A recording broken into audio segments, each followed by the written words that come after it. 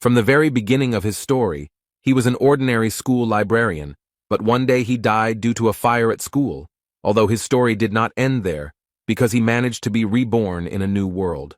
In this position, he already had more opportunities than a simple high school librarian. He felt he could do whatever he wanted simply because he called himself the most popular professor in college. Although not everyone thought of him that way, especially the students he pestered, they always felt that Lu Xun was the most capable teacher. This new world was similar to the world described in the most popular novels. In this world, what was important was the power that he thought he possessed in full measure. He always thought that he would become like the hero of novels, become a scoundrel, and thus conquer the whole world, and his name was Zhang Huang. But he soon realized how wrong he was, because it was clear that everything would be different. Anyone who knew his name immediately abandoned him because they considered him a scoundrel and a liar, as well as the worst in terms of coolness. Zhang always thought that working in a library was the worst thing that could happen, but he never thought that he would one day become such a loser. He was a teacher, but unfortunately there was not a single student in his class, because no one wanted to come to a loser. This guy is just unbearable, and in the end he became such a loser that the students felt sorry for him, but still did not go to him. And if there are no students, then everyone hates him. Such were the rules, and in the end, Zhang could not stand it, and began to drink a lot, which affected him even worse. He understood that if he didn't find students today, he would literally be thrown out of here, when suddenly his thoughts were interrupted by a girl. Someone quietly entered his classroom and asked quietly, "Is this teacher Lu Xun's classroom?" Hearing this, Zhang immediately thought that he had finally gotten lucky, and apparently he had finally met a new student, and this time he was confident that he would succeed. So, having collected his thoughts, he carefully turned around and asked the girl in response if she wanted to become his student. She didn't hesitate, and immediately said yes. According to her, she heard that Lu Xun was the strictest and most famous teacher at Hongting University. In response to these words, Zhang told her that she was actually confused, as he thought that choosing a mentor was like choosing shoes, where only the size mattered, and if it didn't fit, nothing could be done. But he still believed that there are some teachers who may not be so famous, but if they are ideal, then the progress from their teaching will be noticeable. At first she was a little upset to hear this, but then she told him that in fact her brother had told her the same thing, but her problem was that she just didn't know which teacher would be right for her. Zhang continued to talk, and got to the point that a teacher is someone who teaches and explains, and he, as one of Hongting's oldest teachers, could no longer watch students stray from the true path without even knowing it. But today the girl was lucky because Zhang was willing to recommend a teacher to her based on her skills. It took her a while to collect her thoughts, after which she began to show everything she was capable of. Zhang, looking at this, thought that he actually couldn't see anything from such a distance. But it didn't matter that much, because it was time to show off a little to attract the girl even more. And when she finally finished showing everything she was capable of, Zhang put on a smart face and said that, from his observations, she had a well-developed base, and therefore he believed that she had excellent prospects. He also added that she had quite a rare talent, and so it was obvious to him that she had trained a lot before this. And as proof, he said that she has amazing footwork. Every movement is like a tiger's jump, and her support is trained, and you can be completely confident in it. And this is the most important thing, because trained legs are the key to success. But the girl didn't quite agree with him, because if you believe her words, her leg was injured, and the doctor gave her a diagnosis that meant that she had no chance of full rehabilitation, which Zhang clearly didn't expect to hear. He tried to turn the situation around and said that the fact that he couldn't see the obvious only proved once again that she had a clear advantage, despite her leg injury. The girl listened to his praise for a long time, but at some point she wanted to know what advantage he was talking about. In response, Zhang stood up and said that the most important thing is that she has hope, which made the girl very happy, because she didn't even suspect that her legs still had a chance. However, Zhang immediately told her that in the entire university, there were only 3 teachers, including him, who could help her, and the other 2, as far as he knew, had long since stopped accepting students. The girl was very upset when she heard this, but she still had hope that Zhang was recruiting disciples, but he told her that he was not interested in fame and fortune. She immediately fell to her knees and began to say that she knew perfectly well that he had strong moral principles, but she still asked him to take her as a student. She was immediately ready to promise him that she would not shirk and would never disgrace his honor. Zhang was so happy to hear this that he decided not to waste time and immediately went down to her and offered to sign a contract, which was quite unexpected for the girl, because it seemed to her that she would beg him for a long time. But everything happened much faster, and Zhang had already taken blood from her finger to make a contract. Although she still had several questions spinning around in her head, she was confused by the fact that the man didn't think for a second, and it seemed to her that he had prepared the contract knife in advance anyway. It was time to introduce herself, and according to the girl, her name was Wang Yin. As soon as Zhang heard her name, he immediately took her out of the house and told her to come back tomorrow, and under no circumstances asked her to forget that she had a lesson tomorrow. Zhang was so happy that he had finally found a student, and now he didn't have to worry about being expelled, and at this stage, he felt like this was also a kind of success. Now he thought he could relax because now that he had one worry left, he could finally take care of his student. But suddenly his thoughts were interrupted when his head began to spin violently, after which he seemed to fall into the ground and began to fall into an endless abyss. After some time, he woke up and realized that he had lost consciousness. But now he was more interested in what was happening. When he came to his senses, he realized that he was right in front of the entrance to the library of the Heavenly Path. The first thought that came to Zhang's mind was that he had died again, although it seemed to him that this was simply impossible. On the other hand, he suspected that perhaps this was some kind of punishment for him, since he had spent his entire life in the library, and now he was back there again. In any case, he decided that he needed to go there, because it seemed to him that things couldn't get any worse. His first impression of this library was quite good. He immediately noted to himself that this library was much more luxurious than the one in which he had worked for a long time. Besides, there were a lot of books here, and his old library was usually donated by old people, so it was not so rich. But he still didn't understand why he needed this stack of books at all, and how they would help him win the battle. Although Zhang always believed that until you check, you will never know for sure, so he decided to open several books. He suggested that these might actually be first-class wrestling textbooks. But when he reached out to pick up one of these books, his hand literally went through the wall, and he realized that everything around him was immaterial. Zhang was angry because he was being bullied again, and all these books were fake. You can't even pick them up and read them. After some time, having regained consciousness, Zhang was able to leave this place, but his head was still swarming with thoughts about what kind of place this could be. The only thing he was finally convinced of was that the library was a completely inappropriate place and a waste of time. In any case, he decided that it was useless to think now, and decided to first have a snack, and then return to searching for new students. Suddenly his thoughts were interrupted by someone's shout, clearly calling for Zhang. One of the teachers at the academy called Zhang and reminded him that today students choose their own teachers and that quite a few new guys had joined him, which apparently could not be said about Zhang. This man humiliated Zhang in front of everyone, so he had to respond and say that there was really no need to brag to him, and besides, it was none of his business. But this man did not stop mocking, and at some point even started shouting that this was teacher Zhang, the only one of all the university teachers who received 0 points in the teacher rating. It was very awkward because the students started to look at this person with disdain.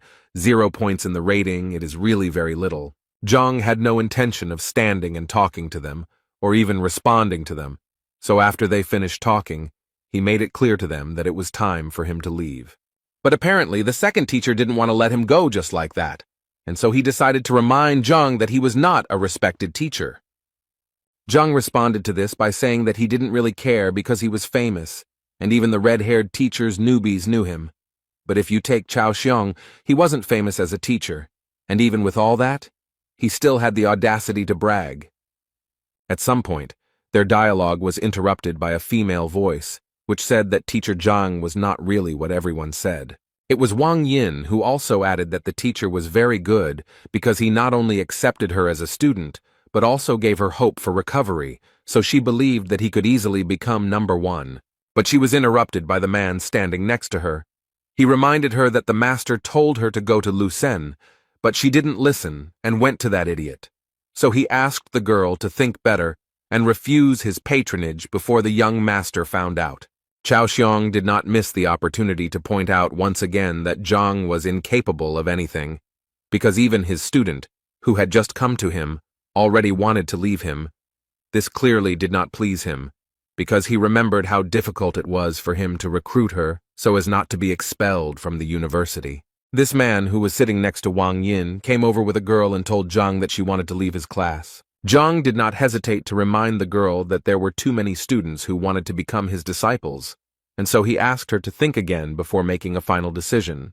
And while Wang Yin was thinking, Zhang also turned to the girl's brother to tell him that students who left their teachers had quite a bad reputation, and besides, no teacher would want to take her, so he also asked him to think again whether it was worth leaving Zhang's class.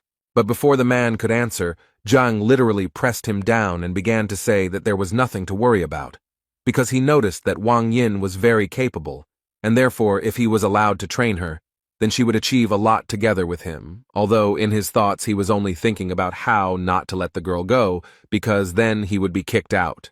At this point, Cao Xiong decided to intervene and say that if Wang Yin could get out from under Zhang's protection, he would gladly take the girl to himself. Zhang immediately turned around and told him that it was impossible to poach students in broad daylight, and therefore he would be forced to report to the administration, in response to which Cao Xiong suggested that they simply fight and thus arrange an open day. The university charter clearly stipulated such an option. This was an unexpected offer, because Zhang knew that although Cao Xiong had a bad character, he was a much better fighter and teacher, and he would definitely lose here. But on the other hand, if he refused, Wang Yin would definitely abandon him. So he decided that he had to at least try to do this. Otherwise, he would definitely not gather disciples. So he agreed to this proposal. A few minutes later, on the training ground, Cao Xiong introduced the students to the rules of the university. They showed each other students, and then talked about their mistakes and shortcomings, and the one who showed the student the most effective way to progress becomes the winner. The first one will be the young lady Wang Yin, who will first have to demonstrate a series of strikes to them. Wang Yin dealt quite a strong blow, and during this time tried to show her best side. After this blow, Cao Xiong noticed that the girl had a well-developed upper body, but he still felt that her legs were clearly not working, and from what he saw, she clearly had a leg injury. Although Zhang didn't show it, he was shocked that Cao Xiong noticed it right away. By doing this, he once again proved that he was much better than Zhang. After the first series of blows, Cao Xiong walked up to the girl and whispered in her ear that he would tell her what could be done with the leg. While he was telling all this to Wang Yin, Zhang tried to understand what they were talking about. He clearly didn't hear what they were talking about. Cao Xiong advised Wang Yin to imagine that her foot was rooted into the ground, and now she would try to do as Cao Xiong advised her. And as soon as she did this, she immediately noticed that the support in the form of a root clearly helps her accumulate more strength in her hands. Thus, following Cao Xiong's advice, she was able to release almost all of her energy and deliver a strike that was a full 10 units stronger locally.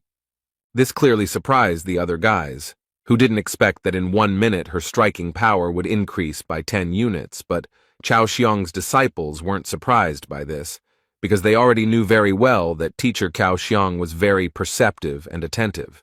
At this point, Master Cao's instructions were finished, and Master Zhang now entered the battle to give advice to disciple Cao.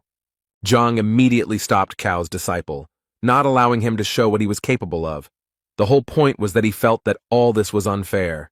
He meant that if he lost, he would have to hand over Wang Yin to Cao Xiong, but they hadn't discussed what would happen if he won, so he felt like he was at a disadvantage. Cao Xiong was not at a loss and declared that if Zhang defeated him, Yang would become his disciple. Cao was not at all worried about losing such a disciple because he was sure that Zhang would not be able to defeat him. Apparently, that's how it will be, because as soon as Zhang saw Yang's technique, he knew it was all over, because he didn't even recognize his fighting style, and therefore didn't understand how, in his situation, he could even correct the guy's shortcomings. At that moment, Jan thought that he needed to give it his all, because the last thing he wanted was to be a student of the teacher at the bottom of the list. However, Zhang wasn't going to give up so easily, so he tried to find fault with this guy. Suddenly, his thoughts were interrupted as if he had been hit on the head with a hammer. Zhang was transported back to that huge library. He honestly didn't understand why he was here again, until the inscription "Heavenly Path of Deficiency" appeared in front of him, although this phrase was a mystery to him. A few seconds later, he noticed a book fly off one of the shelves and towards him. He managed to catch her, and it was a big surprise to him that she turned out to be material and he could support her in his arms, because last time this clearly did not happen. The title of this book was quite unusual. It was called Yan Li, just like the name of the guy Jang was currently looking at and trying to find fault with. From the very beginning, the book said that Yang Li was the youngest of the Yuncheng Li family, and it also said that his fighting style was White Lotus, but most importantly, it pointed out his shortcomings, among which were too many unnecessary strikes. This was only the first drawback, so Zhang did not stop and continued to read this book carefully, and at some point, he reached the 12th drawback, which was that his left hand was much more developed, but Yang used his right more often, so the strikes lost their potential. After reading all this information, he finally returned to the training ground, where Yan was able to land 62 punches on the first try. At this time, Zhang finally realized that the library of the Heavenly Path was created specifically to identify and record all the shortcomings. Considering the information he can get, it's a pretty good gift for him to start his new life with. And now Zhang is absolutely ready to finally show everyone around him his true strength. He started by saying that Yang had 12 faults, which made Chao Xiong laugh. The rest of the guys also started laughing, because each of them understood that Yang was using the White Lotus style, which was known to everyone for its power, meaning that it was incredibly difficult to see any flaws in such a fighter, especially in such quantities. He was angry that they didn't want to believe his words, so he said he didn't want to continue competing. After that, he turned to Wang Yin and told her that they were leaving because such bets were simply unacceptable.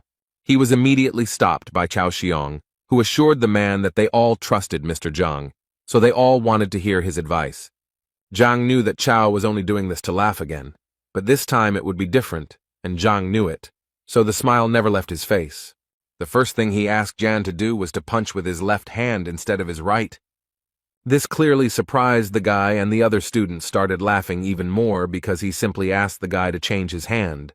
Was that really his wise advice? Chao Xiong simply asked Yang to do what Zhang asked, and at that moment he thought that he knew Yang's ability very well, and was therefore confident that his left punch would not reach even 30 units. Jan struck with his left hand, and without expecting it, delivered a blow that was almost twice as strong as the previous one. Cao opened his mouth and froze like a statue in surprise at what he saw.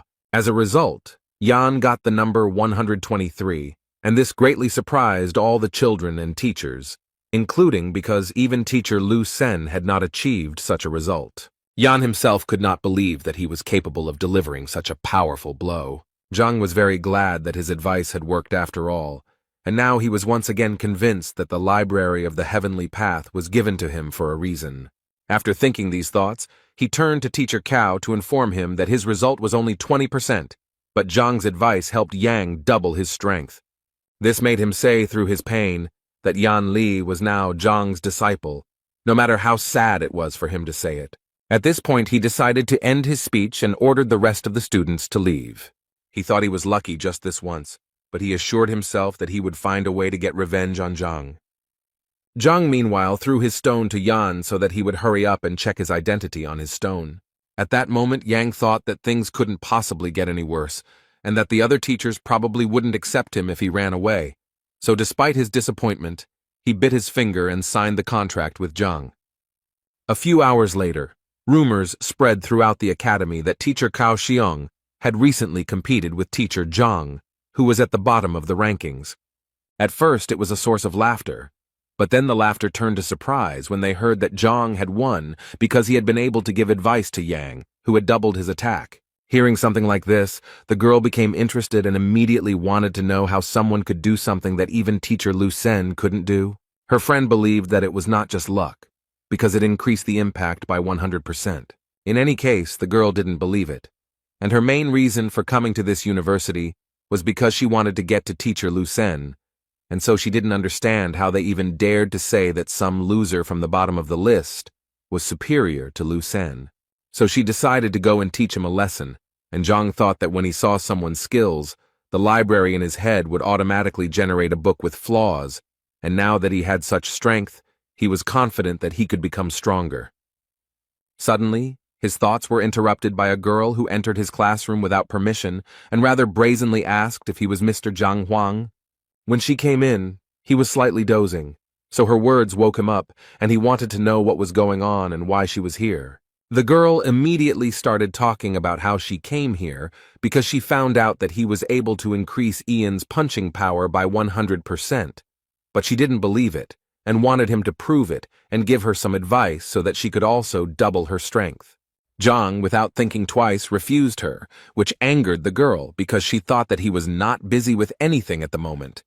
He told her that he was currently recruiting students and not just helping little rude girls. These words clearly angered her, and she wanted to know what he wanted from her then. Zhang thought it was obvious and said directly that he had one condition for her to become his disciple. She thought that in this way he was deceiving the students again, and it seemed so low to her that she thought that she would first become his student, and after she revealed herself, she would break the contract with him and transfer to Lu Sen's group.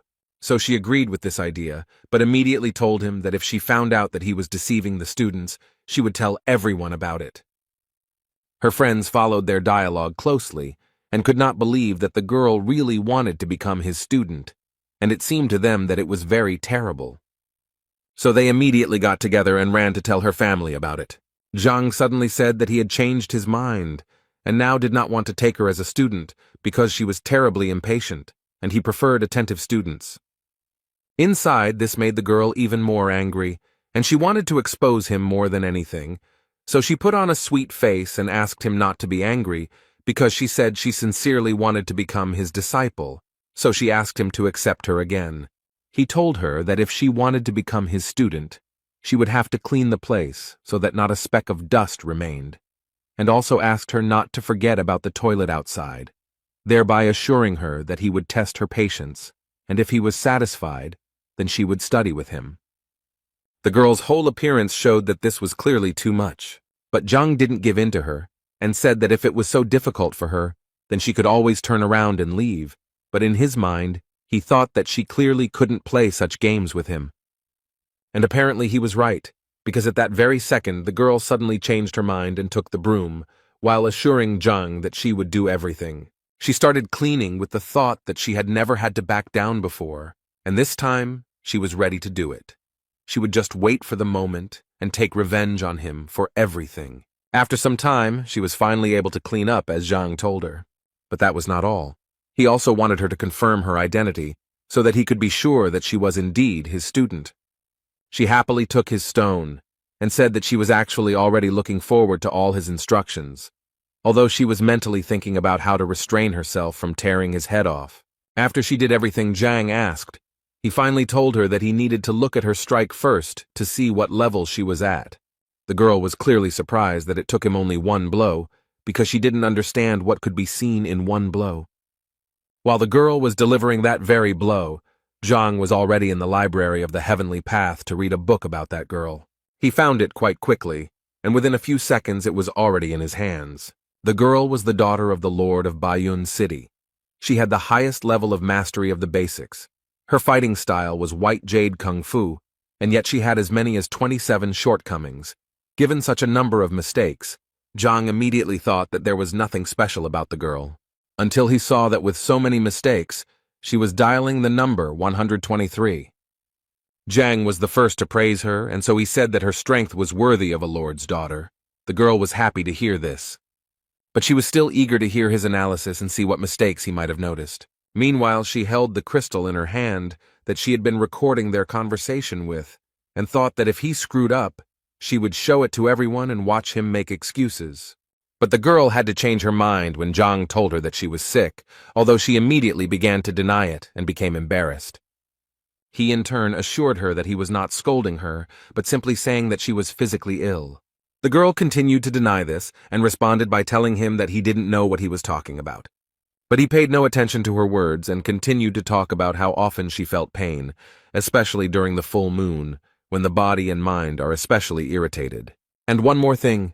He also knew that no matter whether she trained or not, she was still always irritable. All this made an impression on the girl, because he literally told her everything she felt, but she did not tell anyone about it.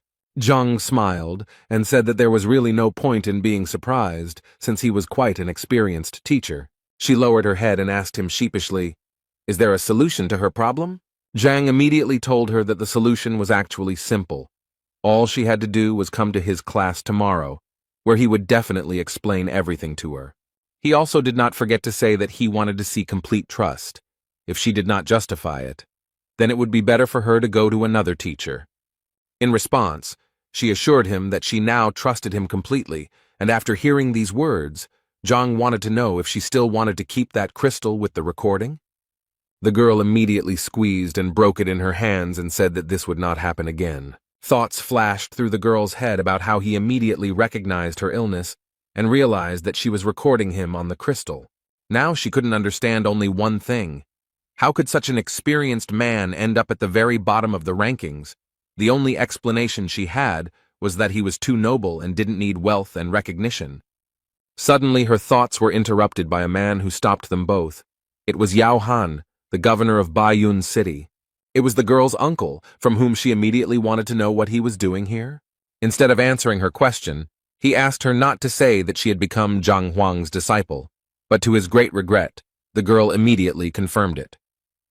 He then turned to Zhang and said that her niece was the pride of the family, and therefore she couldn't study with someone like Zhang, so he asked him to let her go, then added that he would either listen to him or go to the principal and seek his expulsion from the academy.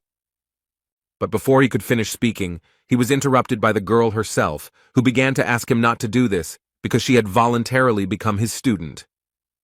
He was clearly surprised that she didn't understand that he was not a worthy teacher who would definitely not be able to increase her strength. She felt very awkward, but still, despite all these feelings, she tried to tell her uncle that she had already made her final decision.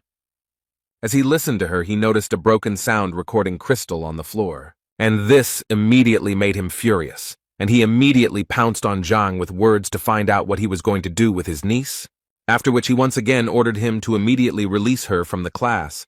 Otherwise, he threatened Zhang to destroy him, but he calmly told Yao that he was wrong when he thought that he brainwashed the girl. She also tried to calm her uncle down at that moment, saying that if he didn't calm down right now, she would never speak to him again. He didn't understand why she was suddenly so protective of him, but she felt awkward talking about it here, so she took his hand and said that they were leaving immediately. However, the girl's uncle still did not trust him and believed that Zhang was clearly up to something. Zhang himself did not understand what he was being accused of, since he had simply accepted the student into his group.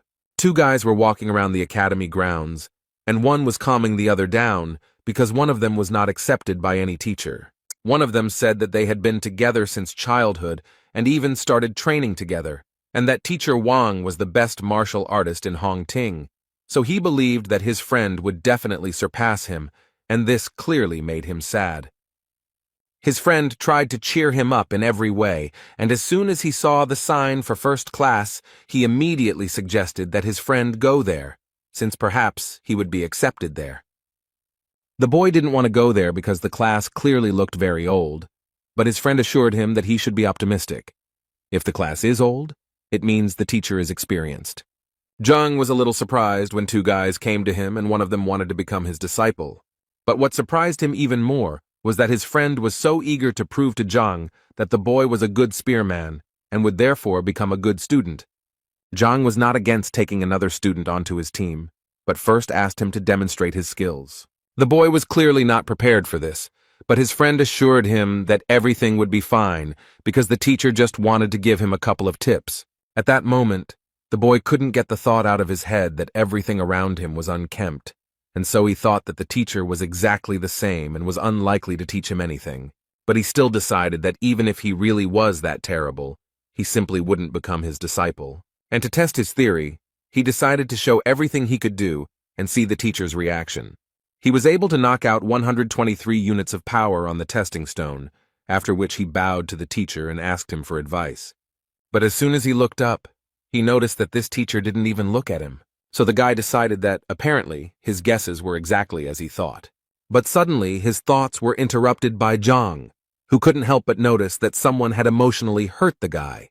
Moreover, he noticed that the guy felt humiliated. The guy clearly didn't expect to hear this, so much so that he even casually mentioned that he secretly loved one girl, but nothing worked out between them. Although he immediately came to his senses and said that it didn't matter anyway.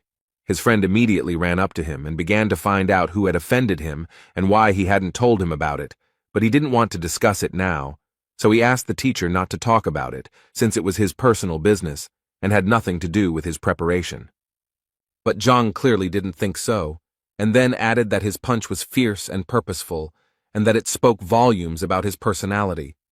Zhang immediately noted that he only thought about the present, not the future. The most important thing, though, is that this injury made him indecisive and he became very afraid of failure, and because of this his punch became much weaker. The guys were very surprised that Zhang was able to see that he was in love and what kind of character the guy had in general. But Zhang immediately told them that in fact there was nothing surprising about it, because a fighter's blow directly depends on his emotional state, and if it is unstable, then the blow will be exactly the same, and in his case it was clear at first glance that love was to blame. The boys stood there with their mouths open in surprise, as they saw how quickly Zhang had found his true problem. Even Weapon Master Wang hadn't noticed it. Zhang broke their shock to give the guy some advice, telling him that in order to earn respect in a relationship, he had to be strong, and asking him to think about how he looked to others if he didn't respect himself. Now he asked him to understand himself, let go of his grievances and learn from his mistakes, so he should become much stronger. And now, hearing this, Zhang asked the guy to hit him again and see what he was really capable of. The only thoughts in his head were that he shouldn't insult himself, and all he needed was to believe in himself. It was with these thoughts that he struck the stone being evaluated. And what was his friend's surprise when the force of the guy's blow increased almost twofold and amounted to as much as 200 units. After that, the guy realized that his teacher must be Zhang, so without thinking twice, he knelt down in front of him and began to ask him about it, and Zhang himself was not against helping the young guy, so the first thing he asked him to do was to verify his identity on the stone. This guy's friend was a little jealous because the thought immediately occurred to him that if he knew this teacher was so cool, he would have gone to him too. But another question confused him. If there had always been such a great teacher in Hongting, then why had he never heard of him? So he decided to ask the teacher his name, and when he introduced himself, the boys realized that it was the name of the worst teacher in the academy. Zhang confirmed the boys' guesses on this matter with a smile and said that he really was that terrible teacher. They hoped until the end that the man would deny this information, but not only did he not do so, but he also confirmed this information with a smile. His new student clearly didn't understand why the teacher was so self-critical. In response to this question, he said that in fact, this world was full of price tags, and there was nothing wrong with that. Although in his mind he thought that if it weren't for the Library of the Heavenly Path, he would most likely remain a failure, since without it he didn't have any special talents. Zhang's student, upon hearing this, immediately wanted to give Zhang credit, but Zhang stopped the guy and said that in fact, it didn't matter. Like his bad reputation, what was important was to study hard and go towards his goal. The boy happily said goodbye to the teacher, and his friend could not help but notice that in the end, everything turned out well for the boy, and now he too has a wonderful teacher. Zhang also smiled happily because he realized that today was also a holiday for him, since he had 4 new students. Moreover, for the first time in his career, his license plate has expired, which he will have to get from the logistics building if he wants to continue recruiting new students. As soon as the man entered the building, he immediately noticed that it was completely deserted, but his opinion changed dramatically when he heard voices informing him that their first teacher, Zhang Huang, had appeared before them. The voice belonged to Can Biao, who was the head of the logistics department, and as soon as Zhang noticed him, the big guy decided to find out what he was doing there, because everyone knew he was having trouble recruiting people. Zhang immediately remembered how Can Biao always bullied him because he didn't earn much due to his reputation.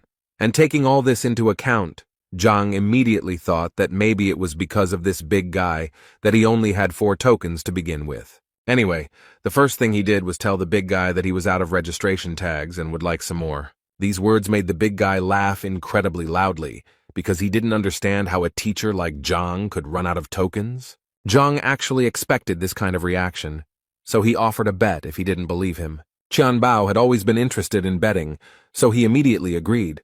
But before that, he wanted to know what exactly he could bet.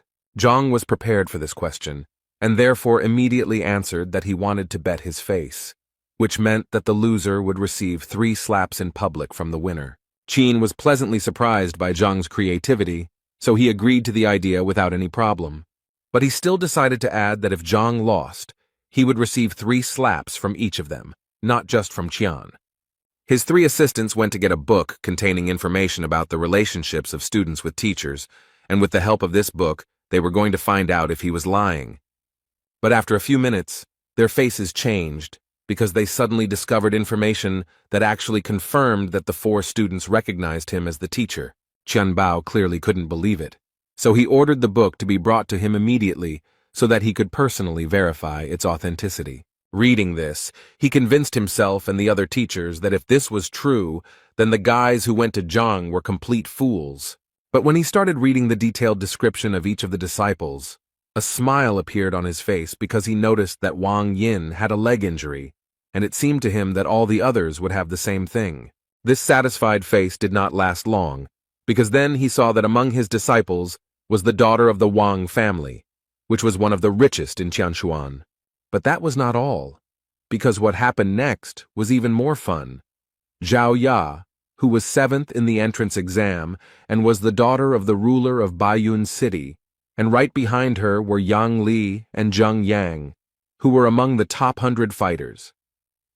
After learning all this, Qianbao came to the conclusion that Zhang had simply brainwashed these children. Otherwise, they would not even look at a loser like him. Zhang had no intention of proving anything to them, and immediately said that it was really up to them whether to believe him or not, but it would still remain the truth, and considering all this, he said that it was time for them to fulfill their promise. But apparently they didn't intend to do this from the very beginning, because they started telling him that they wouldn't do this, and he clearly wouldn't do anything to them for it. And if he tried, they immediately said that they would simply beat him up, and he would regret that he ever came here. Zhang received all these words with joy. Deep down, he even wanted them to refuse to carry out the punishments. One of them even stepped out of the crowd and said that Zhang was not worthy of even touching his face, let alone slapping him. But he was eager to teach Zhang the lesson he clearly deserved. At this moment, Qian thought that Zhang was only 3rd ranked, and he would definitely not be able to stand up to a 4th-ranked master. It was simply beyond his capabilities. In total, as is known, there are 9 combat ranks. The higher the rank, the more difficult the transition to the next. Also, each rank is divided into initial, intermediate, advanced, and peak levels.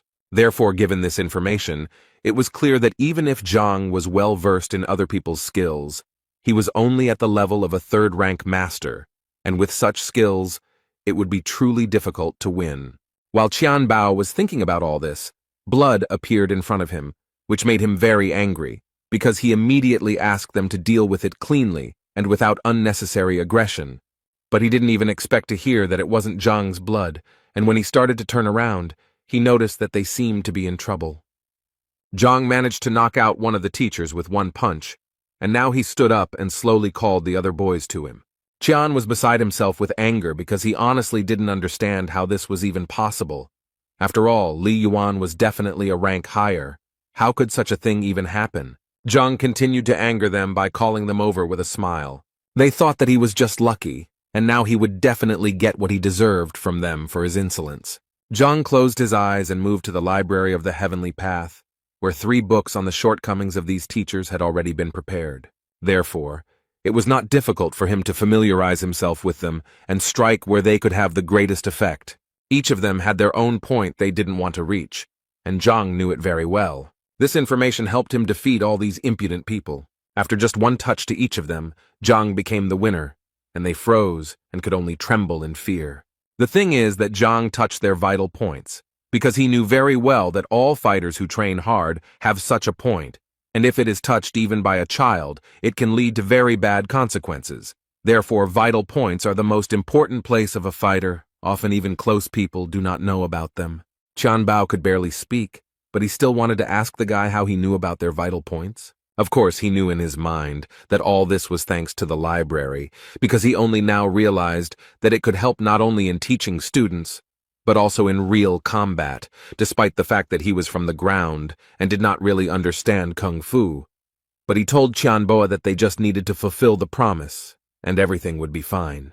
All this irritated Tianbao, so he immediately called Zhang a pathetic and incompetent teacher who dared to attack his superiors in a public place, so he would definitely go to the administration to file a complaint against him. The other teachers agreed with him too. They even told him that he would do better to kneel if he didn't want to get fired. For Zhang, this was so humiliating, because he understood perfectly well that they simply could not win with the power of intelligence, so they decided to use meanness. Then he decided that he too needed to resort to their methods, since that was what they wanted so much. After that, he began to talk about how Master Qian Biao stole Elder Chen Ming's treasures half a year ago.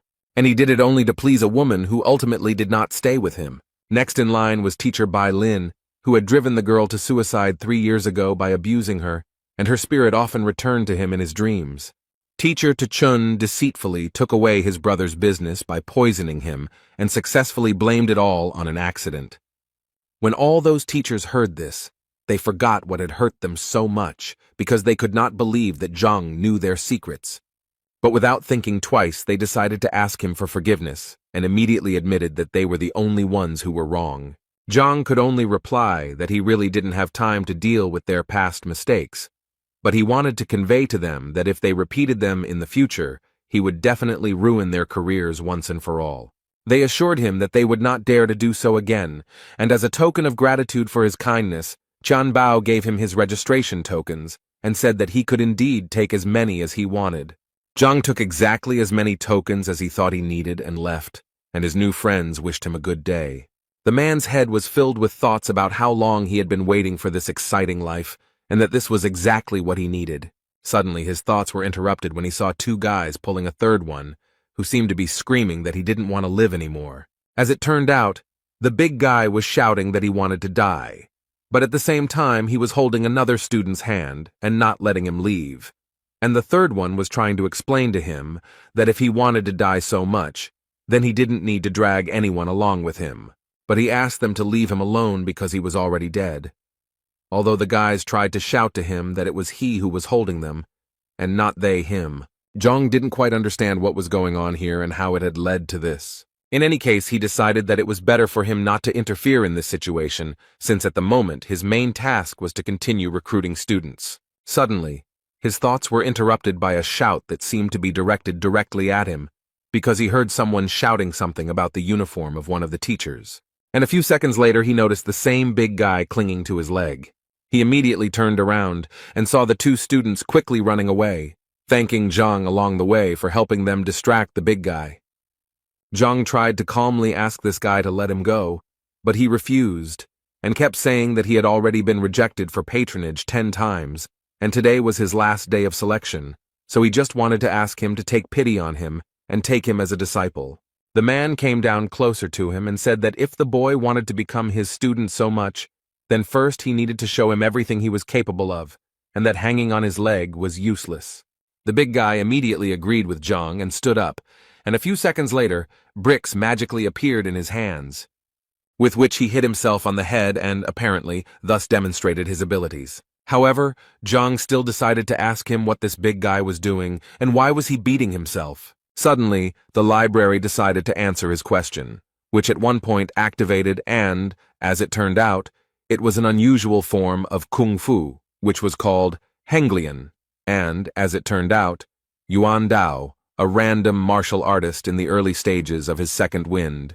The guy had 18 flaws, the first of which was the inactivated horned dragon blood. The second was a weak character and unstable training. In any case, surprisingly, he had quite a rich bloodline. But still, even in this case, he was not a capable guy. Suddenly, Zhang realized what he had just read. Could this guy have something to do with the power of the imperial blood? In this world, the birth data of the body and blood are of great importance, and if a fighter has a heritage, he can improve much more actively than his opponents. Thus, there are several types of bodies: the purest body, the yin body, the yang body, the golden body. Likewise, it can be said that there are several types of blood: ancient blood, new blood, ancestral blood, and variable blood. The blood of the horned dragon is one of the ancient bloods. It is said that when it is used to its full potential, the fighter becomes invulnerable to weapons, and nothing can break him. It could be said that this was one of the best bloodlines in terms of defense, and Zhang could not even imagine that such a big guy would have such a huge potential, although it would be incredibly difficult to unlock. Either way, he knew that this guy definitely needed to be taken into his class. So he immediately gave him his token to make a deal with him, and the big guy was over the moon. He was so happy that he finally had a teacher, but Zhang immediately asked him to stop rejoicing because they had a lot of work ahead of them. Suddenly, their dialogue was interrupted by Shang Bin. He was the grandson of the elder of the Shang Academy, and one of Shenbi's admirers. This guy, as soon as he saw Zhang, immediately told him that the teacher was not very good and was recruiting exactly the same kind of students. The girl standing next to him was called Shenbi Ju. She was one of the top teachers in the academy with a huge number of fans. Moreover, it could be said that Zhang was once a big fan of hers. And now Zhang didn't understand who Shang Bin was talking about and who he called trash. Shang Bin smiled and told Zhang with great confidence that he was talking about him if he didn't understand. Zhang put his hand to his nose and began to say that if Shang Bin was talking about him, then he simply did not understand why it stank so much, and he did not forget to notice that this smell only appeared after Shang Bin appeared. He immediately became enraged by such an insult, and began to shout that he had no right to speak like that at all. But then he noticed that even Shen Bi was laughing at him, so he immediately decided that he needed to be more cool-headed because he definitely couldn't embarrass himself in front of her. So he decided to remind Zhang of his place in the ranking, which absolutely everyone knows, and he also knew the big guy who was standing next to him, and according to Shan's words, this guy's punching power was only 15, and he was only good at defense. He also did not forget to add that the guy was the last in the entrance exams. And finally, he said that it was quite a lucky coincidence that the teacher and the student from the bottom of the list had finally met. As soon as the big man heard Zhang Huang's name, and that he was ranked last, he realized that it was probably in vain that he asked him to be his teacher. Zhang didn't intend to react harshly to all these words, and decided to tell Shan that if he finished speaking, then his personality could leave. Zhang personally let him go. Although this made him angry, he still decided to listen to Zhang. But first he turned to Shenbi and told her that they had better leave here, because communicating with this abomination was dangerous. It could negatively affect her beauty. Before leaving, Shenbi decided to say some nice words to Zhang. So she said that last time, although he was at the bottom of the list, she asked him not to give up and work hard, and then he would definitely succeed. Zhang understood that she thought that since he took this big guy, it meant that he had given up on himself. But he still told her that he was pleased to hear such words from her. But he could still guarantee that this big guy was a diamond in the rough, and if he was trained properly, he would most likely shine. Shenbi didn't argue with him, and said that she would look forward to it, then turned to Shang to tell him that she was already very tired, so she would like to rest for a while without him. Shang again decided that Zhang was the only one to blame for this, so he promised him that the time would come when he would have to answer for everything he had done. While they were talking there, the big guy decided to run away very carefully, but Zhang noticed this and pretended that the big guy was just confused and went the wrong way, because in fact his class was in a completely different direction. The boy was trying to say that he was too weak, and therefore didn't want to ruin teacher Zhang's reputation, and therefore he wouldn't mind if the man suddenly decided to let him go. Zhang came close to him and said that these were meaningless words because he had already dripped blood onto the token, and therefore from this second on, he would live as his disciple, and then die as his disciple. After this conversation, Zhang went to his room to think about the fact that today was his last day of recruiting disciples, and it looked like his limit would stop at 5. But in reality, everything was fine. So he decided that he needed to sort out all the materials first so that he would be ready for his first lesson tomorrow. He believed that he had previously trained according to the principle of the 9 paths of Hongting, and each level corresponded to the essence of the 9 ranks. Many in Hongting train according to this system. And it looks like he's the last one of all the teachers left at rank 3. Everyone has already reached at least rank 4, so he needs to pull himself together and catch up with them as quickly as possible. But his training methods weren't quite up to the task, so he decided to visit one place where he thought he might find a more successful training method than he had the last few times. The essence of unifying true ki is to collect the spiritual energy that is around them, and this process is very slow and difficult because the spiritual energy needs to be reconstructed to reunite with the true ki of the body, and some masters study day and night for at least 3 years to achieve an acceptable result. And all this clearly did not suit Zhang. He most of all did not want to do this for years. Besides, his classes were tomorrow, and if the students found out that their teacher was not even capable of high-quality qi collection, then they would definitely drop out of school. He knew that he could search for multiple paths in the Heavenly Path library, but the catch was that there were over 1,000 of these flaws, and he literally couldn't eliminate them all in such a short period of time. So he thought that perhaps he could gather enough information about other teaching methods to use the strengths of one system to compensate for the weaknesses of another. And for this he came to Elder Shin Mo, who was quite surprised to see the guy here because it was already late, and at such a time no one visits the library. Zhang explained to him that the thing was that he was going to cross the 3rd rank, but he had some questions, which was why he came here. The elder took this information with a smile and told him that there was actually nothing wrong with him cultivating slowly, as the university always needed fresh blood like him. So he told him that the information about the 3rd rank was in the 4th line, for which Zhang was very grateful. The elder had always known that Zhang was actually a good boy, he just always lacked ability, and so he sincerely hoped that his results would not be so dismal. As soon as Zhang entered this library, the first thing he noticed was that there were quite a large number of books in it. It even seemed to him that the university library was no poorer than an ordinary modern library, and besides, he almost immediately found a row with the books he needed. He picked up the first book that suited him, and was a little surprised that this book described a method that had more than 3,000 shortcomings, and he was a little confused as to why this system was so popular. It seemed simply impossible to him to correct so many mistakes, but at one point, he realized that now was not the best time to despair. And thanks to this, an idea came to him, the essence of which was that he did not have to correct all the shortcomings. He decided that he could simply fix the thing that was bothering him on his stage, and he was absolutely right, because it turned out that there were only 10 flaws on his stage. The only thing he regretted was that the library of the Heavenly Path only talked about errors and not about the methods of correction. But he did not despair because he understood that he could find the advantages of different methods that would cover the shortcomings of others, and by combining all the information, something new and more advanced could be obtained. This thought gave him the understanding that since he had come here, he had a great chance to gather information about the 4th and 5th ranks. He sat for quite a long time over the books until he had become familiar with everything he wanted. After quite a long time, Zhang walked out of the library with the thought that the information about the 4th and 5th ranks had been found, and now he knew that it was time to return to practice. The elder was surprised that Zhang was able to finish so quickly, and so decided to offer him a copy of one of the books to take with him, but Zhang assured him that his question was not really deep enough to warrant taking copies. After which, he thanked the elder for his kindness and left.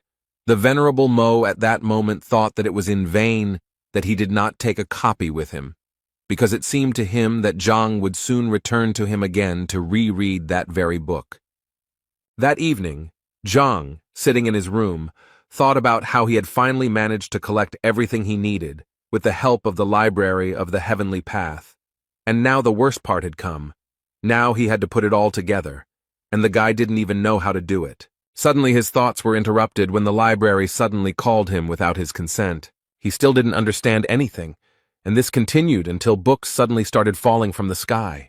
And so it went on until one fine moment, a bright light suddenly appeared before Zhang's eyes, from which he had to hide, because it was simply impossible to look at it. After a while this light finally went out, and in its place appeared a book, which fell right into Zhang's hands. As soon as he opened this book, he realized that in front of him were all his notes from the elder's library, only they were structured and laid out on shelves.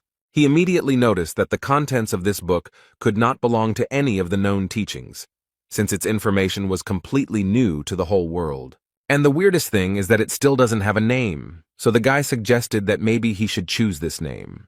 Zhang decided that since this was created by the Heavenly Path Library, it would be better to call it the Heavenly Path Technique.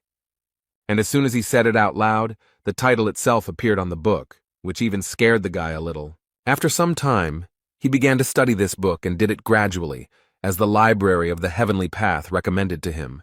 And at some point, his understanding and knowledge of this book reached its maximum.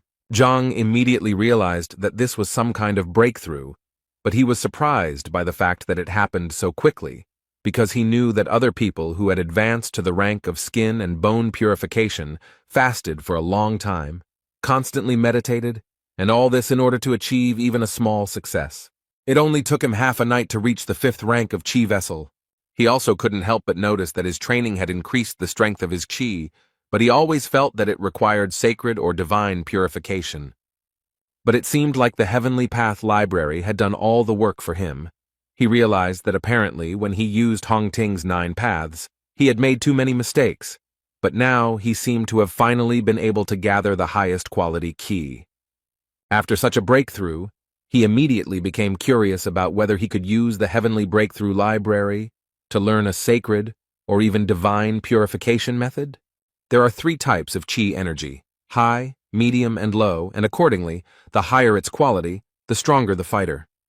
Zhang was confident that he was now using the highest quality Qi, and that this practice had improved his body and his energy. So taking all these points into account, he decided that he immediately needed to test what he was now capable of.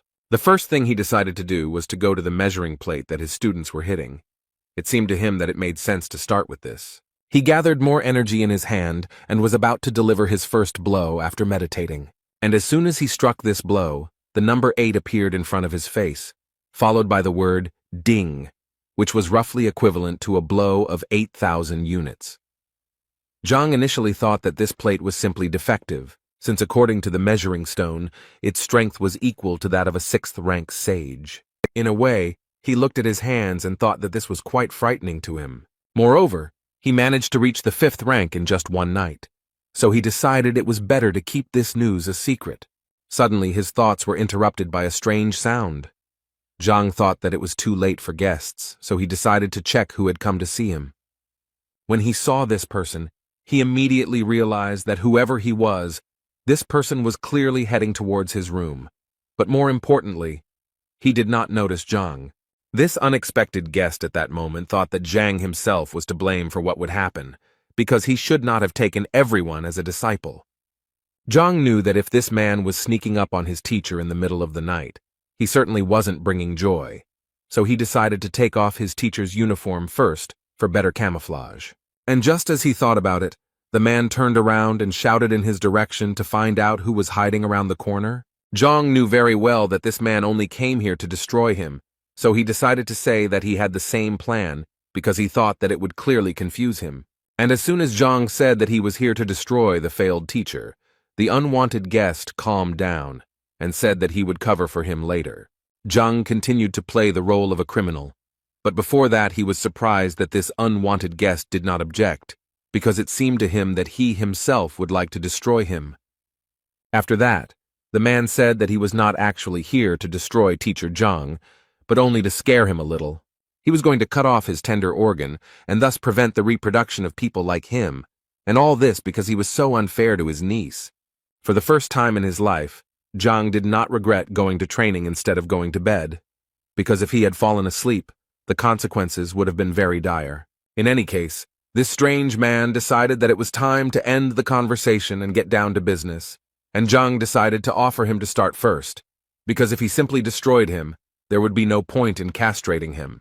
The man at this moment thought that it was such an incredible coincidence that they both came that night to finish off Zhang, so while thinking about it, he suggested to his unexpected partner that they go on this mission together. First of all, the criminal asked him to focus on his energy in order to better feel his body and deliver the most powerful blow. Zhang was transported to the library of the Heavenly Path at this moment, because he realized that he had heard this man's voice before, and the book itself fell into his hands. This man's name was Yao Han, and he was a servant of the Baiyun house, a 6th-rank fighter who had opened the 8 chakra points. Zhang immediately understood that Yao was Zhao Yao's direct assistant, but he didn't understand what he had done, that this mercenary had come to destroy him. In any case, he decided to ignore the fact that he was already 6th in rank, and that he had beaten 12 dings on the evaluation stone, because if he didn't teach him a lesson, then he wouldn't be able to be called Zhang Huang. But he still understood that this clearly had to be done not in direct confrontation, because then he would definitely lose. So he decided to outsmart Yao a little and at one point shouted at him to look at the sky because there was a UFO flying there. Yao didn't understand what a UFO was and how it related to their case, but he didn't even think that this was all just a common trick by Zhang, who deceived him in such a childish way. Zhang didn't miss his chance and delivered a fairly strong blow from behind, which sent the man flying into the nearest wall. He thought that the 6th rank should be much stronger, but apparently the fact that he knows all of his opponent's weaknesses decides a lot in this regard. Yao didn't quite understand why the guy suddenly attacked him, because it seemed to him that they both wanted to take revenge on Zhang. But apparently Yao was very wrong when he decided that he had an ally in such a matter. After that, Zhang dealt several dozen blows to his opponent, and realized that in fact, all this was not as difficult as it might have seemed to him. This guy was the assistant of the Yao family, and Zhao's uncle, so he did not hit him very hard. But before he left, Zhang knew he first needed to divert suspicion from himself. The idea immediately came to him to blame everything on Shan, although Zhang believed that it was his own fault, because if he had not approached him that afternoon, he would not have even remembered him. After that, he turned to Yao and said that Zhang had angered him during the day, so he wanted to teach him a lesson. Zhang pretended to talk to himself, but Yao heard everything perfectly well, and so Zhang made him understand that he was Shan. After that, he made a threatening face and ordered Yao to get out of here immediately. This scene made Yao think that he saw this person talking to Zhang today, and he also knows very well that they often quarrel with each other, and in the end he said something for Shenbi, so he was sure that it was that guy. Zhang thanked himself again for deciding to train today instead of just lying around and resting. Besides, tonight had given him the understanding that he needed to become much stronger if he wanted to survive in this world.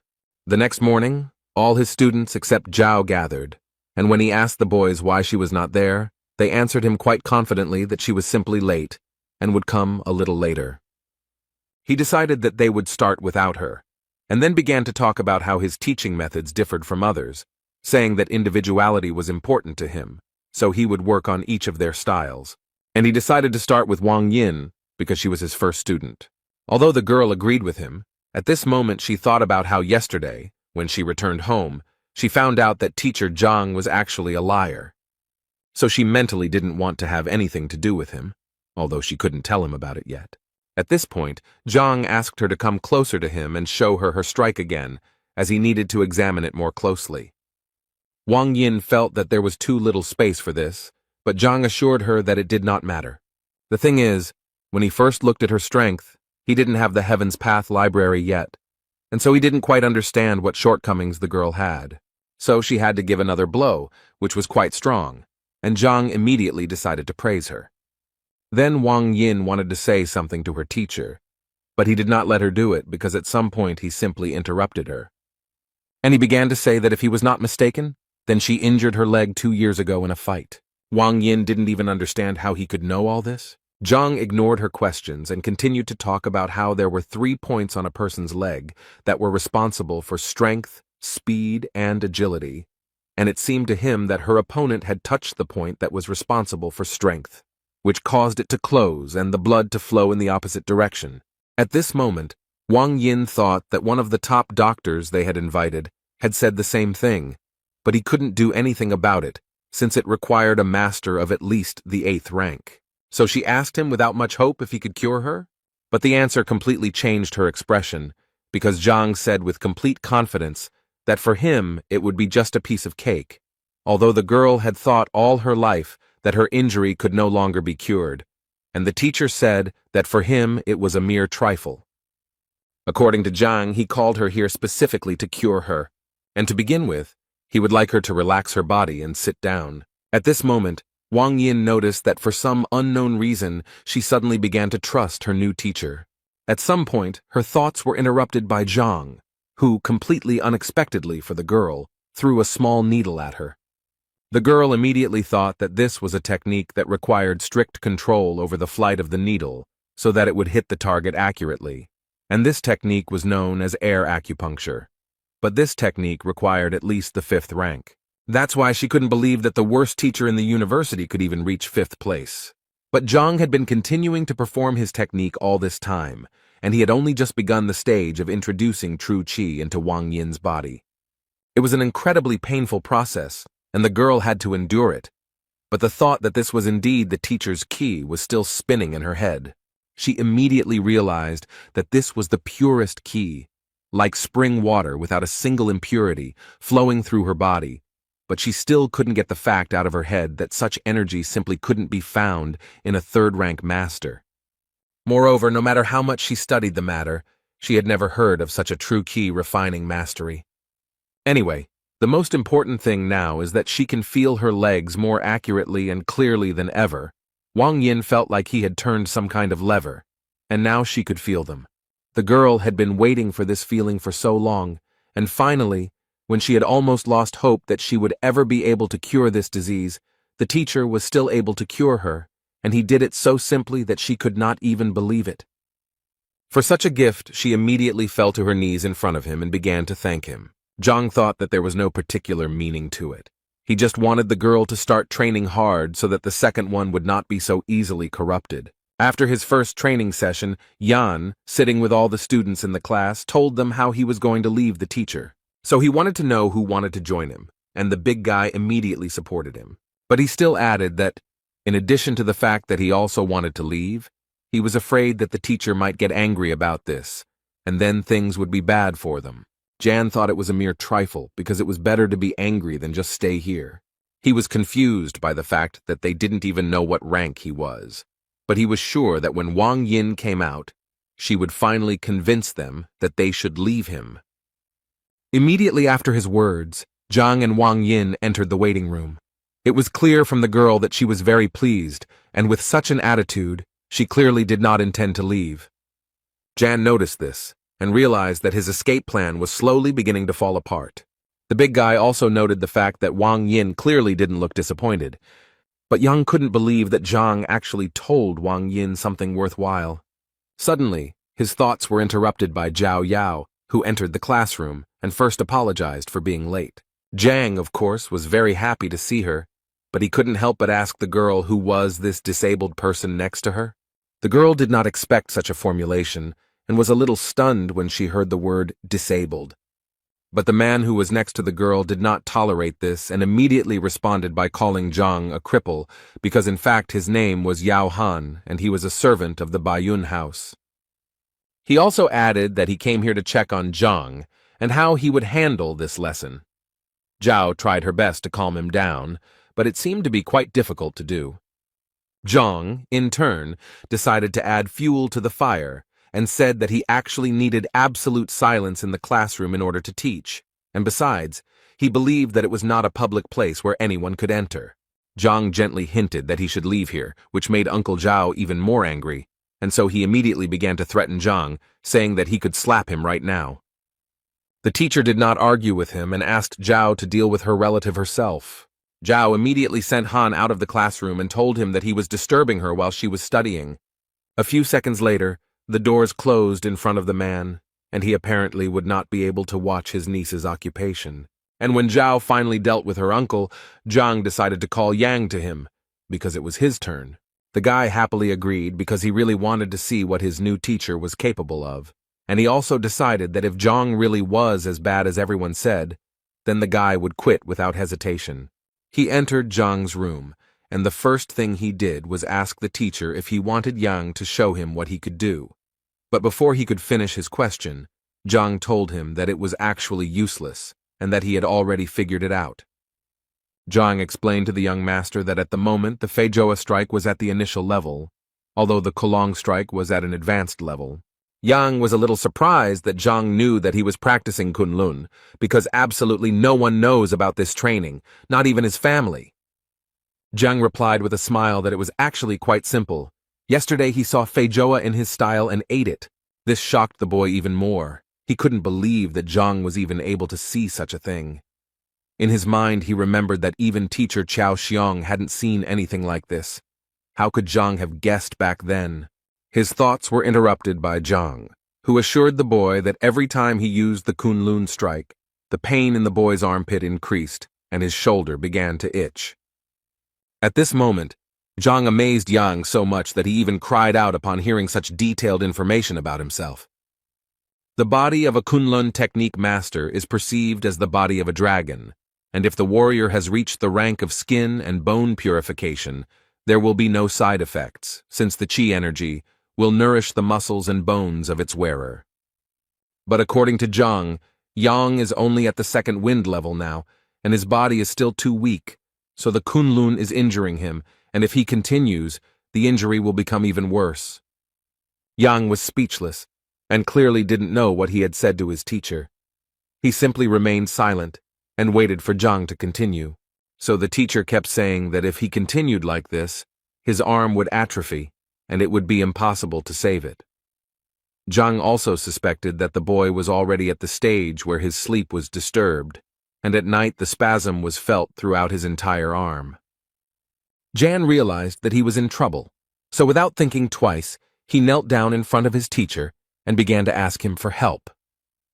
Zhang went down to him, and the first thing he did was ask him not to worry so much, because in fact, the solution to the problem was quite simple.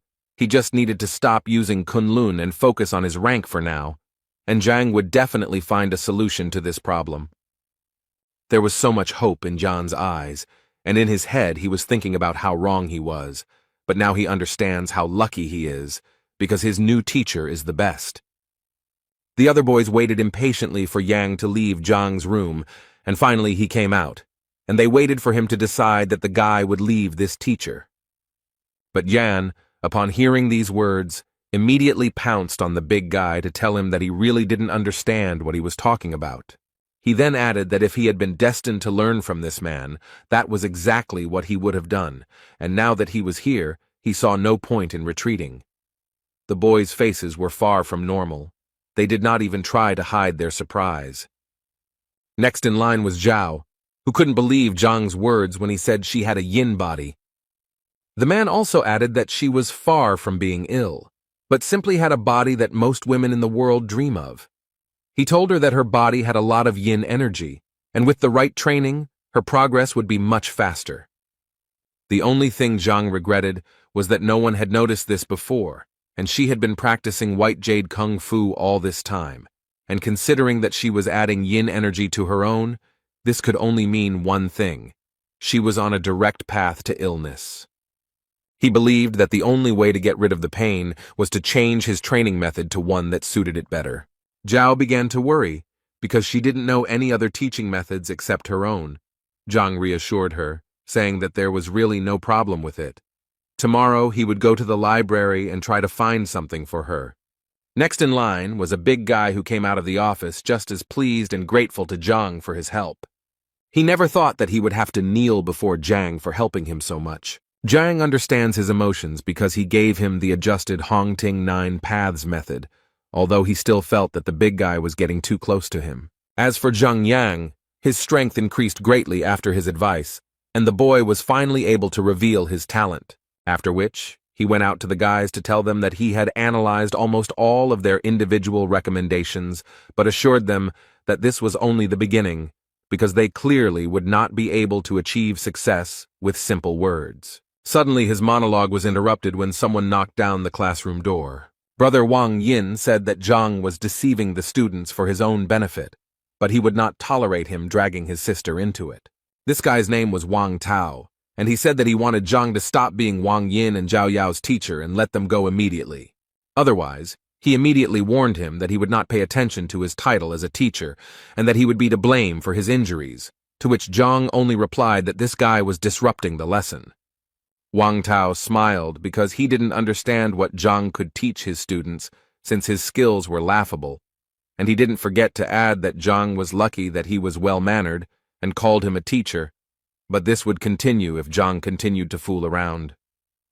Zhang got tired of this and created a huge fire tiger, which scared Wang Tao quite a bit. He immediately noticed that this aura was the same as that of an elder. He didn't believe that a third-rank guy could be so strong, so he thought that it would be disgusting if they thought that he was afraid of such a weakling.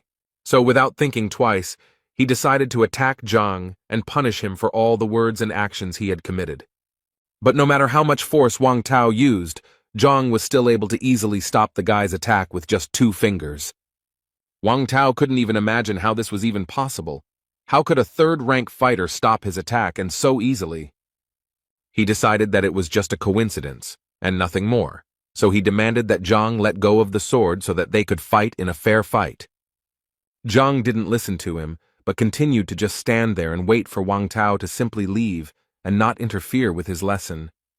At that moment, the guy's head was spinning with only thoughts about how this was simply impossible, because the last time they tested Zhang's strength, it was at the level of the 3rd rank. Moreover, the guy believed that even if he had strengthened, he should now only be at the 1st stage of the 4th rank. But apparently this was not the case, because Zhang was able to throw Wang Tao out of the classroom with just 1 hand. Uncle Zhao stood outside the door of this classroom and listened carefully to what was happening in the classroom, and at some point, he began to hear a very loud noise, and so it seemed to him that Wang Tao was finally going to teach Zhang a lesson. And he clearly wanted to see this more than anything else, so he carefully opened the classroom doors. But apparently he did it in vain, because as soon as he opened the doors, he saw the body of a fighter flying towards him. It so happened that they landed on the ground together and together received the gift from Zhang. After he had sorted out his fans, to put it mildly, he decided it was time for them to continue their activities. The boys apparently still couldn't come to their senses after what they had seen. It seemed to them that it was a 4th-rank supreme power. Brother Wang Yin was defeated so easily, even though he is a famous fighter. How could a teacher from the bottom of the rankings do this? They all came to the conclusion that teacher Zhang had simply been hiding his strength all this time. Uncle Zhao Yao, after such a not-so-soft landing, would like to ask Mr. Wang Tao what happened and why he was unable to teach Zhang a lesson. Wang Tao couldn't think of anything better to say than that he had just used a new technique and was just lucky because he hadn't fully mastered it yet. So today, he said, luck was on Zhang's side. His interlocutor thought that something was clearly wrong here, and even with the new technique, Wang Tao should have won. The guy also decided to add that the university had a strict rule not to interrupt classes, so he decided to wait a little. The man agreed with him, and added that since they had some free time, he wanted to ask Wang Tao something, and the guy didn't mind talking, but he mentally asked that the topic of their conversation not concern Zhang. And his question was that he wanted to know if there was a teacher named B in this academy, and if she had any admirers. Wang Tao was the first to notice that the name had the word B in it, so he immediately assumed that it was Shenbi Zhu, who was the local ideal of beauty, and therefore had many admirers, the most obvious of which was Shang Bing. But he also did not forget to mention that Zhang was also chasing after her. Hearing this, the man thought that now all he had to do was find out whether they really had a conflict back then. Shang Bing sat in his office and listened to Qiao's stories, who told him that Zhang had deceived his disciple, and so he decided to turn to the grandson of the academy elder. Shang Bing slammed his palm on the table and immediately told him to forget about it, because he was going to solve this problem himself. In his words, he had always wanted to teach this Zhang a lesson, but deep down he knew that if he attacked him there, it would lower him in the eyes of the precious Shenbi Zhu. But now he had a good reason. And now he is ready to do everything for this. And as an assistant, he decided to take Qiao with him because he was going to make a cripple out of him.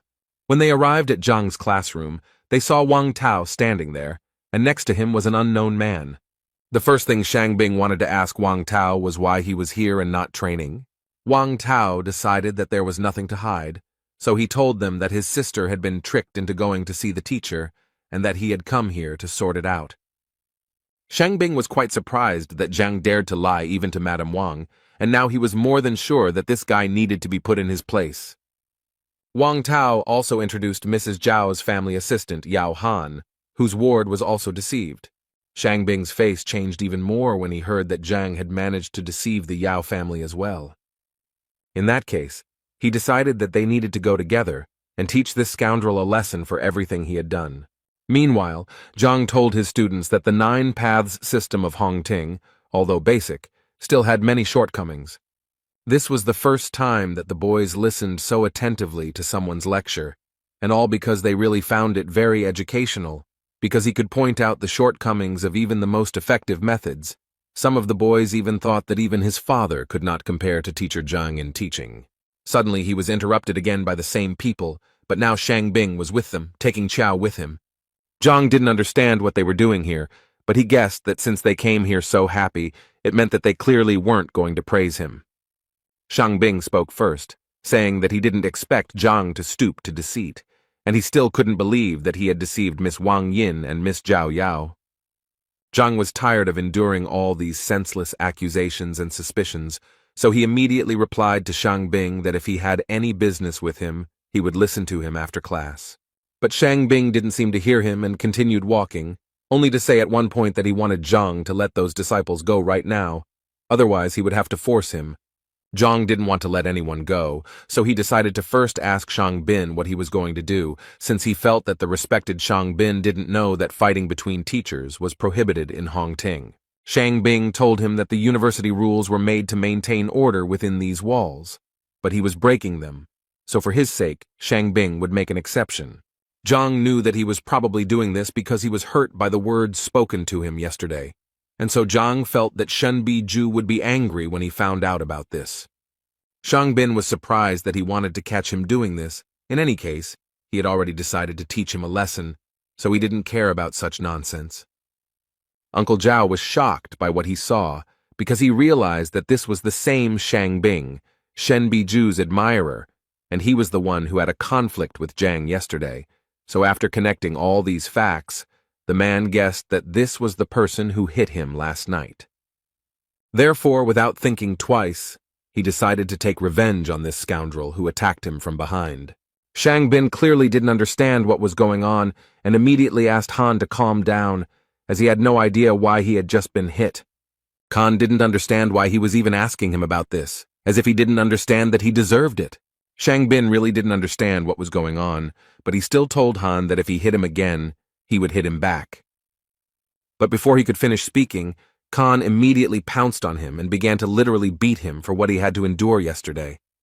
Chao and Wang Tao also didn't understand what was going on and why Han suddenly went berserk and started beating Shang Bin. Zhang stood aside at that moment and enjoyed the fact that his plan worked as it should have, and the fight began exactly when he needed it to. Wang Tao decided to stop Han so that he would finally tell what happened, to which the man suddenly decided to attack Shang Bin, but Han continued to break free from his hands. He said that he was not finished yet. Shang Bin's face was too swollen. It was obvious that he was in a lot of pain, but even in this state, he threatened to take revenge on Han for everything he had done to him. At one point in the argument, Zhang intervened and told them that if they had any disagreements, they could resolve them outside his classroom, and that they should leave his classroom immediately, or he would be forced to contact the education department.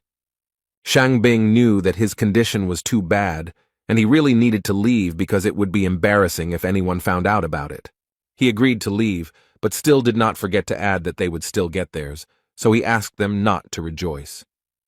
After the lesson ended, the children finally walked out of the classroom in a great mood, because they found today's lesson exciting. They especially liked the part with the teacher and the servant of the Yao family, and Teacher Zhang's strength was a real revelation to them. Zhao couldn't even imagine what could have happened to Uncle Han and why he wore a bandage, and it was quite difficult for the man to explain all of this to her. As soon as Wang Ying walked out of the classroom, her brother grabbed her hand and immediately ordered her to go home with him. She didn't quite understand why she needed to go anywhere if she was now living at the school, but he wasn't going to explain it to her because it wasn't up for discussion, so he repeated to her again that they were going home immediately. Meanwhile, Shang Bing was walking down the academy's corridor, almost screaming about how he was beaten for literally nothing. Chao guessed that perhaps Zhang was in cahoots with Han. He agreed with him because Shang Bing hadn't actually done anything to be punished for, so he was sure that he had attacked him, because he wanted to teach Zhang a lesson. After which, he suddenly wanted to ask Chao again if Zhang was really forcibly teaching Yang, because it was impossible to tell from the guy that he was sitting there forcibly. Chow once again assured Mr. Shangbing, having no doubt that it was true. Shangbing was happy to hear this, so since Chow was so confident, he suggested that he immediately apply for the will detector. He also asked Chow to remember to increase the penalty to the maximum, as he believed that this was the best way to put Zhang in his place. In the Wang family mansion, the girl was yelled at very loudly because her father thought that she didn't even understand what she had done. He wanted to hear her opinion about his teacher. He wanted to know if she knew that he was the worst teacher in the entire academy. The girl immediately tried to assure her father that teacher Zhang was not as bad as everyone thought, and that he was actually very talented. Her father didn't believe her, but the girl confirmed it with a smile. So he had to turn around and start yelling at her again, because he thought Zhang was only capable of raising trash like himself, and so his father didn't understand why she even thought he was fit to be her teacher. Moreover, he didn't even think that such problems could arise with her. He asked the girl again with all his anger if she knew what place her teacher occupied in the ranking. The elders of the family who were behind all this advised the girl to listen to the chief. They believed that he would definitely not say anything bad, and as an example, they decided to give her Wang Yang, who studied with Lu Sen. According to them, the guy's strength increased by 40% in just one lesson. Wang Yin, overcoming her fear and embarrassment, decided to say that with teacher Zhang, her strength had increased by more than 100%, and he was also able to heal her legs. One of the elders refused to believe this, because he believed that if their most famous doctor, invited from distant lands, could not cure the girl, then this scoundrel would not be able to do the same. The other elder also laughed when he heard that she had increased her strength by 100%, and the healing of his legs captivated him even more, after which they asked her not to lie, if only to cover up for this liar. At some point, she decided to shut them up and started shouting about how they could even talk like that about teacher Zhang if they had never even seen him, and she had already firmly decided that she refused to leave his class. But this made the old men laugh even more. They assumed that the girl had some other reasons for protecting this guy. The girl's father also thought that he was talking complete nonsense and ordered her to leave classes that very day. Otherwise, the doors of this house would be closed to her. Without thinking twice, she left the house, hearing her father shouting after her that if she left, she would never be able to return. But the girl was not going to go anywhere. She approached the column that measures strength and said that if they did not believe her, then she would gladly prove it to them with actions. Having gathered her strength a little, she decided to deliver the first kick. She was able to knock out a full 205 units of strength, which surprised all the elders, because they were sure that yesterday her strength was only 53 units, and what is even more surprising is that her legs work as they should.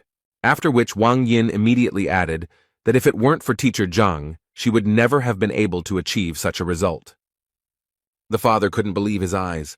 Could he really cure her legs? The girl confirmed this information, after which the man immediately wanted to know what teacher Zhang said in his lecture.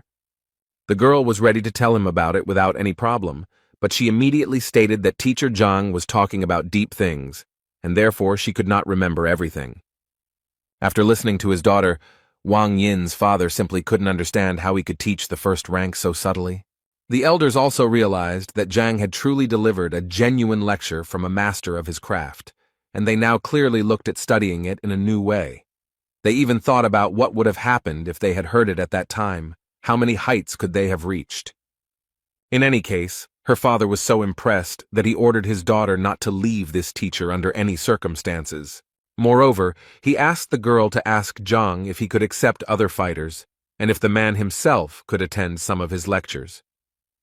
The elders immediately reminded the man that he was the head of the clan, and he could not simply become a disciple of such a person, because then their family might think something wrong. Father realized that they were actually right, and it was clearly not the best idea for him. But the elders themselves were not against attending a few lectures of this teacher, so they politely asked Wang Yin to ask permission.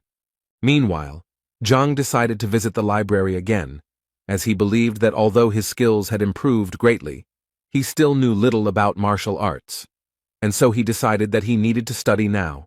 Otherwise, he would not be able to properly teach his students. He came to Reverend Mo again, and said that this time he wanted to look at the martial arts materials, but the elder told him that today was not the best time for that.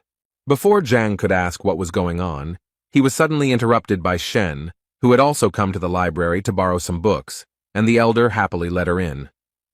After which Zhang turned to Venerable Mo again to say that it was unfair, since he and Teacher Shen had the same goal, to read the book, and he did not understand why he was not allowed, but she was allowed. The thing is that the elder believed that Shen was really looking for knowledge, but he came here for an unknown reason. Zhang had to start proving that he also came here for knowledge. Shen, at that moment, did not understand why Zhang did not talk to her. Did he really stop liking her? In any case, she decided to support Zhang and told Venerable Mo that she was confident that Teacher Zhang had no evil intentions, and so she suggested that he also let him in, especially since, as a teacher, he had every right to do so. The elder decided that since Shen insisted on it, he would let Zhang into the library, but he immediately warned him that if he saw Zhang breaking the rules again, he himself would be to blame and would also bear responsibility. Zhang was glad to hear this and then decided to thank Shen for his help. Then he simply entered the library without talking to Shen. This confused the girl, as she thought that Zhang would take the opportunity to talk to her. Zhang didn't even expect that getting into the library would be so difficult, and he understood perfectly well that next time he would definitely not be allowed in there. But then he looked around and realized that this library was not really that big, and if he tried, he could go through all the books in one day. Elder Mo heard the noise in the library again, and realized that Zhang had apparently returned to his old habits, even though he had said that it would not happen again. He decided to go into the library and check out what was going on there, and at that moment the thought flashed through his head that he wouldn't mind finding out what was going on in this guy's head.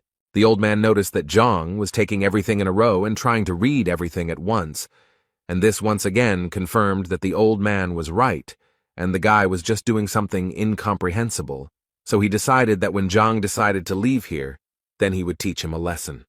At this moment, Shen was also watching Zhang closely, and now she began to understand why Elder Mo didn't want to let him into the library. Although on the other hand, she had the thought that Zhang simply found out that the girl wanted to come to the library today and was simply trying to attract her attention. So she decided that she wouldn't let him wreak havoc in the library just because he decided to see her. The first thing she wanted to know from Teacher Zhang was what he did, to which she received the obvious answer. He told her that he was just reading. She became even more angry about this, so she decided to tell him that he definitely didn't look any more attractive this way, and she didn't like the way he was acting, so she asked him to leave the library immediately. Zhang told her that he could imagine how difficult it was for her, but he still continued to pretend that he didn't hear her and continued to read all the books in a row. Shen was already very angry and started yelling at him that he apparently didn't understand what she told him, so she decided to repeat that if he continued to do this, then this way he definitely wouldn't attract her attention. Zhang was tired of listening to her nonsense and asked this crazy woman not to disturb him, and if she was so bored, she could always go to the corner and draw there. The main thing he asked was to leave her alone. The girl couldn't believe that Zhang was talking to her like that, but still, the thought was spinning in her head that he was just joking, and that's why she wanted to see how long he could hold out. In the end, 6 hours had already passed, and Zhang was still leafing through the books, and the girl finally realized that if he wanted to attract her attention, he would clearly stop doing this. During this time, Zhang still managed to do the impossible. He still transferred all the books to the library of the Heavenly Path.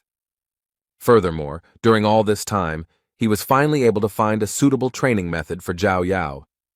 Turning around, he noticed that Xin was still there, even though it was already around 7 o'clock in the evening. But on the other hand, he realized that he actually didn't care about her at all. And since he had done everything he wanted, it was time for him to go back. But suddenly, just before leaving, Elder Mo stopped him and told Zhang that he was not going anywhere. After which the elder told him that from now on, he was forbidden to enter this library, and he really wanted Zhang not to return here again. Zhang pretended to be surprised by this, and asked the old man the reason for this decision. Elder Mo started yelling at him because he immediately realized that Zhang was just leafing through the books instead of reading them carefully, and that he never took any notes, so he thought the man was just having fun. Zhang understood that the old man was essentially angry because he read too fast, But on the other hand, Zhang understood that he no longer needed to go to the library, so on the other hand, he didn't care what this old man said. And with such thoughts, he replied to Mo, saying that he was completely right, and Zhang would quickly leave here. Just as he was about to leave, Shen suddenly asked him to stay. She left the library saying that he read quite a lot, and she was very interested to know if he had managed to remember anything at all. Zhang didn't fully understand what she was telling him and what it all meant.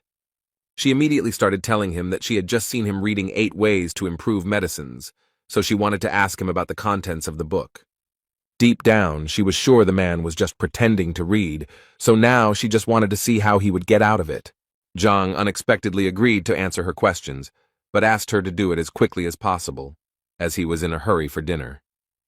She was annoyed that he was doing this just to get her to leave him alone, but she asked her question anyway, the gist of which was that if you use all the herbs separately, it might be difficult to make the pills, so it was better to mix all the ingredients at once. And the question was that she didn't understand the meaning of this phrase. Jin sighed and said that she remembered it wrongly, because it would be correct to say that only the correct order of adding the herbs would help her make quality pills, but the meaning of this phrase is that the ingredients must be added separately and in a specific order. The girl was surprised by his answer, because in fact, she initially made a mistake in the phrase in order to expose him, but she did not even suspect that he would be able to give her the correct answer.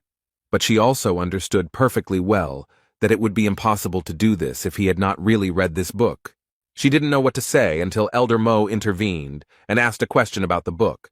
He wanted to know how Zhang understood the phrase, "Qi travels through the body, the mind travels through the world." The old man knew very well that the 8 ways to improve medicines were a foundation that had been mastered by more than one generation of doctors, and even if he had not studied this material, it could easily be heard from other sources. Zhang, in turn, was surprised that such an old man did not understand such a simple expression, because it was so simple.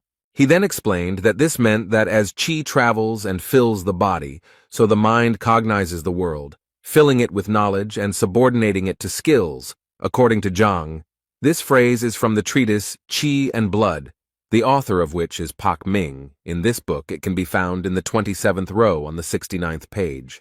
Elder Mo's surprise was obvious. The whole thing was that one elder asked him about this, but he couldn't answer. And even later, that old man couldn't find an explanation in the library, so he just couldn't understand how this guy got to this point. In any case, he clearly didn't trust him, so he decided to go and check this information himself. After a while, they found the very row where the book was, and then opened the page that Zhang pointed to and read exactly the same thing that the man said, which surprised them even more. Mo mentally repeated that the old man had not found the answer, turning the entire library upside down. He could not find this book and the answer to the question. But Zhang not only managed to find it, but also read it, and most importantly, understood what was written here. While they were looking for this book, Zhang decided that he didn't have time to just look at them, and he needed to leave quickly, because at this rate he might not make it in time for dinner. But Shen decided to stop him again. Elder Mo almost passed out from the realization of what he had learned. Questions were spinning in his head about why this guy was the worst teacher back then, because with such abilities he could clearly be the best of the best. Zhang asked Shen to speak up quickly about what she needed because, as he had already said, he was late for dinner, and Shen suddenly noticed the fact that she hadn't eaten for a long time either. Zhang mentally asked her not to say that she had just asked him this question only to propose having dinner together later, so he decided to answer her that if she was so hungry, then what did she want from him? She couldn't accept the fact that so many people were inviting her to dinner, and she was turning them all down, and when she gave Zhang a chance, he turned her down anyway. She overcame herself and invited him to have dinner together. Zhang clearly showed no interest until the girl suddenly said that she would treat him to dinner. He was always happy when he was treated, so he immediately agreed, but immediately warned her that he ate a lot. This was Shen's first meeting with a guy like Zhang, because before that, she had obviously met other guys who invited her and paid for her. The Library of the Heavenly Path could see the disadvantages and advantages of techniques, allowing one to read the opponent's weaknesses like a book, but it could not reveal the heart of a woman to Zhang Huang. He did not understand that with just a few words, he had brought the first beauty of the academy to a panic attack. Shen also noticed that this guy spent half a day with her, but never spoke to her. And when she turned to him to ask something, she noticed some kind of aura appear around him. After some time, she realized that this was the second rank of the power of the mind, which was called the calmness of the waters. Martial arts masters develop not only the body, but also the mind. The higher the rank of fortitude, the greater the learning ability and ability to perceive and process information, but as you know, the mind is much more difficult to train than the body. It is difficult to subdue, and only the head of the academy has achieved such a rank of mind. And considering all these facts, Shen realized that his teacher test results were simply fake, and he did it in order to comprehend the second rank of reason with the help of other people's reproaches and bullying. She realized that this guy was essentially a real tiger in pig skin, whom she would try to tear to pieces. Zhang thought at this moment that he had simply decided that it was a beautiful place, but now he realized that he had obtained the second rank of intelligence. He was very happy to realize this, because he was reborn into a new life. Moreover, thanks to the new training method, his body was filled with the purest qi, so it was no longer a surprise to him. With these thoughts, they quickly reached the very restaurant where they were to have dinner today. At this moment, Zhang thought that he had always eaten in small restaurants and canteens, so he didn't expect that she would bring him here, and Shen at this moment thought that she was incredibly curious to know how long Zhang would continue to pretend. Today, Qiao and Shang Bin were relaxing in the same restaurant, and he was still very angry about the situation that happened to him, but Qiao asked him to calm down because they had already applied for the will detector. Therefore, all that was left was to wait for the moment when they would be punished for what they had done, although Shang Bin understood that the heavenly lion was his grandfather's favorite, and he would hardly be able to control it. But Qiao thought that there was no need for that, since they could just give him something to drink and eat, and then it would be much easier for them. At that moment, they were brought their order, which they had been waiting for quite a long time. Shang Bing also told the restaurant owner that he had a lion living in his backyard, and he wanted to be fed. Afterwards, Qiao told him that he heard that Hong Ting Pavilion was a very prestigious restaurant, and its owner had always been cold to his customers, but now, for some reason, it was the opposite. Shang explained to him that the pavilion was so famous because its creator, Hong Tao, was a powerful and influential man. The only thing Shang did not understand was why Hong Tao was not one of the elders of the academy. As for their warm welcome, it's all because his grandfather was a good friend of Hong Hao's, and so his family is always welcome here. Qiao suddenly interrupted Shan and asked him to look in the other direction, where he thought Zhang and Shen Bi were walking. And he turned out to be right, because it really was her. But what was she doing here, and with this loser too? Shan didn't forget to note that he had invited her here so many times, but she still didn't agree. Qiao felt very sorry for the gentleman, but he immediately asked him not to despair, because, according to him, he knew how to open Madame Shenbi's eyes and show what a scumbag Zhang really was, and in the same way they could raise his authority in her eyes. After a while, Zhang was very happy because he had not eaten so deliciously for a long time. The food was incredibly delicious. Shen was a little upset because Zhang had been eating all this time and hadn't paid any attention to her, so she wanted to ask for the bill for this dinner as soon as possible. The waiter happily came up to her to say that he hoped they enjoyed everything, and also to inform her that they only owed 1,280 coins. The girl clearly did not expect to hear such a number, because she was more than sure that they ordered a maximum of 100 coins. The man decided to explain to her with a smile that the thing was that they had ordered wine, which cost 1,200 coins.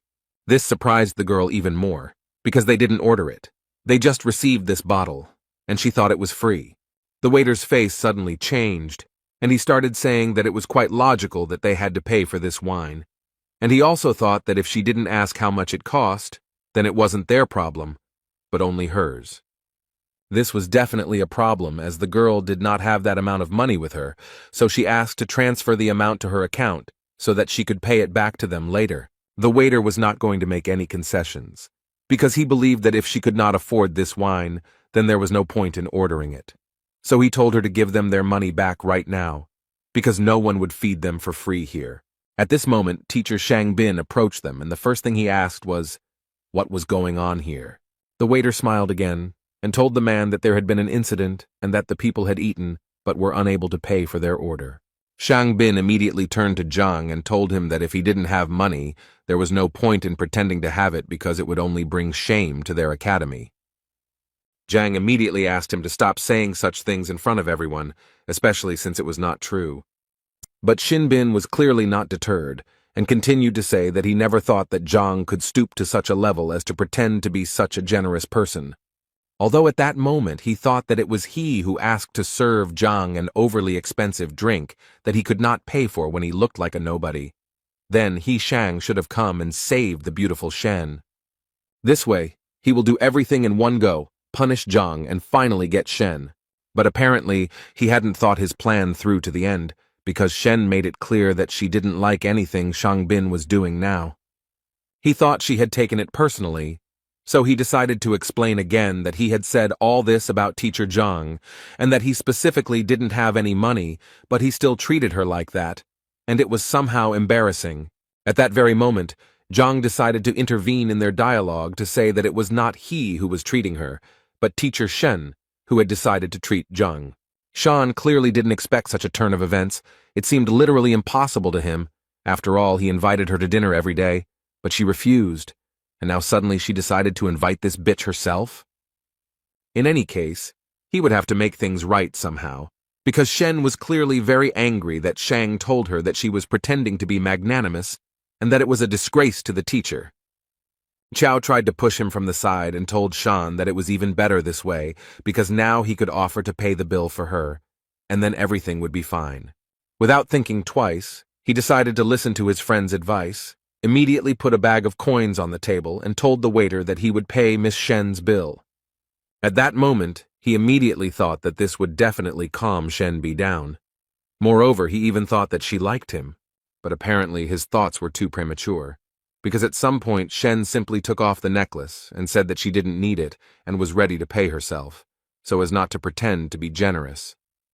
She took off what turned out to be a jade pendant worth about 5,000 coins and offered it to the waiter as payment, although later she changed her mind and said that she would leave it only as collateral, so that she could buy it back later. Shang Bing immediately turned to Qiao to ask him what to do next, because things were clearly not going according to plan. Suddenly this whole farce was interrupted by Zhang, who assured the girl that there was actually no need to give up such a valuable thing as collateral, after which he got up from his seat and went to the waiter, telling him that in fact this food was not that expensive, and besides, she was trying to get revenge on him for deceiving her so maliciously. These words outraged the waiter, because according to him, they had a prestigious restaurant and an honest place, and there was no point in talking about any deception here. So he promised them that after such words, they would definitely not leave here unpunished. Shang Bing and Chao were happy to see the waiter and what appeared to be the owner of the place get furious, and they were now sure that Zhang would be in trouble. Shen, who was also standing behind him, didn't understand why he even said all that, since she knew very well how influential this restaurant was, and it was obvious that he would get into trouble if he continued like this. Zhang also decided not to remain silent, and told the restaurant owner that since he was telling him such things, he would not mind telling him why he was so unhappy. The first thing he mentioned was the fragrant violet-infused bear meat. To make this dish, you have to marinate the bear meat in violet extract for at least 3 days, but Zhang says they marinate it for only half a day and then fry it to get at least a hint of the flavor. Zhang believed that the extract had not penetrated the meat at all, so ordering the dish was essentially throwing money away. As he told this story, people gathered around and listened attentively to the story of how they were being deceived. Zhang clearly wasn't going to stop there, and went on to explain how the Honghu guppies they pass off as wild were actually captive bred, as you can tell from their small, thin fins and tail. The waiter became more and more angry with every word, but his anger was connected with the fact that Zhang was actually right, and he really did substitute all these products behind the back of his superiors. But it was difficult to notice even for a professional gourmet, so the man could not even imagine how Zhang managed to figure this out. He decided to deny all of this, and so the first thing he did was start yelling at Zhang that he was talking complete nonsense, and everything he was saying was just a coincidence, and if he was going to accuse him of this, he was going to demand solid evidence. But in his mind, he knew that if he admitted this, the restaurant's reputation would be ruined. Zhang decided to prove to everyone around him that this man was lying, and the first thing he did was take a vessel of wine and start pouring it out. Then he took out a fire and said that since this wine was so expensive, they could easily test it. He set fire to the liquid he had just poured out, and said that he would be very sorry to pay so much money for such a poor quality fake. Not only was the wine burning, but it was also spreading a smell throughout the restaurant that was so disgusting that at some point all the diners covered their noses to avoid smelling it. And Zhang at this time summed up that the taste really resembles drunken immortality. If you drink it, then it brings benefits. But in this bottle there was a drink that only brings harm, and this stench is the best proof of that. A few minutes after Zhang's speech, everyone around him started demanding that the restaurant return their money, and the owner couldn't even imagine how this could happen. The waiter thought that Shan told him that the guy was a loser, but then how could such a loser understand all his tricks? After all, he spoke as if he was a professional chef anyway. He knew that if his superiors found out about this, he would be in big trouble. Shang didn't understand what had just happened at all, but Chow couldn't explain anything either. The owner of this restaurant at some point realized that in fact these two people who set him up with this wine were to blame for everything, so his anger towards them went through the roof. So at some point he couldn't take it anymore and asked these two to leave his restaurant immediately. They didn't understand what exactly they had done to make him react so harshly, but they knew that it was really best to leave because it seemed like the man had gone crazy. Zhang also suggested that Shen leave, as he felt that they would hardly get the bill. The girl at that moment was just thinking that Teacher Zhang was really good, because he could so easily determine the quality of wine and food that she even assumed that he did so poorly on the teacher exam, because he was honing his culinary skills. Zhang himself actually didn't expect that the Heavenly Path Library could determine the quality of dishes, but in any case, he had to be grateful for this ability, because otherwise, he would definitely find himself in an awkward situation. His thoughts were interrupted by Shen, who was incredibly grateful to him for saving her today.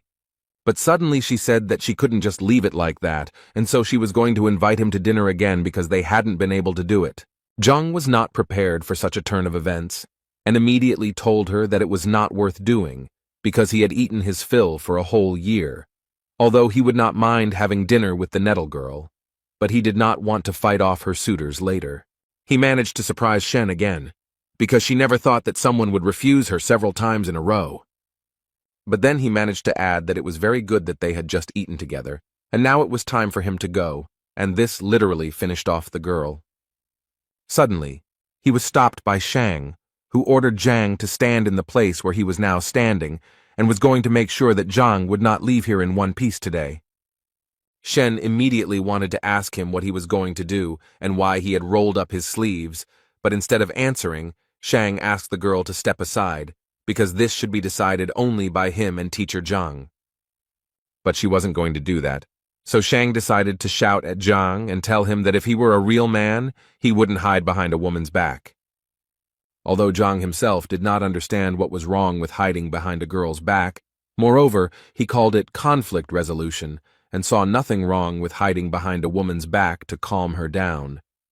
Once again, everything did not go according to Shan's plan. Moreover, Zhang managed to justify himself so bluntly that he simply could not answer him. But that was only the beginning, because then he turned around and said he was leaving, and asked Teacher Shen to calm the two down, because he didn't have time for that. At that moment, all he could think was that they were complete fools if they thought they could provoke him with this, because he was a transmigrator from one world to another and had been through so much that they definitely couldn't surprise him with this. Shangbin continued to order him to stand still, and also added that if Zhang died today, he would not have the right to bear his surname. Zhang wasn't going to listen to this madman, so without thinking, Shang summoned the heavenly lion, and then he ordered this animal to destroy Zhang, and if he did so, then Shang promised to feed him every day. Shen did not understand why he was doing this, because he knew very well that destroying a teacher was a terrible crime, for which he would face a terrible punishment. Shang told her that Teacher Zhang was trying to kill him, and the lion was simply defending his master and accidentally counterattacked too strongly, and so it could be taken as self-defense, and no one would be able to tell him anything. After his words, the lion immediately ran to attack to carry out Shan's order. Shen understood what consequences this could lead to, so she obviously began to worry about Zhang. The girl fell to her knees in anxiety because she began to understand that she was to blame for all of this. Shang Bin interrupted her thoughts by yelling at the girl that Zhang was definitely already dead and that there was no way to fix it, and all of this made him incredibly happy. But suddenly his euphoria was interrupted by Qiao, who noticed that something was clearly wrong here, and it was probably too early to rejoice. Shang started yelling at him because he was sure that this time everything was going according to plan, and there was no point in panicking, but Qiao asked him to just look over there, and everything would become clear at once.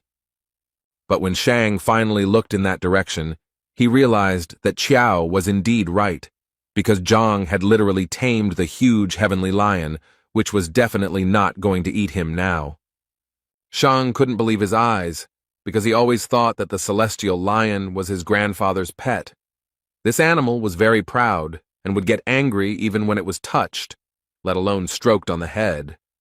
So he didn't understand why this powerful animal was groveling before Zhang like a loyal dog. He decided to try his luck again and ordered the heavenly lion to immediately gather and carry out the order, namely, to destroy Zhang. But the lion did not hear a single word of Shan. He enjoyed the presence of Zhang, who was scratching him. Teacher Zhang got tired of listening to this madman's screams, so he politely asked his new friend to shut him up. The Sky Lion was ready to destroy Shin without any problem, and therefore immediately attacked him. Qiao immediately ran to Shang Bin to ask how he was and if everything was okay with him. Shan literally cried because he didn't understand what was happening here, because this lion was his grandfather's pet, who always obeyed him, and now Zhang was like his master. The lion continued to flatter his new master, and Zhang himself was not averse to praising him and saying that he was a good boy. Shen was also very interested to ask Zhang how he managed to do this. According to Zhang, it was all quite simple. He thought that this heavenly lion was very accommodating, although he did not deny that Zhang simply seemed handsome to him, so he did not continue to attack him. Although Shen knew very well that he was a heavenly lion, and if he were to respect anyone of his own free will, it would be another male heavenly lion. Anyway, Zhang thought it was time for him to go home and say goodbye. He also told the lion to go home, and that they would definitely see him again. Zhang continued to be amazed in his mind at the capabilities of the heavenly library. He couldn't even imagine that it worked on animals, and as it turned out, this lion had many shortcomings, so it was easy to tame. Shen asked him not to leave so quickly, because he still hadn't explained to her why the lion listened to him. Zhang was tired of being followed by so many troubles, so he asked her to leave him alone as he really wanted to live a long life. At first she yelled at him because he spoke to her so rudely, but then she calmed down and said that she was not holding him back, and that he could go about his business. The same man from the restaurant was called in by management to be scolded and punished for siphoning off food for his own gain, and the man agreed with it, but still felt it important to add that the other guy was much worse because he said it in front of everyone, without hiding it, as if he had no respect for the real owners of the restaurant at all. His boss slammed the table and ordered him to shut up immediately, as he considered that this in no way justified his theft, which sooner or later someone would notice, and now he was giving him exactly 5 days to restore the good name of his establishment, and then he would forgive him for the deception, otherwise he would die. After which he still wanted to know who this guy was, and who gave him the right to publicly insult the Kuntian restaurant? The frightened waiter overcame his fear and said that the man was the last-ranked teacher and his name was Zhang Huang. The restaurant owner was very annoyed that this Zhang Huang dared to disgrace the reputation of his restaurant. Zhang was just walking around thinking at that moment that he never thought that one dinner could bring so much trouble anyway. He knew that he needed to forget about it as soon as possible, because he had other important things to do. For example, he needed to figure out how to advance to the 6th rank. But to his great regret, no ordinary teacher can simply gain access to information about the rank of opening chakras, because a copy of these documents can only be obtained with the permission of the elders, and on the last test, he only had the 3rd rank. And if he now makes such a request, he will simply become a guinea pig. Although, if he remembered correctly, there were many useful things sold in Tianquan City, including cultivation manuals, and if he could look through them, it would indeed solve many of his problems. So he decided to go immediately and check if his guesses were correct. He arrived at the Tianquan shopping district and was a little surprised that it was so lively, and it was probably because he didn't remember anything about the place. He was thinking that this guy was just a regular teacher with a small salary, so it was no surprise that he had never come here, even though they sold a lot of stuff here, but he honestly didn't remember what it was for. But for this, he now has a library, which he also decided to test on these products. As soon as he came closer to the product, the seller immediately turned to him and offered his help, and also did not forget to say that his product was of high quality, and he would definitely like it. He was literally ready to vouch for it. Zhang decided to take a look at one of the goods, and according to the seller, this bell was made by a real master, so it has an unusual effect and costs only 50 coins. The library also worked on the items, so Zhang found information that this bell actually causes dizziness when exposed for a long time and is effective against first-rank fighters. It was also said that it was made in Qing Yun's workshop. Zhang remained silent, so the seller decided to say that he could actually sell him the bell at a discount and thus give it to him for 20 coins. Zhang thought at this moment that he was actually lucky, because with the Heavenly Path library, he really didn't have to worry about buying a fake. Instead of buying the bell, Zhang decided to ask the seller if he had any ice grass for tanning. In response, the seller told him that Zhang was very lucky today because, according to him, he was the only one in the entire market who was selling this herb. And now he has 2 boxes with 5 plants in each. He charges 100 gold per plant. Zhang said he would first like to look at the product the man was offering him, and then perhaps buy it. After taking a closer look, the librarian made it clear to Zhang that this was indeed the same herb, and the seller had not lied to him. This herb grows on the tops of mountains. It loves sunlight very much, so it contains a lot of spiritual energy. He believed that the combination of hot and cold yin and yang was the perfect medicine for Zhao Yao's blocked points, but he was confused by one important point about this plant. One of the stems was dried out. Zhang first looked at the box and assumed that the seller had kept the plants in improper conditions. The guy assured him that the dried-out stem was normal, because he said he had made a career out of the herb and therefore knew how to handle it. And besides, the stem had always been like that, even when he had collected it.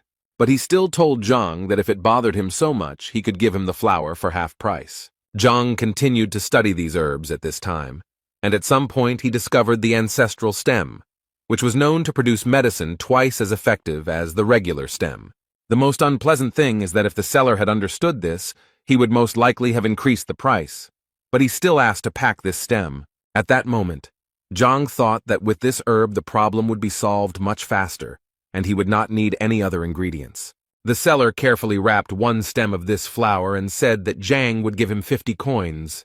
But when it came to paying, Zhang realized that with this library he had completely forgotten about money. He didn't even have 10 coins in his pocket, let alone 50. Although he still decided to ask the seller to sell him this stem for 8 coins. Apparently, this really angered the seller, who considered Zhang to be an ordinary impudent fellow who had no respect for men's work, since he had actually risked his life to get the stem of this plant. After which the seller also added that although these flowers are not of the best quality, they are in any case medicinal, and their price is no less than 30 to 50 coins, and if he does not buy anything, then the seller is already going to call security. Zhang immediately stopped him and said that there was no need to call security because he was really interested in buying it. He just didn't have any money, but he wasn't a thief either. Zhang even suggested resolving the conflict in another way, where the seller would give him the flower for free. The guy couldn't believe that his new client was so impudent. Not only did he come here without money, but he also expected gifts. The seller decided to play a game and said that he would give him the flower for free only if Zhang made him believe that he was a sage. Zhang immediately told him that there was no need to call him that. He simply suggested hitting him. The seller had already begun to get noticeably angry, because it seemed to him that Zhang considered him a fool and a weakling, although the guy himself was sure that he could very easily crush Zhang. But the teacher very easily stopped his aggression, saying that if he was not mistaken, then the seller was from Pingyi. The guy was very surprised, because Pingyi is a small settlement near Tianquan City. And so he was sure that Zhang simply could not guess this, and he wanted to know how Zhang guessed that he was from there. Zhang immediately told him that he thought it didn't really matter how he knew. What was more important was that he had been bitten by a cold bamboo snake in Tianshuan Forest half a year ago. The guy eventually managed to survive, but due to the bite he was almost completely disfigured, and in addition to this, unfortunately, he became impotent. The salesman turned noticeably pale because 6 months ago in Tianshuan Forest, he had indeed been bitten by a cold bamboo snake. But the guy couldn't even imagine how Zhang could have known about it if he had only told that girl from the brothel about it. Zhang looked at the guy with a smile, and at some point finally decided to say that if he lied, he would just turn around and leave. But then Zhang assured him that he would definitely never be able to feel like a man again, and also he would not have the right to later say that Zhang did not warn him.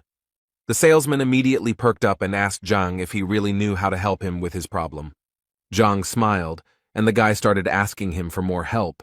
If he knew the cure, then he literally started begging Zhang to give it to him, and then he could take everything he had on the shelves for free. Finally, the teacher got the desired words, and after that, finally, he added that the poison of the cold bamboo snake, getting into the body, freezes the organs. And this is a fact. Medicines are powerless here. For this reason, people often amputate their limbs. Even the most skilled alchemists can do nothing. But here's what's strange.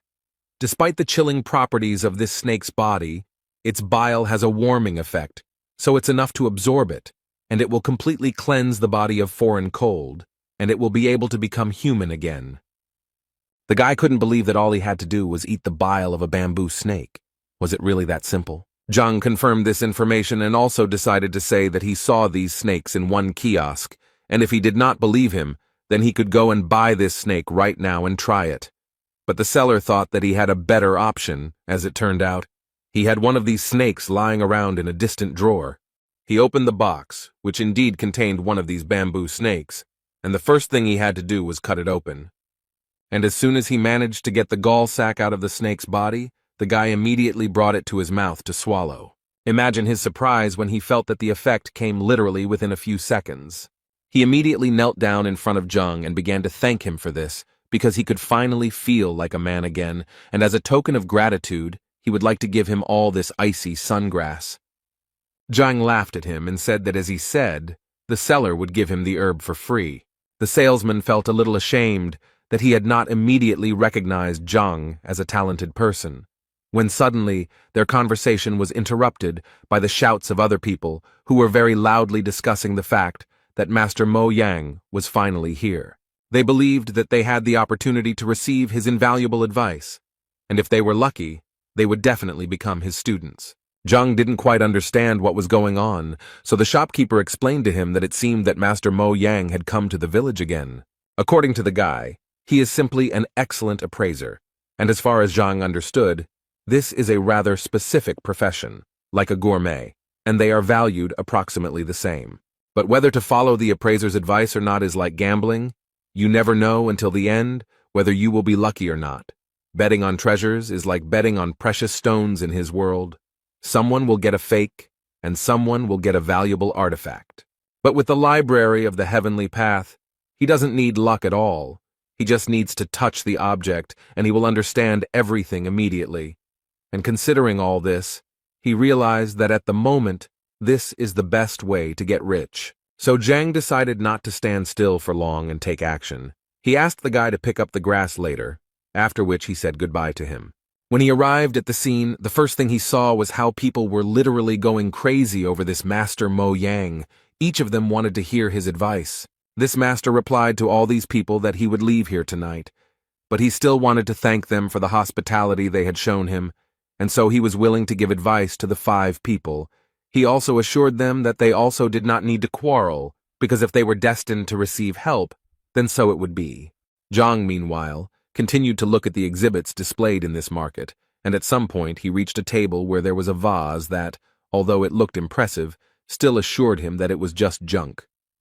Now he was 100% sure that, as he thought, with one touch he would be able to find out detailed information about everything, and he also immediately realized that the prices here were terribly inflated. People were clearly upset when they heard that Master Mo was leaving that evening, and so they began to suggest that he stay for at least one more day. He immediately assured them that it was simply impossible, as he had things he couldn't cancel, so it was out of the question, but he still decided that he would add 5 more, because as they knew, searching for treasure among trash was a difficult task that required concentration, and therefore 10 was his limit. People started shouting that they were ready to pay him for help, if only he would give them advice, but he immediately answered them that they were telling him complete nonsense, because he had been doing his craft for a very long time, and if he wanted to make money on it, he would have done it without them. He could have bought the treasures and sold them for a higher price. According to him, he helps them for their gratitude and bright emotions, because money for him is water, which has no value. And he immediately warned that if anyone spoke about money again, he would not help them. After these words, they began to respect him even more, and also asked him for forgiveness for their stupidity. He also wanted to tell them that the appraiser could actually only increase the chances that they would not get a fake, but they still could not get a complete guarantee of success. But as long as they were with him, he would do everything to help them with this. They immediately raised their hands for his attention, and Master Mo decided to pick out the old man in the front row first. He explained to them that he would now use his special technique to understand which of them deserved their attention and which did not. After analyzing, he pointed out to the old man the vase that Zhang had recently looked at. Master Mo thought that the old man could safely buy this vase because it was actually very valuable. After all, it was created at the end of the Kobun period. The old man got his money without any problem and was going to buy this vase because Master Mo himself advised him to buy it. Zhang watched this process, when suddenly he realized that he had just been looking at this vase, and if he was not mistaken, then this was a normal phase from Qing Yun's workshop. As a token of gratitude, the old man immediately brought Master Mo a few coins, which he happily took, and Zhang began to understand that he had definitely not made a mistake with this vase. Suddenly his body moved back to the library, which Zhang didn't understand because Master Mo didn't seem to have landed any combat moves on him. But the book about that person was still flying towards him. In this book, it was written that Master Mo was originally an appraiser's appraiser, worked as an informant in the Liuju kingdom, and eventually made his way into the appraisers of artifacts with his generalizing voice that clouded people's minds with words, convincing them of the master's greatness. Zhang took another look and noticed that this man really looked refined and highly moral, so much so that he even managed to deceive him. But now he realized that if there are scammers, then there are also their victims, and apparently, most of this crowd are victims. Zhang decided that everything was so good that he didn't need any help, and he got ready to leave. Suddenly, he was stopped by the same Master Mo, who had chosen the guy as the next lucky one to whom he would give advice. This obviously surprised Zhang. After all, there were a sea of crazy fans of this Master Mo around, so why did he decide to choose Zhang? Zhang decided to immediately answer him that he certainly appreciated his kindness, but he did not need his help, although the old man did not think so, because he saw that the boy did not know what to choose, and he really did not want the boy to become a beggar at such a young age, so he asked the boy to think again. Zhang knew very well that if he listened to this master, he would definitely be left without money, so he assured Master Mo that he definitely did not need his help. But the old man still continued to insist, because he believed that it was not easy for a young man to quickly accumulate capital, and he was now giving him such an opportunity, and his kind heart could not allow him to spend a lot of money on scrap metal or other junk. His fans began to admire him even more after these words. At one point, Master Mo said that he was almost certain that the guy was probably thinking that he finally had a great chance to get the treasure, and he also felt that he wouldn't be able to protect it because they would most likely want to take it by force. Zhang, listening to all this, became more and more convinced with each passing second that this old man was too proud, and how could he even come up with such nonsense? Master Mo continued to tell his fans that he had chosen this young man, and no matter what treasure he received, he would always hope that none of them would covet it, otherwise he would consider it an insult, and then he would be merciless. After which the old man turned to Zhang again and asked the boy to rejoice, because if he was giving him the last place, it meant that it was his destiny, and he in turn believed in karma most of all, and therefore he was giving these treasures completely free of charge and only with good intentions. The old man even prepared a valuable item from one of the sellers, whom he asked to calculate the exact cost of this item. According to the seller's invoices, all they wanted from Zhang was 30,000 coins, and all the people standing behind the guy literally pressured him and told him how lucky he was, because as soon as he bought this thing, he would almost immediately become richer, and then acquire a whole fortune. At some point, Zhang couldn't take it anymore, and so he yelled at the old man that he wouldn't buy anything. And if he wanted to deceive people, then the old man was unlucky today because he chose the wrong person, because Zhang didn't trust him at all. Master Mo couldn't believe that this guy would tell him such a thing, and the people standing behind him also stared for a long time and didn't understand what was going on here. The old man's face immediately changed, and he said that, apparently, they simply did not understand each other. Zhang couldn't hold back any longer, and said outright that the old man was just pretending not to understand what Zhang was telling him, because it was completely obvious to the boy that he was just deceiving ordinary people. But what irritated him most was that the old man acted as if he was better than him. The old man got really angry, called Zhang an impudent man, and told him to shut up. He then added that he had received his qualification 30 years ago and had been helping people all this time. According to him, he had always solved other people's problems honestly, and no one had ever called him a liar before. The common people also began to stand up for the old man and tell Zhang that Master Mo Yang had been helping people honestly, and so they couldn't understand how Zhang could even accuse him of lying. Then the old man said that the guy was incredibly lucky that he turned out to be a kind person, and if the guy now asks for forgiveness, then so be it. He will forget about his offensive words. But Zhang thought they needed to do something a little different, because in fact his words were very easy to verify. You just need to reveal what this scammer just sold to the person, and people will immediately understand everything. The old man pretended to be very surprised, because according to him, the purification of artifacts, which he advised people to do, would take at least half a day. But as he said, he had urgent matters to attend to, and he simply could not wait that long. But from Zhang's face, he could tell that the guy was literally holding back from saying that he was using his busyness as an excuse to leave early because he would be ashamed of his actions. At that moment, Zhang thought that he was quite a professional liar because he had already thought of an escape route in advance and said so. Suddenly, their conversation was interrupted by one person from the crowd who suggested that since this guy claimed that the master was a fraud, then he himself apparently had knowledge of this craft, and if this was really the case, then he had better demonstrate it. The old man smiled and agreed with the gentleman, because if the guy was so confident in his words, then he probably did a lot of evaluation research himself, since he dared to insult him. Master Mo Yan decided that he would give this guy a chance, but for this, Zhang needed to choose one artifact, and if it was of value, then it would be possible to continue the dialogue with him. Zhang agreed to this condition without hesitation, as he understood that with the library of the heavenly path, he would be able to easily name a truly valuable thing. But before that, he decided to ask the seller if he would be able to pay for the artifact after polishing, when its true price would become clear.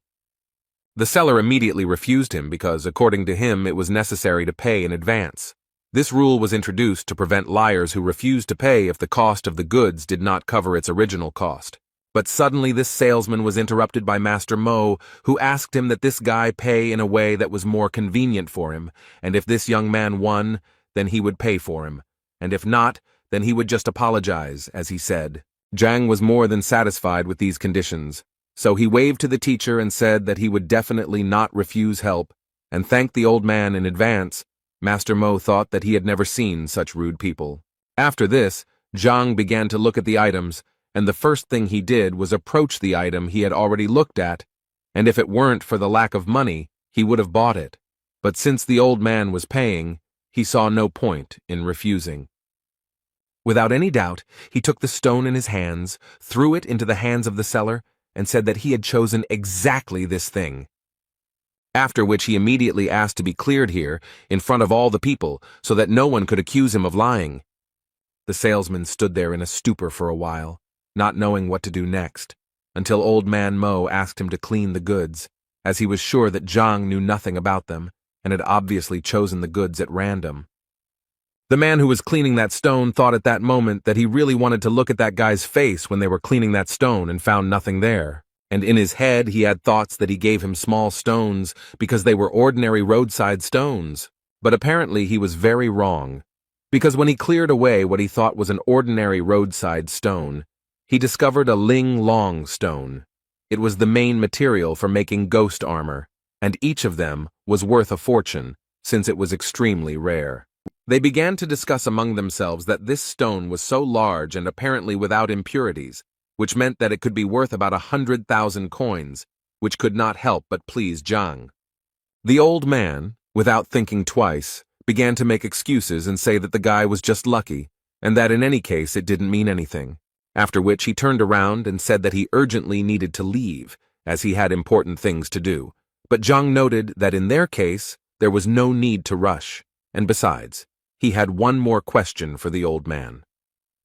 He drew people's attention to the old man who bought the vase for 80,000 coins, and Zhang did this in order to tell the man the truth, that this vase was made in Qingyun, and therefore it was an ordinary decorative vase, which, on top of everything else, was cracked.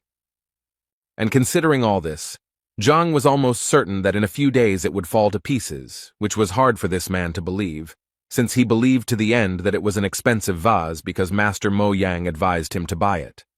Zhang didn't want to argue with the man and just told him that if he didn't believe him, it was very easy to check by simply pressing on the thinnest part of the vase. The teacher also added that there was nothing to worry about, because if it was a truly valuable artifact, it would not be damaged, and the trash would immediately break.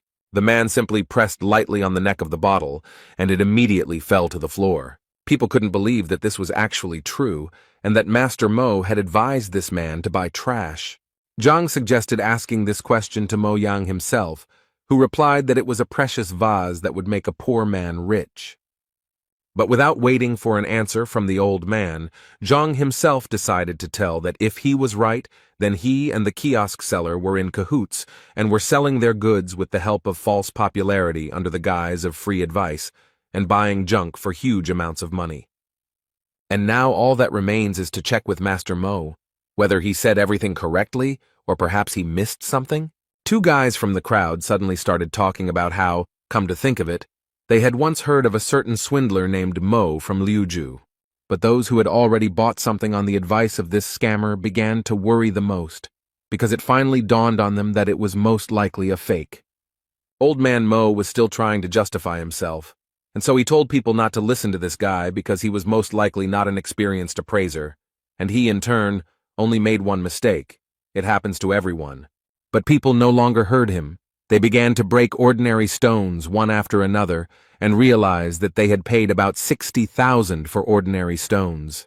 It was a waste of money and he was cheating them all along. Old man Mo asked them not to worry because he could explain everything, although it might be better if he did it a little later, since he had urgent matters to attend to. But no one wanted to believe this swindler that he had any business, and since he did not want to tell them the truth, they decided to extract information from him in a bad way. This world is vast, and although there are deceivers, there are also those who have been deceived, and Zhang understands this pattern. So if Master Mo Yang had not targeted him, he would not have intervened, which can be concluded that the old man himself is to blame for his troubles. In any case, it was time for him to continue on his way, so he headed to Huang Yu's bookstore, as he believed that this store might have the 6th-rank reference book that he so badly needed, so he thought that he should take a look there. As soon as he entered this bookstore, the first thing he was greeted by was a pretty cute girl who wanted to ask Zhang whether he came to read or buy a book. Zhang, without thinking twice, directly asked the girl if they had any materials about the 6th combat rank. She thought he was joking because, she said, the store was very small and such materials required specialization, but books were their #1 item. Then Zhang decided to ask her if she knew where he could find such books. She immediately thought that this required special rights, but some big people could still collect the materials he needed, and Zhang immediately decided to ask her if she knew such a person. The girl thought for a while, and then remembered that she knew one person, but he was a very unusual person, and if he was in a good mood, he could even allow her to take a few books home with her, but if he was in a bad mood, she could not even cross the threshold of his house. Zhang would have been very happy if she had helped him find him, but the girl decided that she would not only help him, but also go there with him so that Zhang could find this person faster. On the way, the girl told Zhang that this man had a large library, and it was not for nothing that he was known as one of the smartest people in the kingdom. He even taught Shen Jue himself. Elder Lu Shen hated frivolity, so she immediately advised Zhang to try not to appear frivolous to him.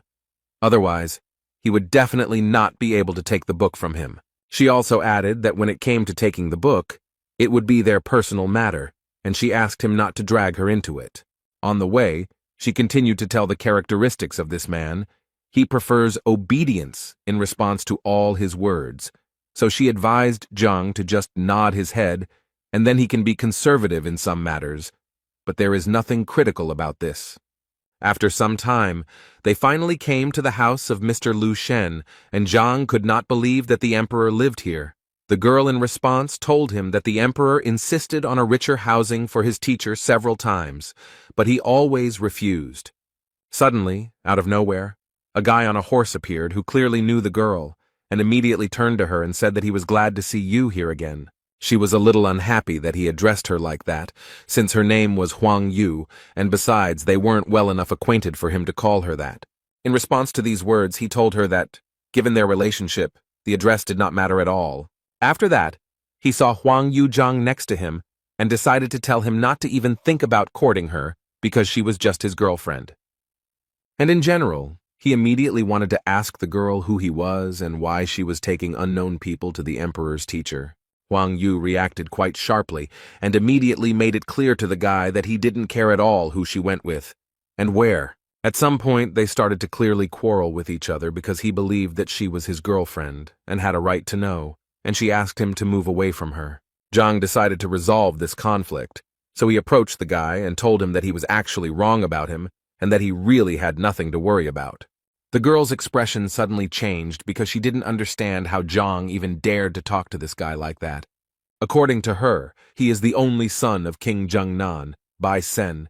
King Zheng is one of the most influential people in Qianshuan, and if anyone offends his son, he will make his life a living hell. At that moment, Zhang realized that his body seemed to be not from this planet, because after the appearance of the heavenly library, he forgot absolutely everything.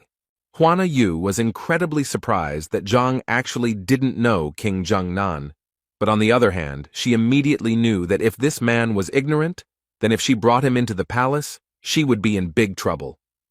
Suddenly her thoughts were interrupted by the opening of the doors of this palace, from which Chen Bo, who was the master's assistant, came out, and the guy immediately asked to take them to the teacher.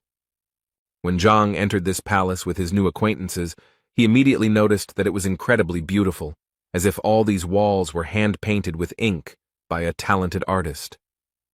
As it turned out, this was exactly the case, so the guys were surprised that Zhang knew about it and suggested that maybe he was an artist. The master's assistant told him that their master used his soul as a pen and the yard as a canvas, and arranging everything around like a painting was a really good idea. They reached the waiting room, where the assistant asked them to wait while he called a repairman. The girl once again decided to clarify whether the guy understood art, but Zhang assured her that this courtyard really did look like a painting. Their conversation was interrupted by Sen, who thought that Zhang was simply putting on airs to appear to be someone he was not. Huang Yu was very angry that Sen behaved like this, so she immediately wanted to know why he thought like that, after which they started arguing again, and because of Zhang, the man at that moment thought that if they wanted to argue so much, then he would not interfere with them. But why were they dragging him into this? He came here to take the book and leave. Their argument and Zhang's thoughts were interrupted at one point by the master, who entered this reception room and immediately silenced everyone with his presence, after which he said that it was very unusual for him to hear someone praise his ink-painted courtyard so highly. According to him, it is a great rarity to meet a young man with such a subtle sense of beauty. Sen immediately intervened in this dialogue to say that this guy clearly shouldn't be trusted, because most likely he was just a liar. The man immediately turned to him and noticed that he had not actually given him the floor. Realizing that Zhang knew his paintings, he asked him to appraise another rather rare painting. At this moment, Huang Yu came up to him again, and said that this was a kind of test that this man was giving to everyone, and even she had gone through such a test at one time, and if he did not pass it, she immediately assured him that he would not receive the books. At that moment, Zhang thought that if he only knew what this would lead to, he would have been better off keeping quiet there in the courtyard, because he did not understand these pictures at all. He could only rely on the Skyway Library to help him understand the artifacts, so he became curious to see if it could help him with the paintings. The library was simply an amazing thing, and Zhang was further convinced of this when she gave him a full description of the painting. After which he asked the master again if he really wanted to hear his opinion about this painting. The man, without thinking twice, immediately told him that he would be grateful for his opinion, and Zhang replied that he would please him because, in fact, he had one comment. After which he stated with complete confidence that this was simply a nightmare come true, and this was one of the most terrible pictures he had ever seen, which the guys clearly did not expect to hear. Huang Yu immediately felt incredibly ashamed of him, because she thought that Zhang was truly an intellectually developed person, but she sincerely did not understand how he could say such a thing. Sen was very glad that Zhang said exactly that because he believed that it proved that he was truly right and that Zhang was a common swindler. But the master again remarked to Senya that he did not give him the right to speak. After which Zhang asked the master for forgiveness for such rudeness, since in fact he did not know that this was the master's work. But the man immediately told him that it didn't matter who exactly painted it, because he wanted Zhang to appreciate it first as a painting, and not as the person who painted it. Zhang was happy to hear this, so he went on to say that any roadside artist could indeed paint such a picture, but on the other hand, he also believed that if you look at this picture from another angle, you will notice that it reveals itself in a completely different way. The owner didn't expect the guy to add something like that, so he immediately wanted to know what he meant. Zhang stated that it was actually simple, and so if the master did not mind, Zhang would like to ask him for permission to reveal the secret of this painting. Sen immediately started shouting at him when he saw the knife in his hands, because he believed that this painting was priceless and definitely shouldn't be cut. But Zhang didn't listen to him, so without thinking, he did what he wanted. This act surprised even the master himself, and he followed further events with fear and curiosity. Zhang picked up the cut canvas by the end and said that the painting was a fake because it was painted on rice paper. The real canvas was hidden in sheepskin and had a much more modest appearance than the fake. Zhang's skill left a huge impression on everyone present, who were stunned by how quickly he managed to understand everything. The master praised Zhang, because not many people know about the technique of painting on sheepskin through rice paper. The master then decided to give Zhang another test and led him to the next canvas, waiting for his evaluation. The painting depicts a predatory giant monster, and Zhang said the painting was skillfully done but lacked precision. Zhang then suggested that the author of the painting had never personally seen the animal he depicted, and that is why the canvas has no great value, despite the skill of the painting. The author of the painting was the master himself, and he was amazed that Zhang very quickly understood the value of the painting. But he hadn't yet revealed himself, so he asked Zhang what exactly the inaccuracies were. Huang Yu was surprised that the emperor's teacher would turn to such a young man for advice. Zhang warmly explained that Qi Xiong, the beast depicted, has a streamlined body shape reminiscent of a blade, but this condition is not observed on the canvas. The master was so pleased with this answer that he began to clap his hands in delight. The master admired the skill of his new acquaintance, despite his age, and equated his skill with that of a master. The master asked Huang Yu to introduce his new friend. Huang Yu was a little embarrassed because when she met Zhang, she didn't ask his name. The emperor's teacher was a little angry that the boy was being treated this way, because in his opinion he was his equal. After these words, the king's son looked a little embarrassed, as he did not believe that an ordinary average person turned out to be a master. Then the emperor's teacher looked at him sternly, as if to make it clear that all doubts would disappear. Huang Yu and the king's son bowed to Zhang as a sign of respect and honor for the title of master. Zhang was embarrassed by this, and said that he was just expressing his opinion about the paintings, so he cannot be called a master. The emperor's teacher assured him that he truly deserved all the honors, because he had unmistakably pointed out all the shortcomings of the paintings. And he added that he had every right to give instructions to Huang Yu and the king's son at any convenient opportunity. Then the emperor's teacher asked Zhang what the purpose of his visit was. Zhang said that he knew about the large library that was here, and he came to find materials on the 6th martial rank. The teacher replied that he did have a large library, and mostly all the materials were on art, but not many books on martial skills. The teacher readily agreed to show Zhang these materials, and to do so he had to go to his office, but the servant wanted to say something else. Then the teacher gave him a sign that such a worthy person as Zhang could not be forbidden to do anything. They went out into the courtyard, since the master's office was in another wing of the courtyard. Finally they came to the library, where there were many shelves with books and scrolls. The master was modest and said that the library was not really that big, but Zhang could feel at home there. Zhang began to quickly leaf through book after book, and the emperor's teacher decided to ask if these techniques were suitable for him. Then Zhang noticed books on a shelf above, lying away from all the others, and the teacher said that they were his son's books. The master added that his son loved brute force, so he collected many books on physical improvement, some of which were from the royal library.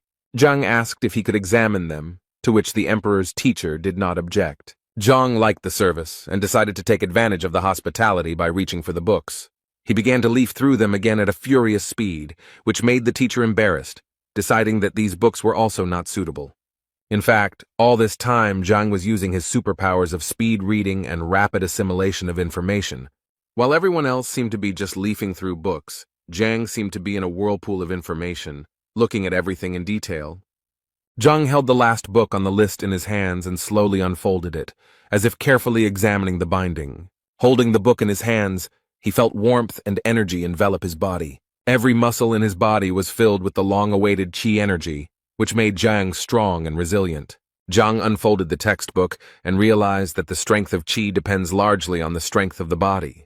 And thanks to the library of the heavenly path, they were able to absorb the best knowledge from the book. His body unconsciously began to transform, and he could now practice the heavenly golden body. Thanks to this technique, Zhang's strength increased, but he still hadn't found any information about the 6th rank.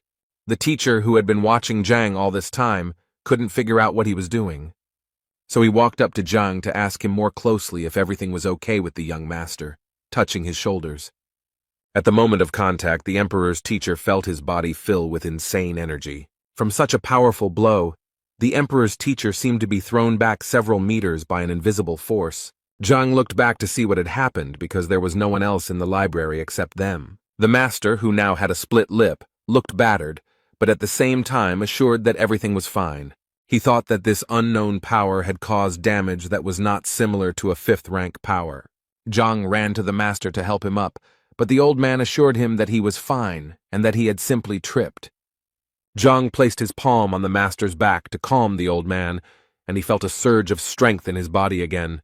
An unknown but powerful energy burst out and shocked the master again. Zhang couldn't understand what was going on, and for a moment he thought the old man was pretending. He then approached the master again to ask if he was okay, but he quickly and sharply replied that Zhang should not touch him. With numerous bruises and sores, the old man stood up and asked Zhang if she had just reached the 6th rank. Scratching his head, Zhang said that he had indeed reached the rank he wanted, but he didn't think it would happen so quickly. The old man, having recovered from the blow, sat and thought that he had come across cases in literature describing rapid rise in rank. But the master found it strange that the young man looked through the books in a matter of seconds and received a new rank. However, the old man suggested that Zhang might have accumulated a lot of knowledge and was only missing a few phrases. Meanwhile, the king's son asked Huang Yu how she knew Zhang, and she replied that they had just met today. The king's son inquired whether Zhang was really in 5th place, to which Huang Yu replied in the affirmative. This information made the boy happy, because he was eager to meet Zhang in a duel to measure his strength. The emperor's teacher entered the living room, grumbling, and his appearance somewhat embarrassed those present. Despite numerous bruises, he repeated the same thing. He was fine, and there was nothing to worry about. The old man asked his servant, Chen Bo, to bring a column to measure the strength. The king's son asked Zhang about his rank to confirm his guess. When Zhang said that his guess was correct, the king's son began to boast of his strength and challenged him to a duel. Hearing this, the emperor's teacher realized that this was the best way to test Zhang's new strength.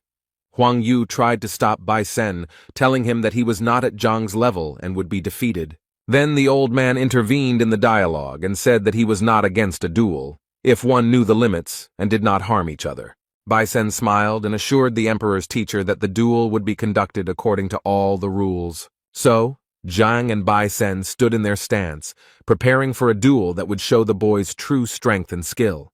Bai Sen swung his arm with all his might to hit Zhang, confident that victory would be easy. Zhang swayed back, wanting to test his strength and see how much his power had increased since visiting the emperor's teacher's library. Their fists clashed in a duel, and each of them tried to win the duel. But Zhang felt that Bai Sen's attack was weak and doubted whether his opponent really had a rank 5 peak. Bai Sen was thrown back several meters after the impact, but Zhang remained unharmed. If it weren't for the wall behind Bai Sen, the boy would have flown much further, but it stopped him. Huang Yu and the emperor's teacher opened their eyes wide when they saw Zhang's strength. Zhang was momentarily worried about Bai Sen's condition, so he asked if he was okay. Bai Sen, who understood that if he did not resist with all his might, he would lose the hand with which he entered the duel. But he didn't show that there was anything wrong with him, so Zhang suggested another duel. Ban Sen said that there was no need for this, since he considered Zhang to be strong, and in that case the duel would be unequal. Zhang felt like Bai Sen was too lazy to fight and didn't even use his full strength. Meanwhile, the servant reported to the master that the force measuring column was ready. The servant also noticed that Zhang had managed to defeat the king's son, but he could not understand how this had happened. The master told Zhang that Bai Sen needed to recover and treat his wounds, but in the meantime, he suggested that Zhang test the strength of the column. Zhang replied that he had measured the strength just yesterday and got a result of 4 dynes, so today it was unlikely to be more. The master listened to Zhang, but still insisted on his own, so he made an inviting gesture towards the column. Zhang began to warm up in front of the pillar, and thought that even though he had used the heavenly golden body, his strength had not increased much. In fact, he measured his strength in the morning and got the result of 8 dynes, so he decided to hit the column with half his strength. Zhang swung his sword and delivered a powerful blow to the stone column, producing a characteristic dull sound. After the blow, the number 4 appeared on the pole, symbolizing Zhang's strength. Zhang turned his back to the pillar and invited the others to see that his strength had not actually changed. But the expressions on the faces of those present did not agree with this statement, because there were clearly not 4 of them. Huang Yu asked Zhang to return so that he could see for himself the extent of his power. Zhang couldn't understand why the 4 sounds caused surprise among those present, but he still looked back. Imagine his surprise when there was no longer any number on the column, but the number 49. Zhang asked the master if the column was working properly, because the whole thing looked like some kind of nonsense. The master explained to Zhang that the meaning of his metamorphosis was that his body was not accustomed to the new strength, which is why he won the duel so quickly. Huang Yu and Bai Sen's mouths dropped open when they saw Zhang advance to the next level and increase his strength to ding. Zhang himself could not understand how this happened, because the transition to the 6th wound means the opening of the chakras, each of which adds 1 ding. Even Master asked Zhang how he managed to open 45 outlets so quickly. Zhang replied that he had not improved his rank, but he had definitely managed to improve his body. The Master asked Zhang what he meant by pumping up the body, and whether Zhang had eaten any fruits before that. Zhang scratched his head, recalling the events of the morning, and replied that he tried some strange fruit at the market. Master then said that what Zhang had tasted was very similar to the pearl fruit, which gave strength similar to the 6th rank. Zhang was confused, because he didn't believe in the existence of such things before, but it seemed like he was lucky. The master invited Zhang to sit down to ask him more about his personal life. Zhang said that he was a teacher in Hongting, to which the master replied that it was no wonder he was so strong. The emperor's teacher asked Bai Sen and Huang Yu to seek advice from Zhang. Bai Sen was more than happy with this advice, as he would finally be able to properly train his fighting skills. Zhang thanked the emperor's teacher for his hospitality and apologized for staying so long. The teacher, in turn, apologized for having so few 6th-rank books, but gave Zhang advice on where to find them. Zhang smiled and thanked the teacher again for such generous help.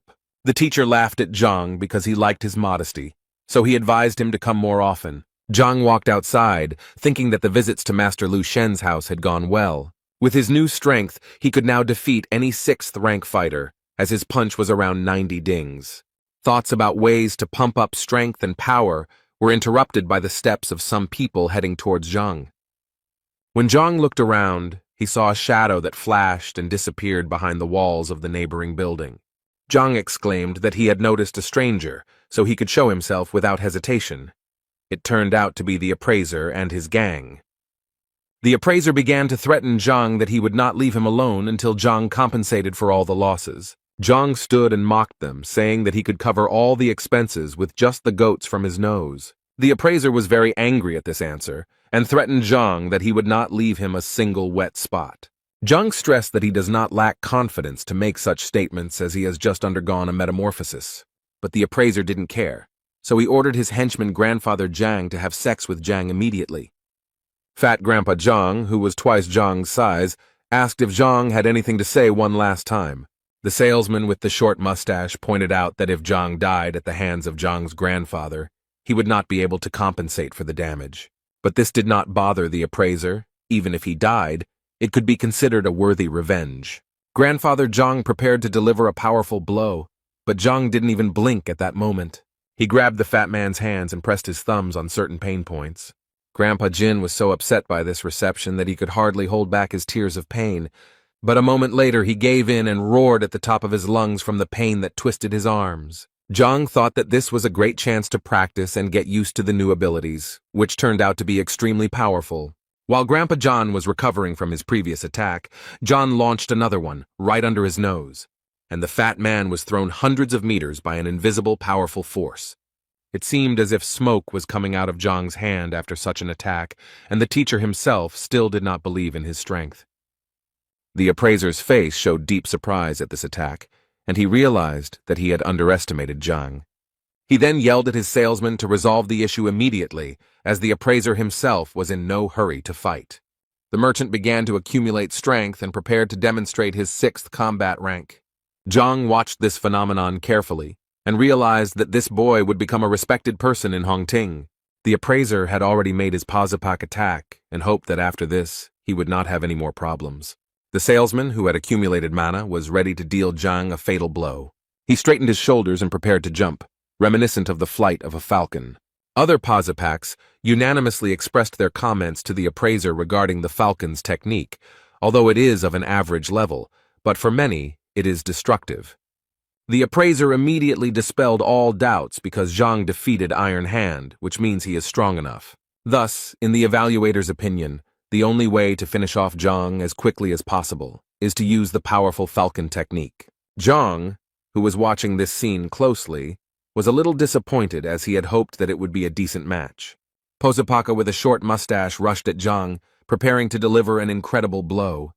However, to Zhang, this attack was like swatting a fly, causing the appraiser and others to gape.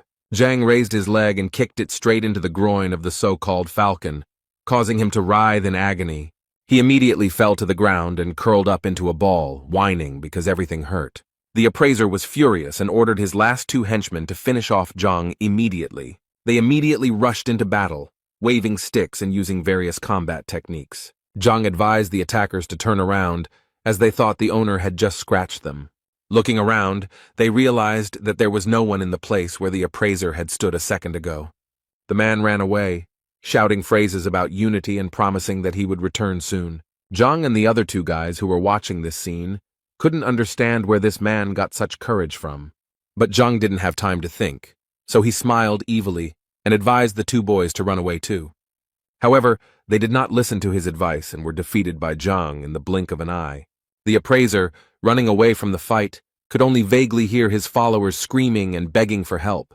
Zhang was smart, so he caught up with the appraiser in an instant and asked him where he was going in such a hurry. Zhang added that he had a serious and urgent matter to attend to with such an experienced appraiser, and raising his leg above himself, he leaned on the appraiser's head so that he would know who he was dealing with. The impact caused the man to flip over several times in the air, resembling a spinning cartwheel.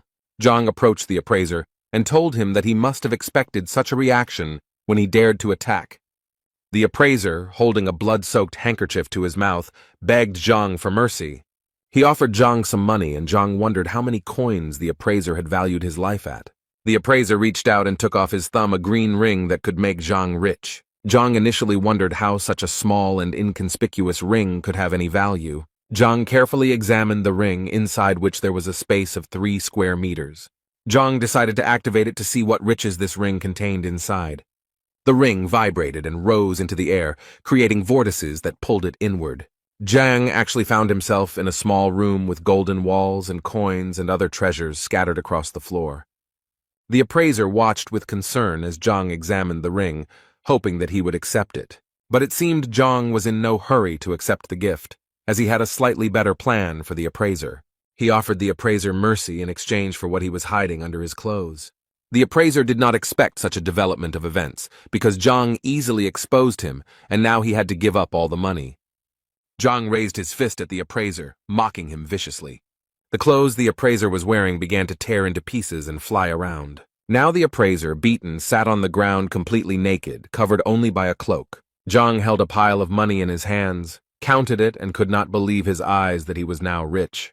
The appraiser hoped that Zhang would now let him go, since he had taken everything he could from him and stripped him bare. Zhang ridiculed the pathetic Mo Yan, who was a professional liar who often pretended to be a famous appraiser.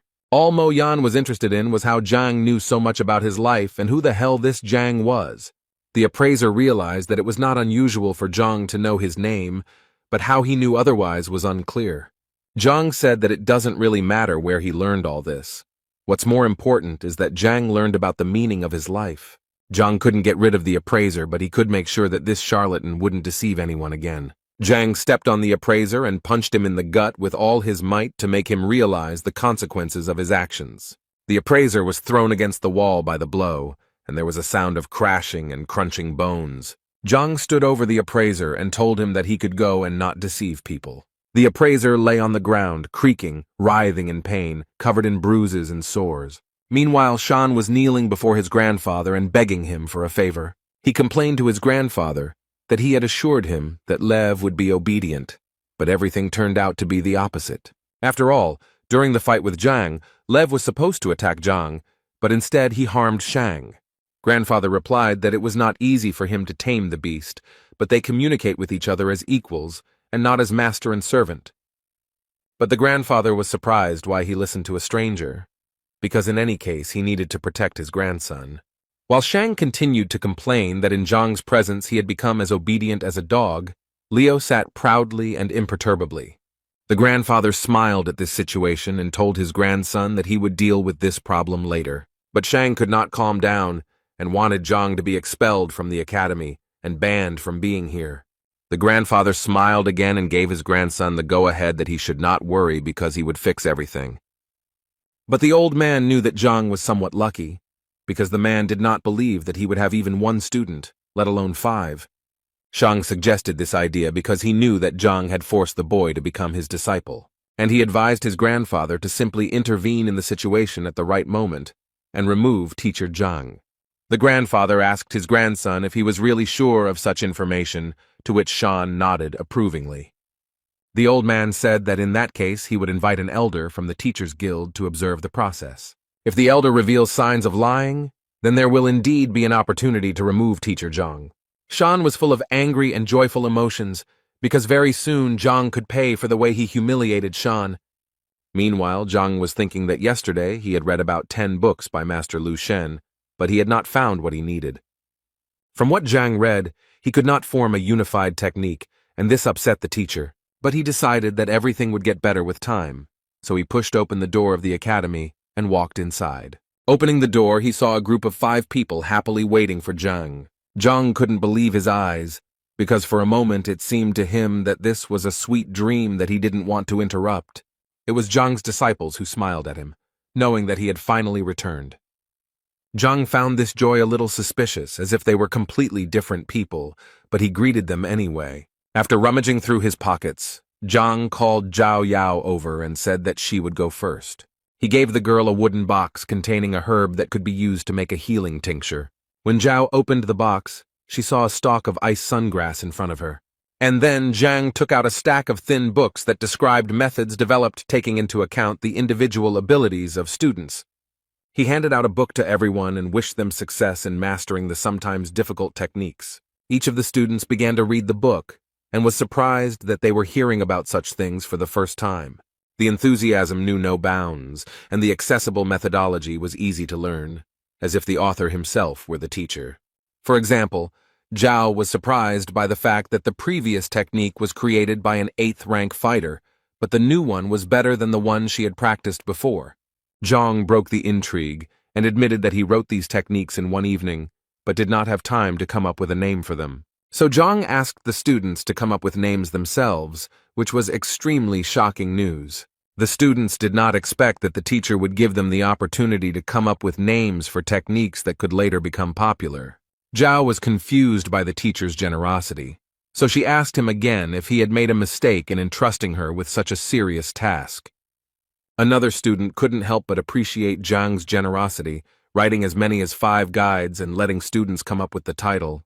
For students, this is truly a celebration, because in the entire history of Hongting, not a single student has had the honor of owning equipment created for him. After such generosity and wisdom of the teacher, the students, of course, did not doubt their patron. So the students decided to thank Zhang for his hard work and incredible generosity. All 5 students knelt down and began chanting words of gratitude in unison, which puzzled Zhang.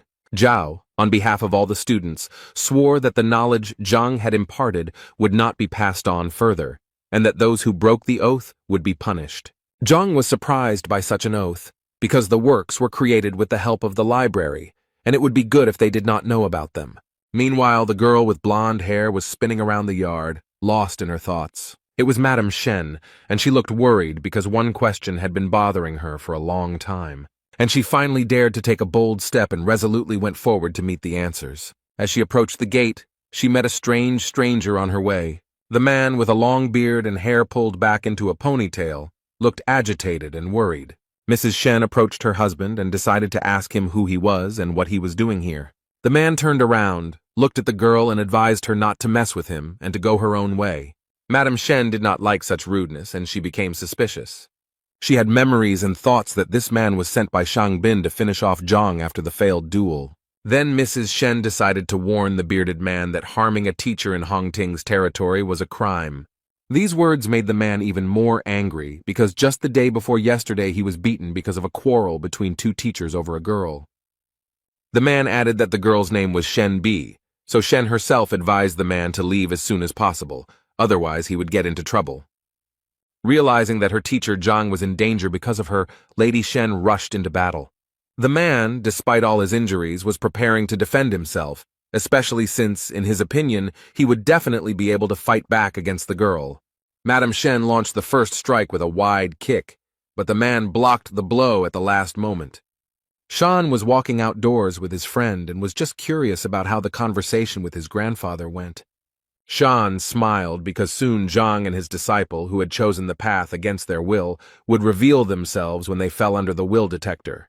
The red-haired partner was surprised by this news and added that after Zhang's disappearance, Shenbi would turn his attention to Shan. Shang remembered that awkward evening at the restaurant when Shenbi went to dinner with Zhang. Shan's partner added that he needed to be patient for a little while, and then luck would smile upon Shan in the form of a dinner with Shenbi. Shan laughed at these words, but promised his partner a worthy reward in case of success. Their fascinating dialogue was interrupted by the sounds of a fight that was heard very close to where they were walking, and the red-haired boy was the first to notice it. Shang looked closely and saw that Lady Shen was fighting with Yao Han for reasons unknown to Shang. The red-haired boy guessed that Shenbi knew that Yao Han had defeated Shang, and this guess made Shang turn pale. The boy then continued his theory, and was convinced that there were no other reasons, considering that Shen was always calm. Shan's heart began to beat wildly, as if it was about to burst out of his chest at the thought of Madame Shenbi liking him. Shan was silent for a moment, and did not take his eyes off the epicenter of the fight. This state alarmed his red-haired partner. Then Shang shouted in anger at the top of his voice that he would not allow anyone to harm Shen or make her suffer because of him. The red-haired boy wanted to give Shan advice, but he had already rushed into battle with all his strength. During the battle, Yao Han noticed out of the corner of his eye that Shang was approaching and assumed that he was in cahoots with Shenbi. Shenbi, in turn, assumed that Shang had conspired with Yao Han to deceive her once again. After breaking into the fight, Shang threw Shenbi and Yao Han in different directions, but did not harm anyone. Shenbi, catching her breath, thought about how Shan had acted out a scene where he was in the role of a savior. Yao Han, who was already in a bad mood, now looked even angrier. Shan raised his fist and shouted at Yao Han, how dare he raise his hand and hurt his beloved girl. Yao Han grabbed the monster by the collar and blocked every blow, causing Shan to lose strength. When Shang exhaled, Yao Han beat him beyond recognition. Shang's face resembled a blowfish. The red-haired boy begged Lady Shen to intervene and help Shan, otherwise he would die. Mrs. Shen asked the boy why she should help Shan if it was a well-planned scene. The boy denied everything and said that they were not setting anything up, so Mrs. Shen hesitated a little, but decided to help. Yao Han realized that it was time to surrender because he had been fighting with Lady Shen when he was injured, and now the advantage was not on his side. He threw the battered and disfigured Shan towards Lady Shen and said that he was retreating. But before he left, he swore that he would take full revenge on Shan and Shenbi. While the red-haired boy ran up to Shan, trying to help him somehow, Shen stood motionless, looking after Yao. The red-haired boy was panicking because Shan had not regained consciousness, and Shen thought that the performance was delayed. Suddenly the palace door opened and a disgruntled Zhang came out and asked what was going on. At this point, Shang came to his senses and began to mumble something incomprehensible, as if threatening Zhang. The red-haired partner realized that it was difficult for Shan to speak, so he himself told everything that the will detector awaited Zhang tomorrow. After digging around in his head, Zhang began to remember all the information about the will detector, which finds out the true relationship between a student and a teacher. The red-haired boy said that if Zhang refused to take the detector test, he would be breaking school rules. Shen was worried about such events, as she did not understand what Shang wanted to achieve, and advised Zhang to refuse. Zhang listened to all the proposals, thought for a moment, sighed heavily, and replied that he was ready to pass the detector. His answer surprised Shan and Shenbi, who expected him to refuse. It was about Yan Li, who initially regretted his choice, but now he and everyone else are ready to give their lives for Zhang. The red-haired boy assured Shan that Yan Li still wanted to be Shan's disciple and that everything would fall into place very soon. Shenbi turned to Zhang to explain to her why he so easily agreed to this adventure. When Yan Li arrived, Zhang told Shen not to worry about these events because everything was under control. But this answer did not satisfy Shen because she knew about the entire strength of the Shan family and what they were capable of. Shenbi blamed herself for everything and could not stay away from this situation. Meanwhile, in the will detector tower, Shan's grandfather was telling the elder about the events related to Zhang. Elder Mo listened carefully to the old man and said that he was always happy to help restore justice. The old man added that Zhang got the lowest score on the teacher exam, but he kept Zhang. Shan's grandfather also said that the complaint against Zhang was filed by teacher Cao Xiong, who exposed the lie. The elder reassured the old man, because daring to use the Vola detector was a bold step, but necessary for the sake of justice. Grandpa Shana smirked to himself, enjoying his well-thought-out plan. The doors of the academy opened, and a male figure appeared on the threshold heading inside the tower. When the door opened wider, 5 people entered the room, interested in solving the problem. When the grandfather saw his grandson Shan, he was very frightened by the fact that there was not a single living place on him. Shang quickly calmed the old man down and assured him that he was fine, so there was no need to worry about a misunderstanding. The grandfather rummaged in his pockets and took out some medicine for his grandson, which was supposed to improve his condition somewhat. While Shan was taking the medicine, the red-haired boy bowed to the elder, begging for a fair decision in this matter. The red-haired Cao Xiong revealed that Yan Li was once his disciple, but defected to his side due to Zhang's threats. Yan Li looked confused, as he didn't quite understand why he was brought to the will detector tower. Zhang feigned fear in front of the elder and convinced him that Yan Li had chosen his path voluntarily. Yan Li was even more confused. Now he didn't understand why Zhang looked so embarrassed. Zhang turned to his student and winked at him to play along and say that Zhang was not forcing his opinions. Yang Li listened to the teacher and began to repeat that he chose his educational path of his own free will. The elder was confused and turned to Zhang with a warning that the disciple could return to Cao Xiong and the detector would be cancelled. Shang and Cao Xiong, who had not thought of such a development, panicked because it was out of their hands. Shang insisted that teacher Chao Xiong apply for the will detector, and the administration agreed. Chao Xiong also stated that the abolition of the will detector was a shameful disregard for the wishes of the young disciple. The elder agreed that it was worth holding a detector with clearly defined conditions, namely that the loser would be punished by agreement of the participants. Shan's grandfather informed Zhang that if he lost, he would face the maximum punishment, expulsion from hunting. Zhang again played the role of the upset teacher and said that he had no enmity with teacher Cao, so it was cruel to kick him out. And then Zhang proposed another idea, such as canceling the license and adding a punishment of 100 lashes from God. With this statement, Zhang stunned everyone present, because it was he who found himself in a disadvantageous position, and now he was proposing such severe punishments. The elder thought that if the teacher was simply fired, he would be able to work in another institution. But revocation of the license was a different matter. Chao Xiong couldn't understand why Zhang chose such a cruel punishment in the form of God's whip, which leaves a person half dead. Shenbi's eyes were already wet because it was very clear that this was a trap, but Zhang did not try to escape from it. Chao Xiong did not hesitate to agree to the punishment conditions proposed by Zhang. Meanwhile, Yan Li admired the skill and cunning of his teacher, who pretended to be a loser in order to provoke his opponents. The elder announced that if both parties agreed to the terms, there was no point in postponing the event. The elder showed everyone present a ball of heartstone, which Zhang and Chao Xiong had to touch in turn. Based on the results, the winner will be the one who receives the highest level of trust from Yan Li. Chao Xiong was glad that after the procedure was completed, Zhang would not have a single wet spot left. Since teacher Cao had applied, he had the honor of being the first to pass the detector along with Yan Li. The ball shone with a magical warm light that illuminated every corner of the majestic hall. Thus, the Heartstone is able to put people into a state of trance in order to read their inner world. Thanks to this stone, one could find out whether the teacher really listens to the student, otherwise the latter could hate his mentor. Shauna's grandfather explained that the maximum level of trust is 100, and the relationship between a teacher and a student is usually at 30. Meanwhile, Shen insisted and advised Zhang to leave now and never come back. Shan overheard their conversation and said that it was too late to rush because everything would soon fall into place. Shang was convinced that once the results came in, Zhang would regret being born. But Zhang remained calm all this time and was even amused by Shang's self-confidence. Shang continued to mock Zhang because he believed that the level of trust between Cao and Yang would not be lower than 20.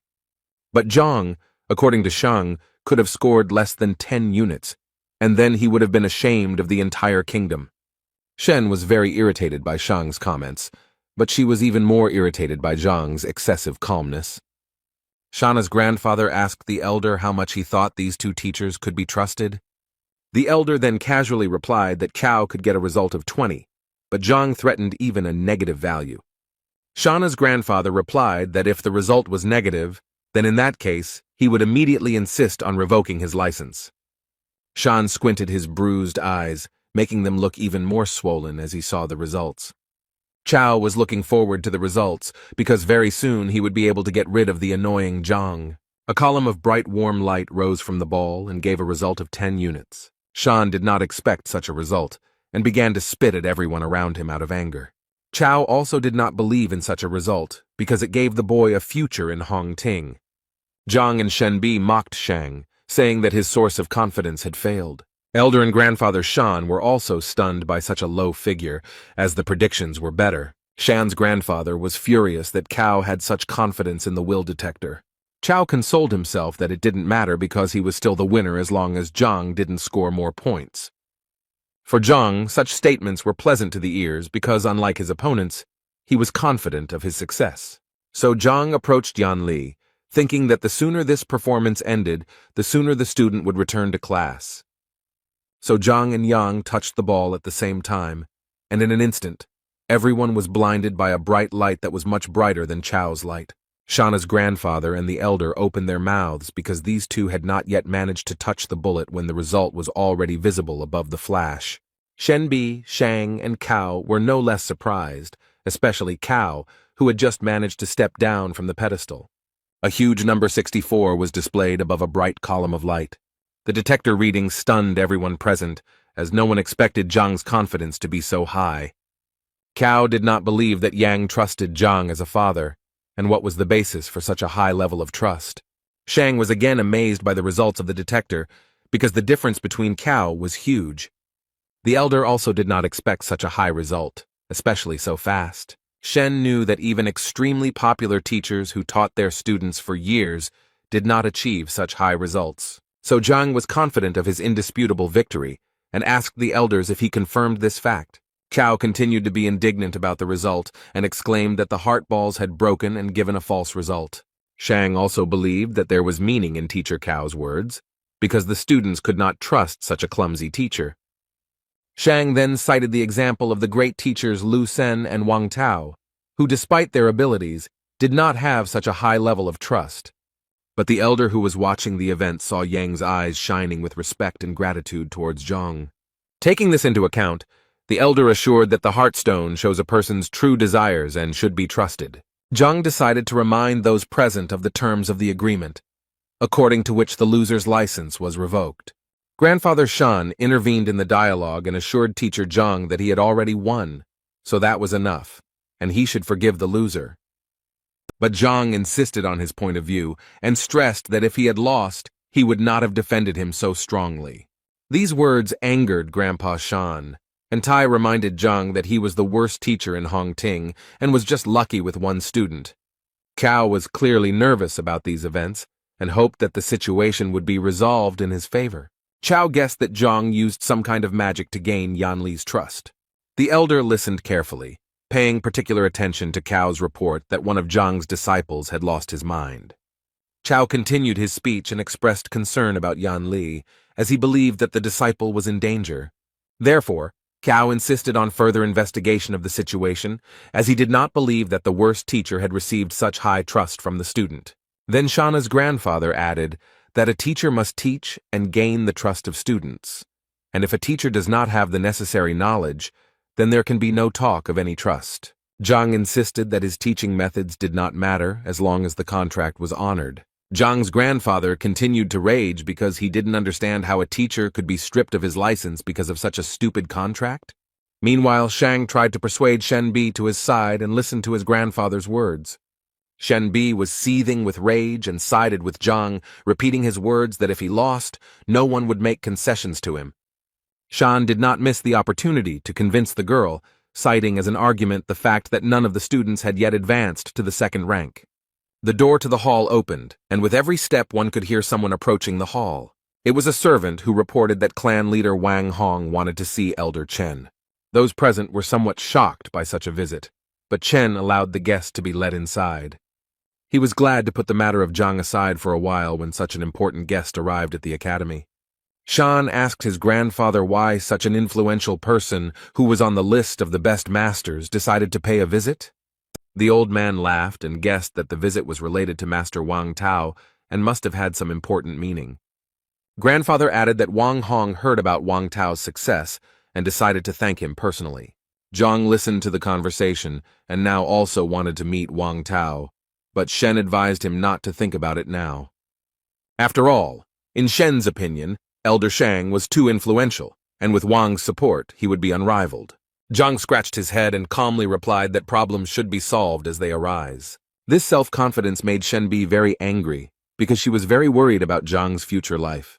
Licked from head to toe, neatly and elegantly dressed, the head of the Wang Hong clan was already standing at the door and thanking for the hospitality. Shan's grandfather said that if Wang needed anything, he could just send a letter, but a personal visit would be a great honor. Wang shook the old man's hand and told him that he had some urgent business to attend to. Wang said that his daughter Yin was studying with teacher Zhang Huang, and he would like to meet him. Elder Shang then said that it was a happy coincidence that teacher Zhang Huang was right here. Shang and Cao speculated that Zhang had met his end, as it was possible that he had deceived Wang's daughter. Zhang narrowed his eyes and listened to every word of the dialogue, carefully considering what was said. Wang turned and walked towards Zhang, looking quite serious and perhaps a little angry. And a moment later, he dropped to one knee, saluting Zhang and expressing sincere admiration for his skill. Elder Shang opened his mouth wide, thinking that Wang would make claims to Zhang instead of bowing. Shang and Cao also couldn't understand how everything went wrong, since in their opinion, leader Wang should have finished off Zhang. Zhang turned to Wang with a sincere smile, thanking him for his trust, but asking him not to do this and to get up from his knees. Wang thanked Zhang for healing his daughter's leg and passing on extremely valuable knowledge to her. Zhang smiled sincerely again and replied that it was his duty to give his students only the best. The senior judge, who was watching this conversation, thought about Zhang's actions and realized that he was fulfilling his duties as a teacher very well. He looked at Zhang's disciple and now realized that the high level of trust was indeed based on something. But the judge did not believe that the real reason for Wang's visit was his daughter's recovery. So the man asked Wang what he wanted. Wang laughed in response and praised the elder's sharp mind before adding that he had business with the Shang elders. Old Shang immediately joined the conversation and convinced Wang that he would try to do whatever was necessary if he only asked. Wang thanked Old Shang for the son he had taught, and Wang regretted that he had not been able to thank him earlier. Wang wanted to give Old Man Shan a gift, but he refused, as he understood that this could not be done in the presence of Elder Mo. Wang noted Old Man Shan's honesty and integrity and added that he still talked about some changes in his son's practice. Wang told the old man that his son realized that he was not entirely comfortable with Master Shan, causing the latter's eyes to widen. So now Old Man Shan had to let the boy go, but it seemed he wasn't quite ready for that step. But although Wang expressed his request calmly, he was firm in his convictions.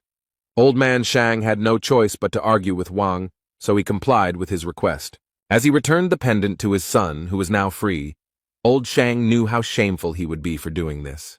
Wang took the pendant from Old Shan, and Tay assured him that it was normal for young people to have difficulty finding suitable teachers.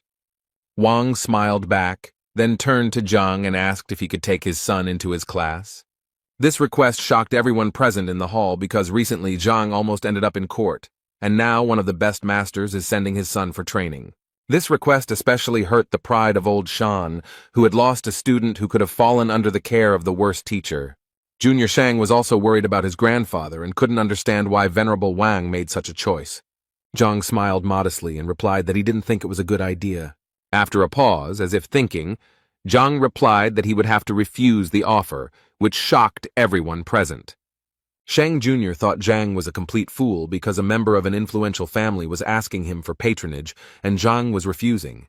Shenbi and Huang calmly asked Zhang if he had thought about this offer, because such generosity could not be refused. Old Shan got the most out of Zhang's answer because he was exchanged for some loser. Elder Mo wanted to change Zhang's mind, but what he created was not in his mind. In fact, Wang himself did not expect to hear such an answer, since the offer seemed tempting to him. However, Zhang remembered some events from the past, and assumed that Wang Tao did not tell his father that he had somehow attacked Zhang.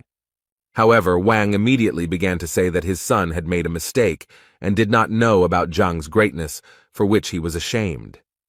The dialogue was interrupted by Cao, who exclaimed that the venerable Wang did not need to be asked twice. Cao stressed that Zhang retreated not because of the attack incident, but for another reason. Cao said that Zhang had 3 ranks in martial arts, while Wang's son was at the 4th rank. Shan supported his friend, because it was unacceptable for a teacher with a lower rank to teach a student with a higher rank. Old Shang added that he respected the fact that Wang's son left his class, but he deserved a better teacher. Wang then thought that his daughter was receiving good knowledge from Zhang, but she never spoke about the teacher's rank. Cao mocked Zhang, saying that he should take off his crown and only surprise the newcomers with his 3rd martial rank. Old Shang confirmed Cao Xiong's words and added that Zhang could not teach anything without experiencing it himself. But Wang remembered one of his daughter's stories, how Zhang stopped Wang's son's sword with 2 fingers. Junior Shang said with a mischievous smile that perhaps this story was just made up to protect Zhang's reputation. In Cao's opinion, such a story seemed like a complete fabrication, since a teacher at the end of the list could not possibly possess such power. Yang intervened in the conversation because he himself witnessed these events, so everyone who speaks against Zhang is slandering. Elder Shang also convinced Wang that this story was nonsense, and that such fables should not be believed. While Old Shang was trying to convince Wang that Zhang's reputation should not be raised in this way, the servant came into the hall again. The servant reported that a young man had arrived who wanted to meet with Teacher Zhang and was waiting for permission. Old Shang reacted to this news with sensitivity and wondered why Zhang was so in demand. The servant added hesitantly that the guest awaiting an audience was King Jiangnan's son, Bai Sen. When old Shang heard who was waiting for him, he shouted for him to immediately let the distinguished guest into the hall. For Elder Mo, the events took on new colors, because the king's son is a master of martial arts, but he wants to meet one of the weak teachers. Shen Bi was surprised by Zhang's influence because Bai Sen is a very influential person in the kingdom. As soon as No Bai Sen appeared in the hall, everyone greeted him with honor, bowing as a sign of respect. However, Bai Sen seemed uninterested in those present. He noticed Zhang and waved his hand at him. Zhang asked with a picky look and a simple voice, "What does Bai Sen want?" Bai Sen ran up to Zhang and told him that he was leaving the city soon, and that he really wanted to learn all of Zhang's skills. The faces of those present reflected surprise. Why was Bai Sen communicating so well with Zhang? Old Shang became angry and advised Zhang to be careful with his words, since he was dealing with a royal person and etiquette must be observed.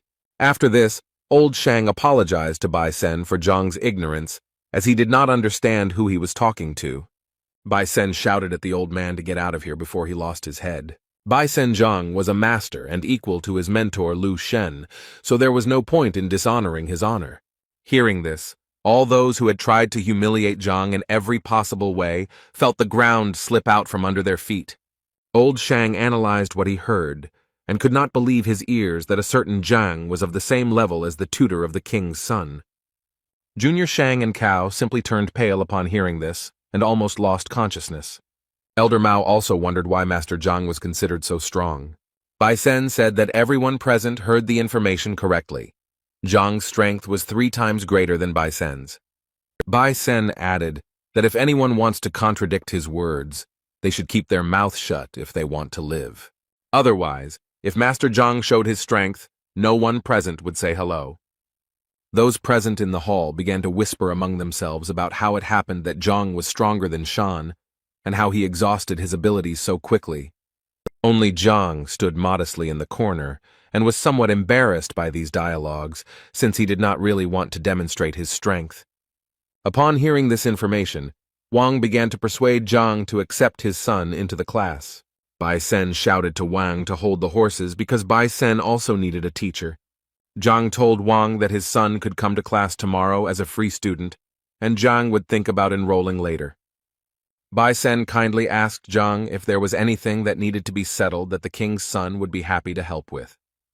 Zhang reminded Elder Shan that now that the will detector had been passed, it was time to pay the bills. Cao objected to Zhang and said that he could do nothing despite Cao's defeat.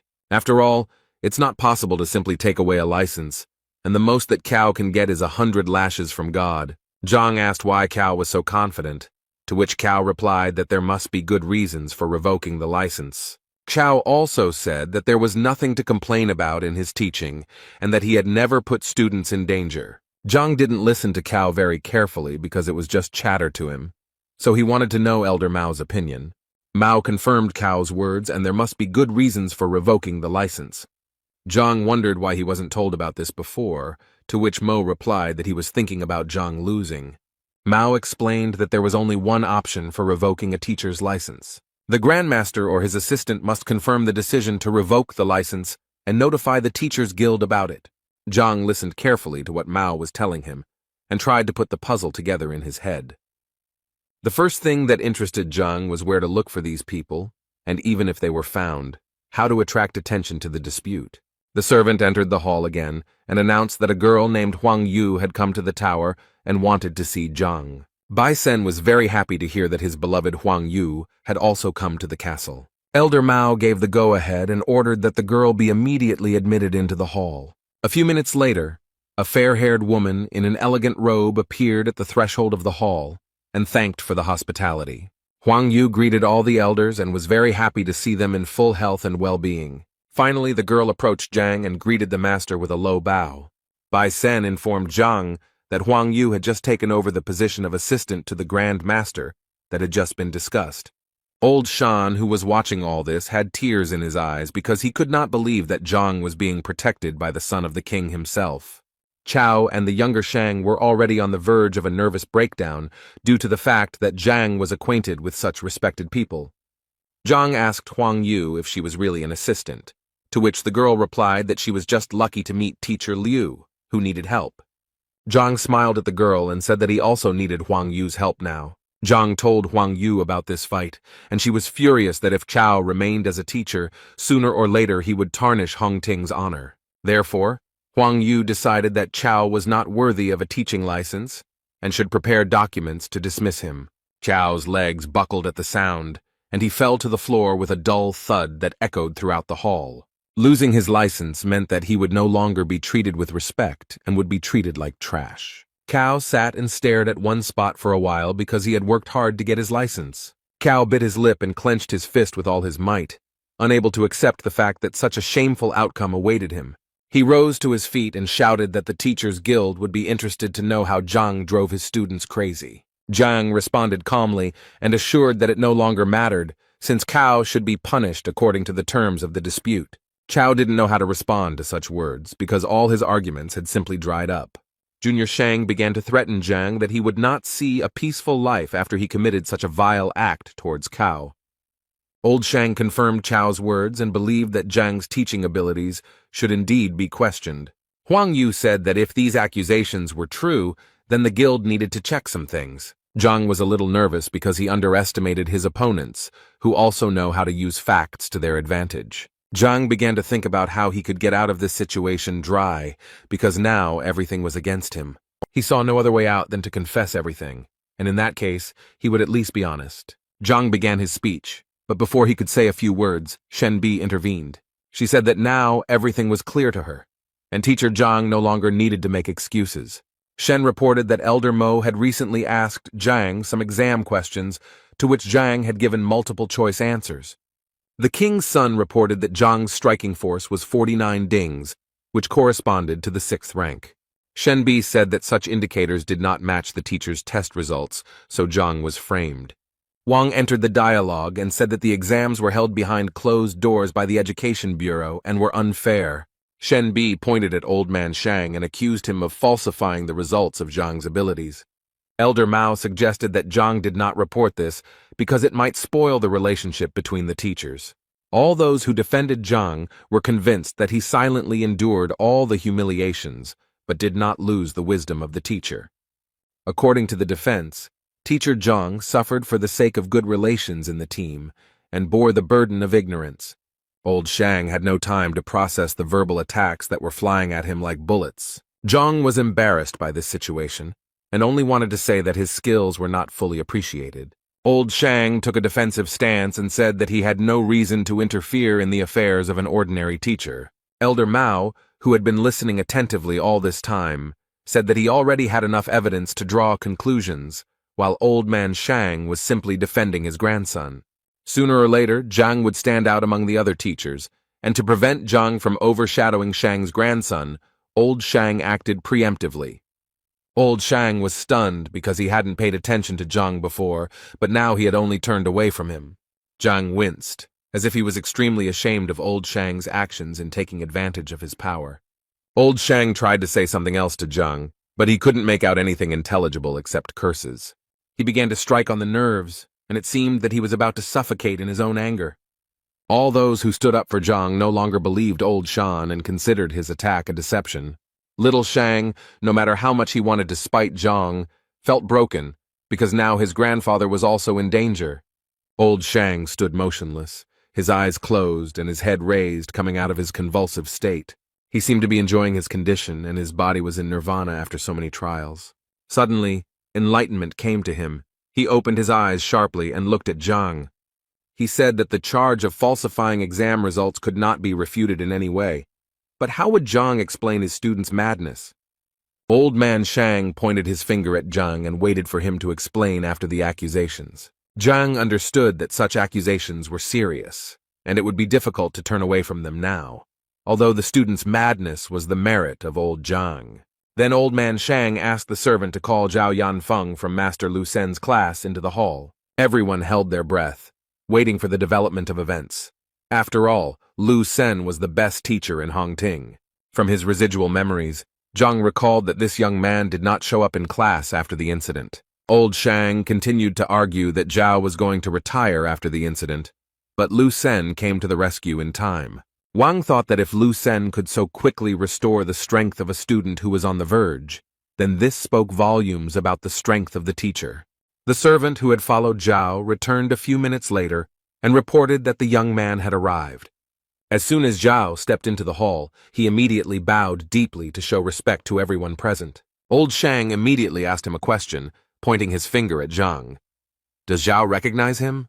Zhang watched his student carefully, hoping that he would not say anything that could harm the teacher. It only took Zhao a few seconds to recognize teacher Zhang, who had harmed him in the past. Then old Shang asked the young man if it was true that he had almost lost his mind while studying under Zhang Zhao.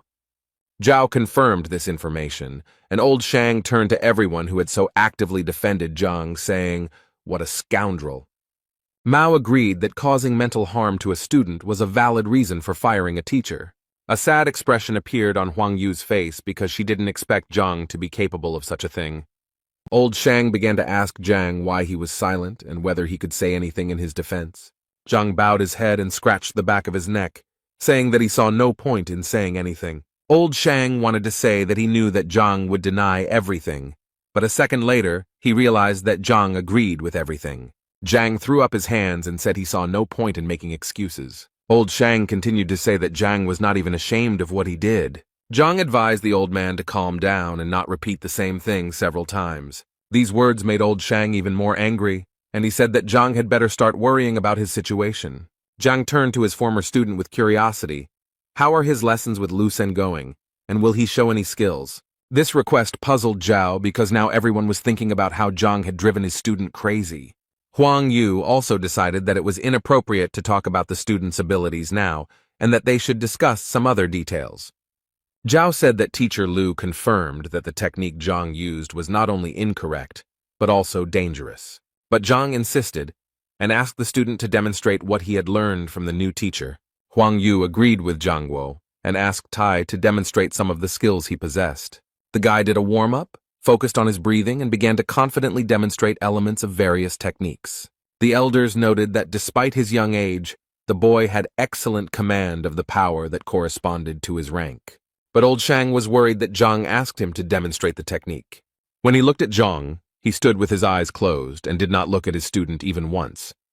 When Zhao finished the demonstration, he asked Zhang if he had seen enough to appreciate what he wanted. At this moment, Zhang opened his eyes and looked at the boy with a confident gaze, indicating that he had seen enough. Old Shang insisted that there was no time to waste, since all the evidence in Zhang's confession proved his guilt. Zhang asked the old man to take his time as he needed to explain why he had asked Zhao to show him some pieces of equipment. Before explaining his actions, Zhang told everyone present that he had deliberately driven the boy mad. After such a statement, it seemed to everyone present that the ground was slipping out from under their feet, because no one expected such a development of events. Old Shang decided to use this to his advantage, and began to say that Zhang was not even ashamed of his actions. The old man turned to Huang and Elder Mo, hoping that they had understood everything and drawn their own conclusions. Zhao was seething with anger, clenching his fists. He did not understand what had happened to Zhang, that he had treated him so cruelly. Zhao was just a student, and to him, Zhang's actions looked like he was deliberately teaching the student the wrong techniques. Zhang made a dissatisfied expression, indicating that Zhao had misunderstood. Such actions made Zhao even more angry, and now it seemed to him that Zhang was back to his old ways. Zhang asked Elder Mo and Huang if they noticed anything suspicious when Zhao demonstrated the technique. They shook their heads, and then Zhang explained that Zhao had a congenital stiffness of the gaze. Huang Yu thought about this statement because people with this disorder have narrowed acupuncture point passages and cannot release qi energy. Elder Mo was very surprised by Zhang's proposal because it was a very risky move. Zhao also didn't believe it, as he had not experienced any obstacles during the training process. Zhang advised Zhao not to jump to conclusions and to think about whether the boy had encountered difficulties before he lost his mind. Zhang gave an example of how every time the boy tried to gather energy, his body seemed to be torn apart. The boy was surprised by what he heard. Wang and Shen Bi listened carefully to Zhang, and although his speech seemed stupid at first glance, they still guessed that there was a destiny of truth. Only old Shang was categorically against these judgments, because the hardness of the glasses no longer mattered. The fact was that the boy was injured. Zhang advised Shan to take his time and give him time to complete his judgment, and then asked how to characterize a person who has lost his mind. Old Shang was surprised by the question, but explained that the energy that bursts out cannot be controlled, and the person loses his mind. When the old man realized what Zhang was getting at, he became angry, and did not believe that this was designed to destroy the blocks. Huang Yu and Elder Mo wondered how realistic this tactic was, as it was very risky to use. Zhang then asked Cao if he still felt like his body was being torn apart when the qi was released. Zhao was surprised again, because when the state of madness passed, all the difficulties also went away, but the boy attributed these merits to Lu Sen. Zhang advised not to rush to conclusions and explained that the force in the fool's body is extremely powerful and capable of breaking down barriers. Teacher Zhang said that he had planned further steps that could improve Zhao's body features, but he left without saying goodbye. Old Shang was furious, shouting insults at Zhang and asking why he did not tell his disciple about his tactics. Zhang had a simple explanation. If the plan was revealed, Zhao would not agree, and everything would be in vain. Zhang added that you don't have to believe him because what he says is shocking, but Zhao is just one step away from second place. Zhao said that Teacher Lu said that if he worked hard, the boy would reach the second rank in 6 months. Shenbi and Wang were convinced that Teacher Lu's evaluation was quite high. But Zhang had a different opinion. For him, 6 months was too long a period, which could be significantly reduced. And when Zhang started talking about layoffs, he offered to move to a second position in just half an hour. This harsh statement caused a stir among those present, as in their minds it was an unrealistic term. Old Shang said that training is not like hunger that can be satisfied in one sitting. What is important is consistency and time. Zhang, confident in his words, saw completely how those around him did not trust him. Zhao was lost in his thoughts, which threw him from side to side, where it seemed that Zhang wanted to help or, on the contrary, harm. Zhang walked up to the boy and placed his hand on his shoulder, saying that he didn't blame the young man for not trusting him, but that Zhang could help now. Zhao thought that Zhang had identified his problem correctly, and therefore Zhang must have a solution. Zhao exclaimed that he was willing to take the risk and trust Master Zhang and try to advance to the next level. Zhang thanked the student for his trust, and promised that he would not let the boy down this time and would do his best. Zhang explained that he would use silver needles to widen the passage around the energy release points. Zhao sat on the floor, and Zhang took a silver needle out of his pocket and stuck it into the right spot. The hall was filled with a powerful blue light, and a hurricane seemed to form around the boy. The boy looked at his hands and could not believe that what he had dreamed of for so long had finally come true. Despite the fact that Zhang promised about 30 minutes, the boy mastered the new rank literally in an instant. Those around them could not believe their eyes, because a miracle had just happened before their eyes, which at first glance seemed unreal. Huang Yu and Elder Mo thought that this was some kind of dream, because only with the help of the needle could the disciple reach the next level. When the reincarnation was completed, Zhao bowed deeply to Zhang and continuously thanked him for his help. And then he apologized for letting the teacher down and being so rude to him, hoping that he could come back. Wang, who had been watching the transformation closely, remembered how much effort he had put in to reach the next rank, and the boy had done it in an instant. Wang told Zhang to forget about the request with his son, because now he also wanted to become Zhang's disciple. Bai Sen shouted at him to get in line because the king's son was also very eager to learn from Zhang. He tried his best to attract Zhang's attention, and even promised to give up his title so that Zhang would take him under his wing. Zhang, who could barely get a word in edgewise, asked everyone to speak more slowly and promised to talk about it later. The teacher then turned to Zhao, wondering if he had made a mistake this time. Zhao apologized for the 100th time for his reckless actions and promised that from now on he would completely trust Zhang. Zhang asked Old Man Shang if he had anything to say, considering that he was already actively making accusations. The old man was disheartened by all these events because Zhang had proven his innocence, but Shan had no chance to defend himself. Elder Mo interrupted Old Shan, saying that any words would be unnecessary. Mo announced his verdict that Shang Bin had attempted to frame his colleague, so he is now suspended from his post pending the outcome of the judicial investigation. Mo also added that Cao Xiong had deliberately defamed Zhang and would now be removed from teaching. Elder Mo reminded Old Man Shan that he had been removed from his position as the school principal for falsifying the exam results. Old Shang fell to his knees and felt completely broken just because he had given in to his grandson's pranks. Mo apologized to Zhang, but promised that in the future, he would no longer be bothered by unworthy people. Zhang assured the elder that everything was fine, adding that difficulties sometimes arose. Elder Mo ended the conversation by saying that after the verdict was given, Zhang would receive a message from the guild. Zhang and his defenders were leaving the tower where they had experienced many turbulent events over the past few hours. Junior Shan and the old man sat on the floor and were literally broken in every sense. Now Zhang has new plans for his life, to become a famous teacher, that is, a grandmaster, but to do this he must first become a student. Zhang returned to Huang Yu and asked the girl how he could become the great master's disciple. The girl said that everything is arranged quite simply. No tests are needed for this, just to catch the eye of the Grand Master. Zhang asked Huang Yu how she managed to run a store and be a student. The girl smiled and replied that she lacked life experience, so she chose a crowded place to observe the world and society. Zhang remembered the requests that Master Lu Shen had made to Zhang from Huang Yu and Bai Sen. Bai Sen explained that Lu Shen had a painting called The Ruler's Canvas, which he would give to the winner of the competition. Zhang mentally analyzed the painting, which was painted by Master Mo Chenzi in an exquisite style. Bai Sen and Huang Yu were very happy to receive this painting as a gift because it really touched their hearts. That's why they turned to Zhang, who they considered a very good artist. Zhang was confused because he only understood the paintings thanks to the Library of Heavenly Path. Meanwhile, at Hongting Academy, the entrance exam was taking place in teacher Lu Sen's class. The man with long gray hair and beard praised Lu Sen and emphasized that the students are willing to do anything to get into this class. Although Lu Sen was pleased to hear this, he responded modestly, but the old man continued to flatter the teacher. After receiving several compliments, Lu Sen asked Elder Hong Hao how he could help.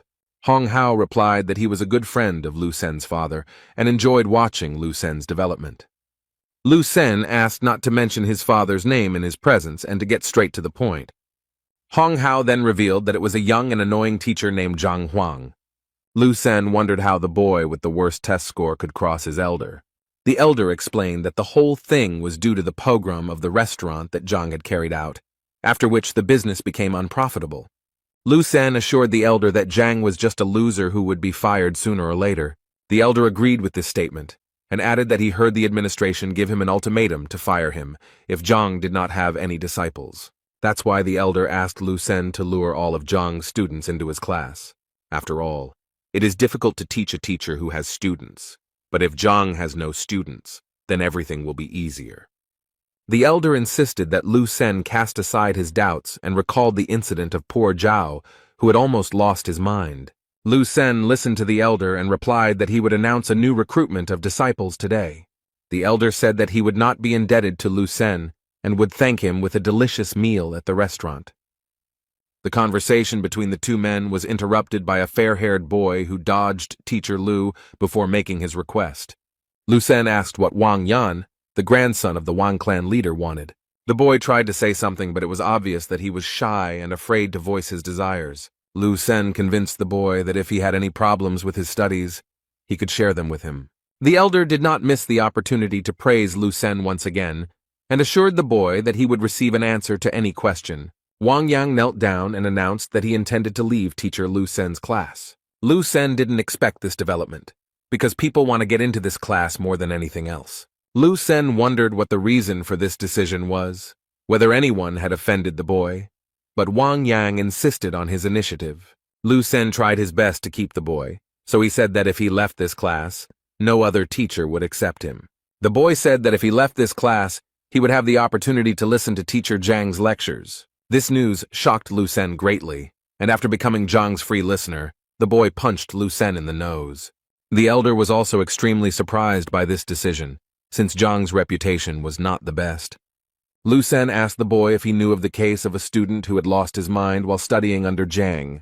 The conversation was interrupted by Zhao Yanfeng, who was told by Lu Sen that Wang Yan wanted to go to Zhang's class.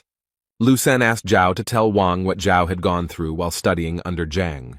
But Zhao also knelt down and asked Lu Sen to let him into teacher Zhang's classroom. Lu Sen now didn't understand what was going on at all, because the disciple who had suffered under Zhang was now also going to Zhang. Zhao explained that Zhang was a good teacher, and now Zhao regretted his mistake.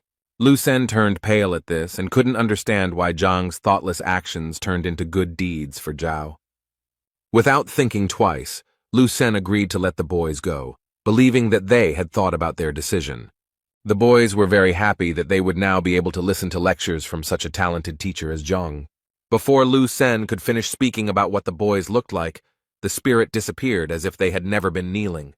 Now Lu Sen was very angry with Zhang because he had somehow taken away his 2 disciples. The anger burning inside Lu Sen made him act immediately and decisively, so he called Zhang Hong for help. The boy, who looked like the embodiment of evil and hatred, was already standing next to Lu Sen, waiting for instructions in a moment. Lu Sen ordered his disciple to go to Zhang and give him a letter declaring war. The elder was surprised by the decisive step of declaring war on the freshman competition. Lu Sen was extremely angry, and now if Zhang was so impudent, he would have to answer for his actions. Lu Sen was also going to conduct an evaluation of the teachers, and when Zhang lost, Lu would take the students to his place. Before these events, Lu Sen wanted to attract the Grandmaster's attention at the novice competition in order to become his assistant, but his plans changed. Meanwhile, in Zhang's class, the students were discussing their upcoming classes with Zhang and what unforgettable experiences awaited them. The conversation was interrupted by the sharp sound of the door flying into pieces. The red-haired boy stood at the door and broke the door of Zhang's class. He barely touched the ground with his fingertips, and all he cared about was Zhang's whereabouts. The students of Zhang's class were outraged by this development and were already ready to defend the honor of the class and their teacher. One of the students recognized the red-haired guy as Zhu Hong, who had placed 4th in the entrance exam. Holding the envelope addressed to Zhang, Zhu Hong was glad that he was so popular. He told a student in Zhang's class that the envelope contained a letter from Lu Sen calling for Zhang to be examined by his teachers. Zhu Hong threw the envelope at the feet of the disciples, adding that Lu Sen was angry after the recent events and therefore declared war on Zhang. Zhang's students were confused by this statement, as they believed that Zhang was the best teacher. Zhu Hong was about to leave when one of Zhang's disciples decided to stop him. Zhang's student accused Zhu Hong of disrespecting their teacher and smashed the classroom door. Zhu Hong laughed at the boy, especially at his apology for his actions. In an instant, Zhu Hong, like a butterfly, began to reproduce his graceful and decisive fighting technique. After that, he punched Zhang's disciple straight in the face, but he was not ready to block the blow. The boy flew several meters at lightning speed, his face touching the grass near the classroom. Zhu Hong, who had not a single scratch on him, stood proudly and declared that Zhang and his disciples deserved no mercy. Such remarks had a strong effect on Zhang's student, and she decided to teach him a lesson in good manners. The girl was the first to attack Zhu Hong, but he immediately blocked her bold strike. And the next step, he counterattacked the girl, and so quickly that the student did not have time to understand anything. Zhu Hong's blow was precise and powerful. He also kissed the girl on the face, and she flew away with a cry of pain. The boy who wanted to help the injured Zhao Yao didn't have time to look back before Zhu Hong was already behind him. He deceived Zhang's disciple and also injured him, leaving him no room for counterattack. A pink-haired girl from Zhang's class ran up to her injured colleagues and tried to help them, but Zhu Hong approached her like a ghost, preparing to cause irreparable damage. A moment later, Zhu would have carried out his plan, but Zhao stood up to defend himself, blocking the aggressor's blow. He tried his best to resist Zhu, but it was not easy because Zhu was quite professional in his technique. Zhu taunted his opponent, adding fuel to the fire by pointing out that Zhao lacked strength and training. Zhao held on with all his might as Zhu Na dealt him blow after blow, sapping his fighting spirit. Each attack was extremely exhausting for Zhao, and he was already at the limit of his capabilities. At one point, Zhu broke through Zhao's defense and delivered a powerful blow that left him unable to stay on his feet. Zhang's students, beaten and mutilated, barely regained consciousness after Zhu dealt with each of them. Zhu emphasized that this was just the first lesson, and if they did not want it to happen again, then Zhang should apologize to Lu Sen. Suddenly, Zhang appeared in the courtyard with Zhang, who had already heard Zhu's threats. Zhu told Zhang that he was just in time because he was talking about the defeat that awaited Zhang. Zhang ran to his disciples to help them, and told Ju to return to Lu Sen with the news that Zhang accepted the challenge. Zhang was momentarily saddened by the fact that he had spoken to Bai Sen and Huang Yu and saw his disciples now suffering. Ju, mocking Zhang and his disciples, was already saying goodbye to them and rejoicing in his victory. One of the injured students told the teacher that Ju had spoken disrespectfully of Zhang and smashed the classroom door.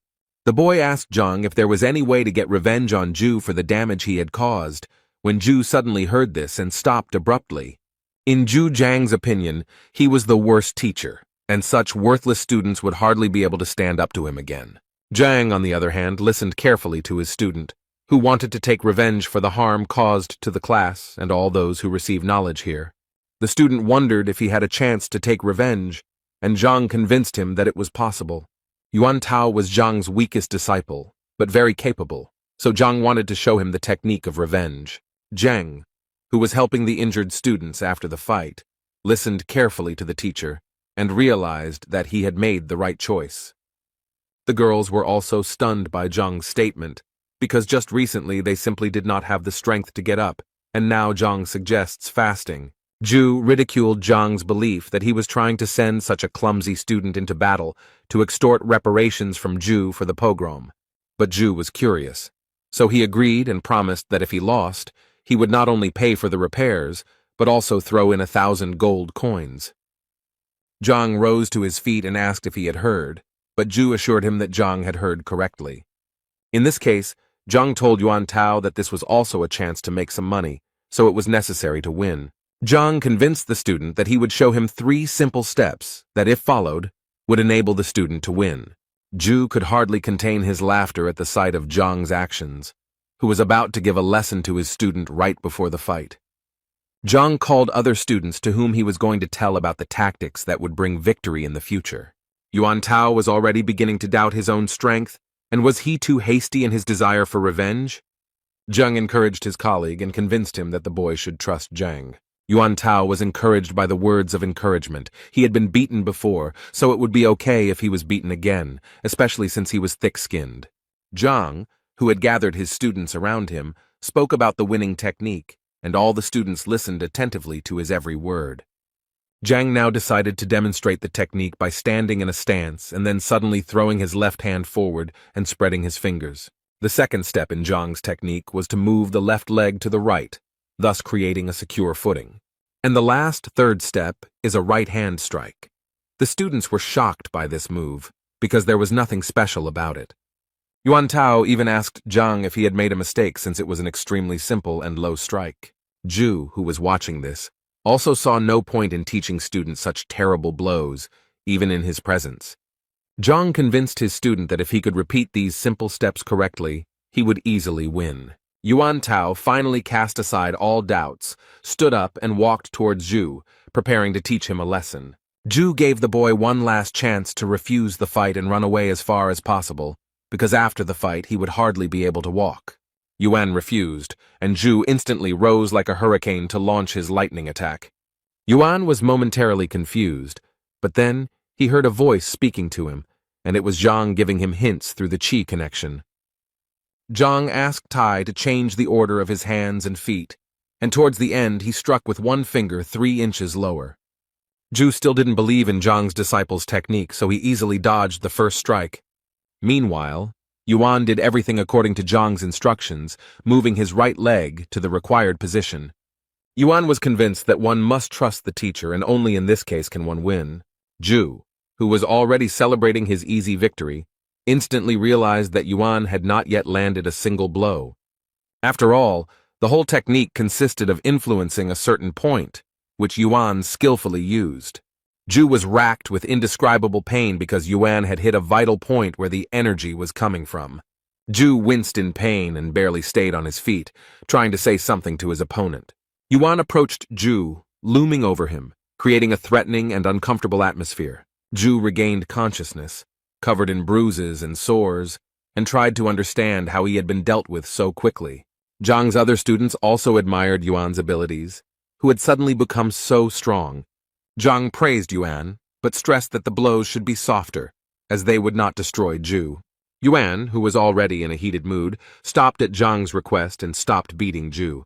Ju lay on the ground with a swollen face and whined that he had been knocked down by such a simple blow. Yuan was outraged that Ju was devaluing simplicity, so he threatened to hit him again if he did not calm down. Zhang decided to stop the persistent student and said that Yuan should rest, and the rest should test their strength. Zhang invited Zhang Yang to try his hand while there was still a good opportunity to practice. Ju, who thought he would be released after this match, did not expect to become a punching bag. But Ju was convinced that since Zheng had failed to parry even one blow last time, victory would be easy. Ju was now ready to watch his opponent's strikes closely, but Zhang had only worked out the tactics for one fight. Zheng rushed into battle. Out of nowhere, he heard Zhang's voice giving him battle advice, so he realized it was Chi Ziquo. Ju did not believe that Zhang's disciple was serious, so the duel had to be easy. Therefore, when Zheng dared to strike, Ju forestalled him, as he was already familiar with such tactic. Ju admired himself for not falling into the same trap twice, and so he won a few more victories. But while the narcissistic Ju was rejoicing over something unknown, Zheng delivered a powerful punch to the bully's face. Ju did not expect this development and was very angry that he had miscalculated. So he tried to strike back at Zheng, but Tai successfully dodged it. Zheng even managed to counterattack, and it was powerful because the boy hit the mark again. Ju fell to the ground, clutching the spot where the attack had just occurred with his hands. Ju accused Zheng of being mean and of Zheng's student having touched a vital point. Zheng saw nothing mean in his tactics because in battle there was no difference in how to win.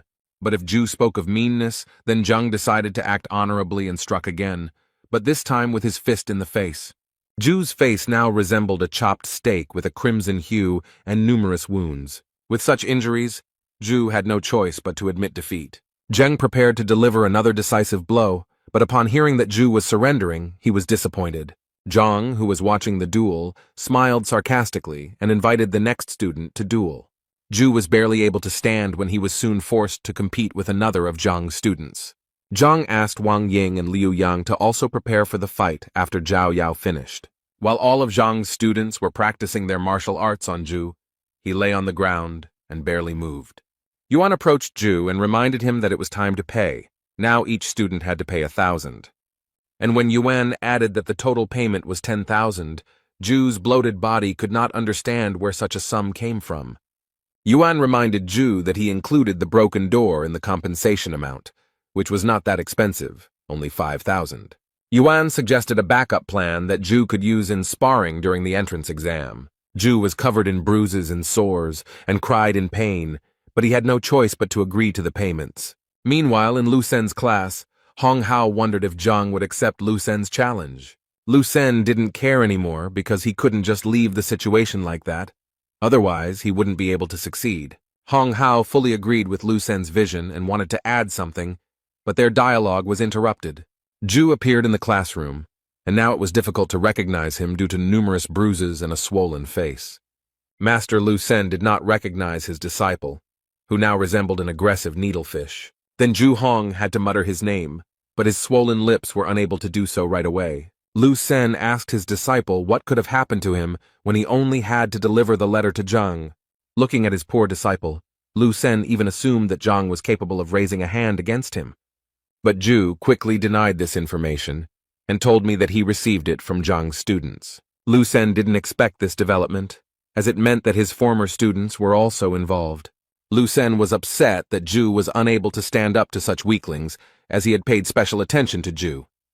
When Lu Sen learned how exactly the students managed to defeat Ju, he said that knowing the point was no guarantee of victory. Combat is a much more complex system, where the speed of reaction and adaptation to the enemy is important, Lu Sen said. Lu Sen understood that this tactic was not invented by the students, but by Zhang, so this teacher was not as simple as he seemed at first glance. Lu Sen promised Ju that he would help him recover, advance to the next level, and quickly increase his vitality. The teacher asked Elder Hong if there was a way to influence Zhang through Elder Shang, who worked at the Education Bureau. The elder explained that it was not so simple, because there had to be good reasons for such a decision. While the elder and the teacher were talking, an unknown man entered the hall and interrupted the conversation. The young man had flowing blue hair and bowed to the elder and teacher as a sign of respect. Lu Sen greeted Teacher Wang and asked him what he was doing here. Wang announced that he had news from the Education Bureau and that the audience might not like it very much. Lu Sen became wary in anticipation and told Wang not to intrigue and to get down to business. Wang reported that from now on, Elder Shang has been released and is under investigation. Lu Sen was now interested in the details of these events, since Elder Shang had held this position for a long time. Wang said he heard that Shan was suspected of falsifying the teacher's test results, and this was discovered during Will's check.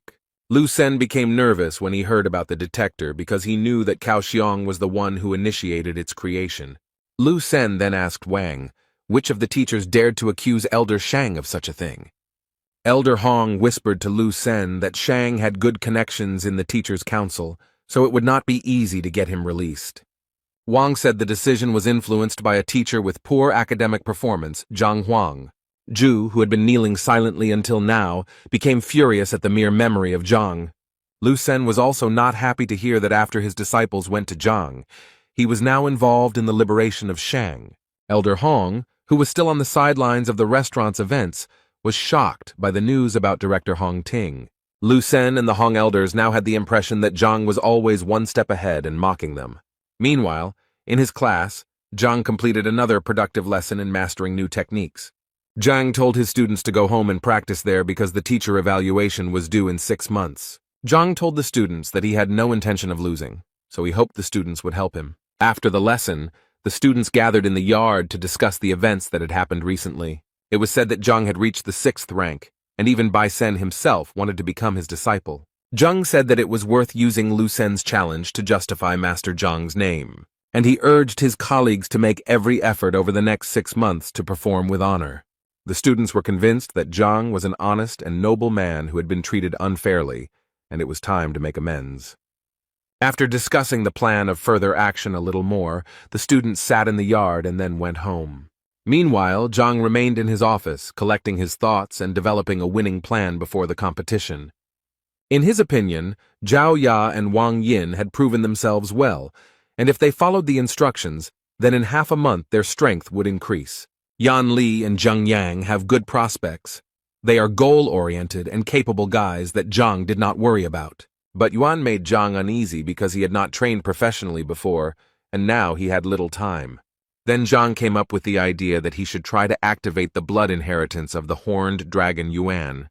However, Zhang struggled because although the idea was good, he did not know how to implement it. A second later, Zhang felt himself falling into a kind of trance, and this feeling was already familiar to him. Zhang headed to the Library of Heavenly Path, where they tried to answer his question.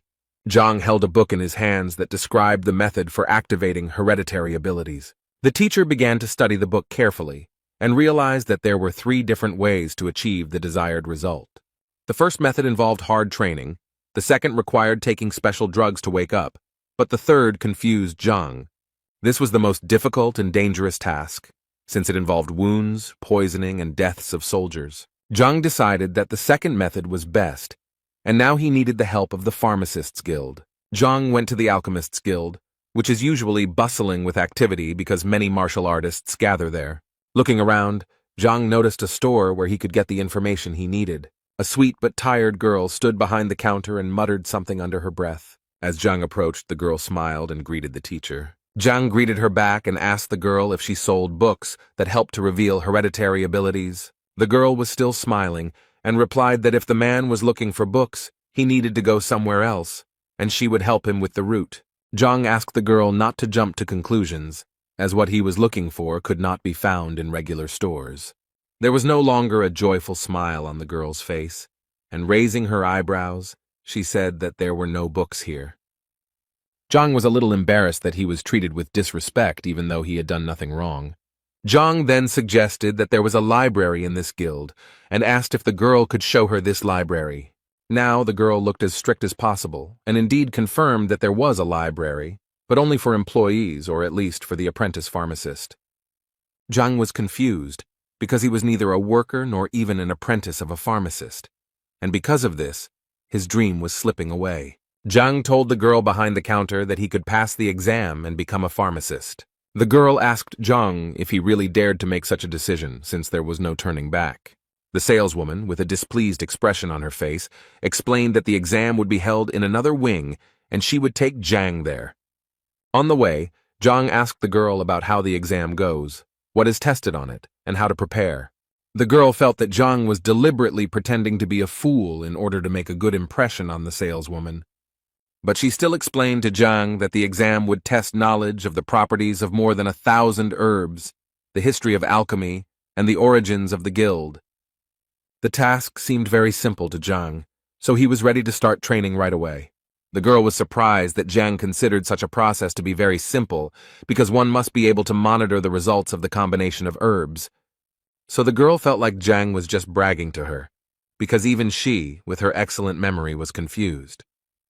The girl led Zhang into the examination room, where a plump man named Li stood behind the counter. The girl introduced Li Zhang and spoke about her intentions to take the pharmacology exam. Li greeted Zhang Guo and told him that here he would find the necessary books to prepare for the exam. Li also said that registration costs 2,000 gold coins, which are returned if successful and remain in the guild if unsuccessful. Zhang agreed to the terms of participation and reached into his pocket for the money that he fortunately had left over from the incident with the appraiser. The girl who brought Zhang watched with envy as he counted the bills, as she had rarely seen such large sums. Li told Zhang that the exam would start in 2 hours and that he could do his own thing in the meantime. Zhang thought about returning home, but this turned out to be a bad option since it took 2 hours to get from Hongting to the guild. Zhang then asked where he could find books to prepare for the exams. Li pointed to the room behind him and said that everything you need is there. You can just read it or buy it. Zhang had no need to buy these books, so he decided to just read them. The girl who brought Zhang still looked at him with distrust and watched him closely. From the room where Zhang was familiar with books, the constant sound of pages being turned could be heard. The girl was alarmed by this, and it seemed that Zhang was only pretending to learn something new. Li advised the girl not to pay attention to Zhang. Perhaps he was just looking for the right book. But the girl was convinced that in order to achieve a title in any profession, you need to work hard, and not just learn something in 2 hours. Zhang, who finished reading the last book, came to the conclusion that to succeed in alchemy, it is not enough to simply mix everything. Now it became clear to him why there are so few real pharmacists, and why people who are perfect have several professions.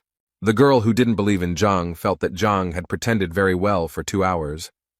But Zhang had just finished his studies and was already full of the knowledge needed to pass the exam. When he entered the room where the exam was to take place, he saw other participants who were actively discussing something and were worried. The examiner and his assistant announced the start, and warned that if the participant was caught cheating, he would be disqualified from taking the exam. The examiner explained that there are 3 stages to the exam, where the first is a test, the second is the identification of the ingredient, and the third is a check of the combat rank. So now that the conditions of the exam were known, the examiner wished everyone good luck and gave permission to write the tests for an hour. Zhang carefully studied the exam papers, which required him to answer a large number of tests. The examiner reminded the participants of the need to control their time and complete all tasks on time. Zhang was completely calm because he was hoping for help from the books he had recently read. He placed his palm on the test paper, hoping to get the answers in his head.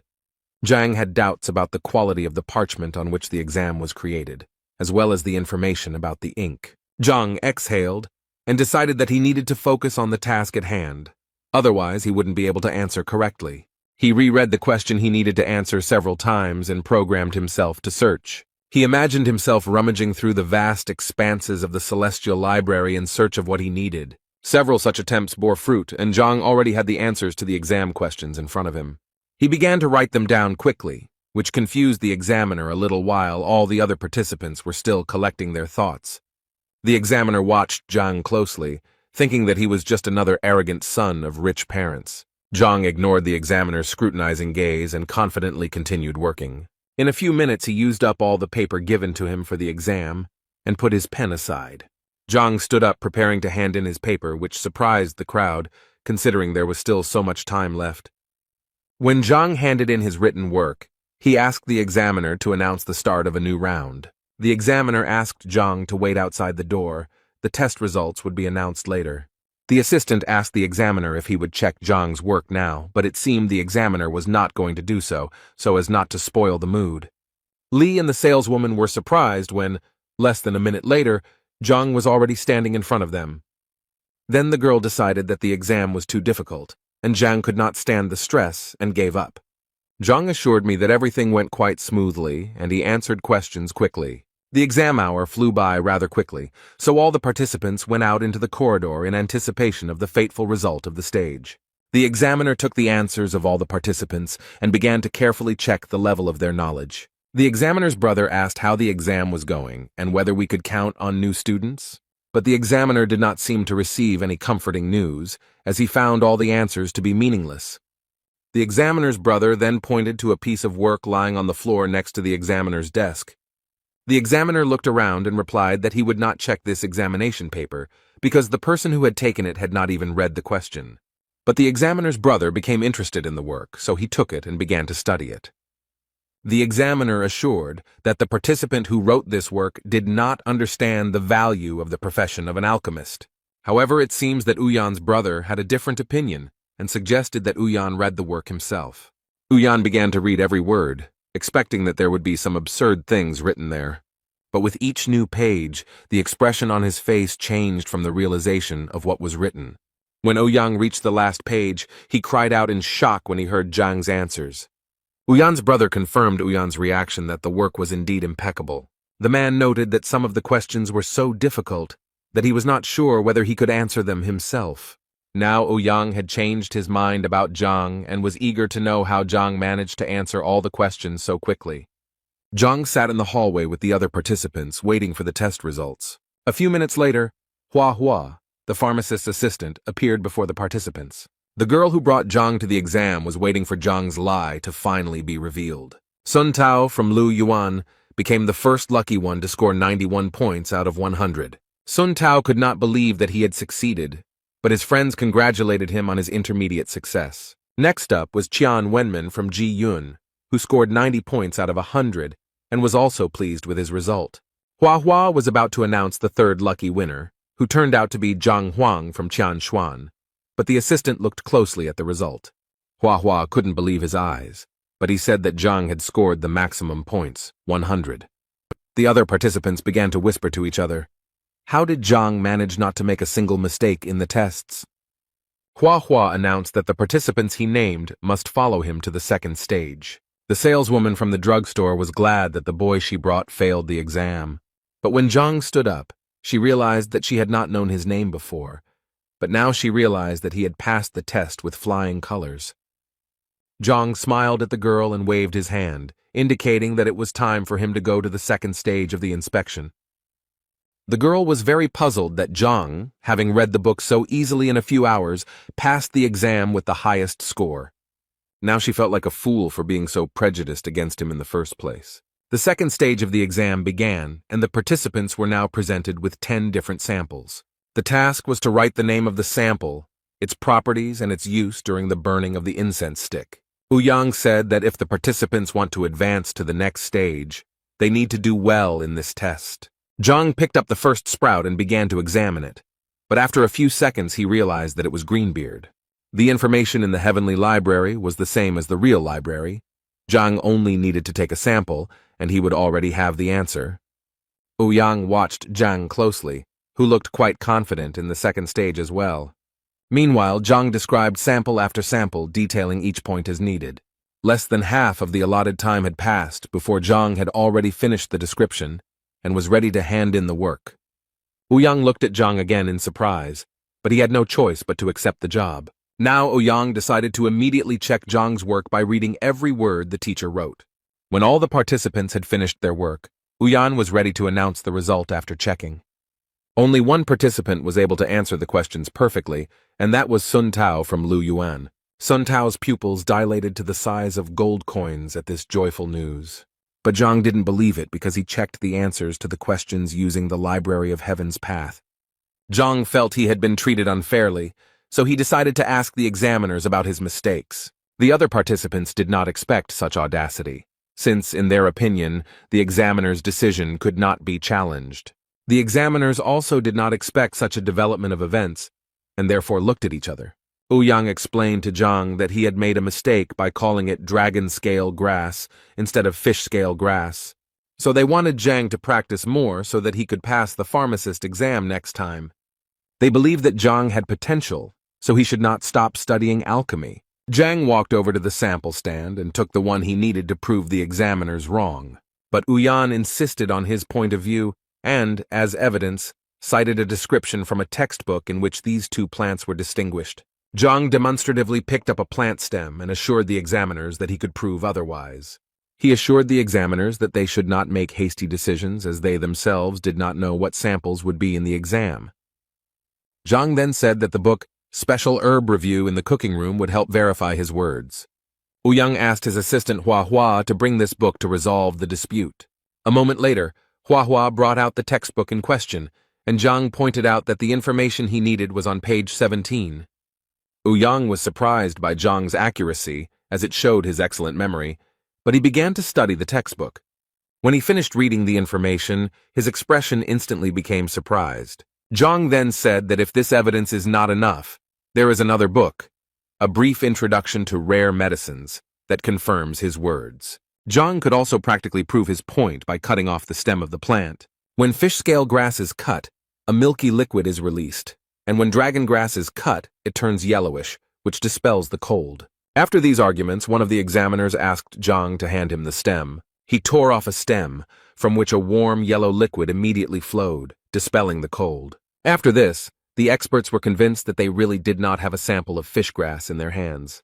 Hua asked Ouyang if he needed to bring another textbook from the library to check Zhang's words, but Ouyang said that there was no need. Zhang's opponents, realizing the events that had just happened before their eyes, were very upset. Huayan smiled and said that they had indeed made a mistake, and so it needed to be corrected. Since Zhang demonstrated excellent knowledge in the second stage of the exam, he will definitely advance to the next stage. Sun Tao, who had just celebrated his victory, turned pale and fell to his knees in despair. Ouyang's colleague gave Zhang an alchemist's badge, which gave him access to the basic section of the library and a discount at pharmacies. Zhang smiled and lovingly accepted the well-deserved prize, which was supposed to improve his life a little. Now the examiners, getting ahead of each other, offered Zhang to become their student.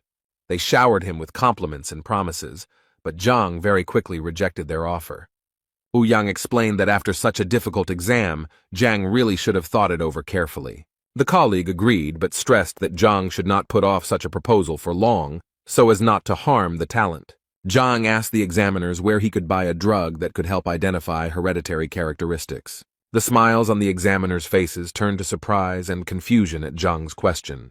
Then Ouyang's colleague said that such drugs exist, but they have individual characteristics, and one must be careful with them. Zhang was very interested in this issue, so he tried to grasp at any straw and inquired about textbooks on this subject.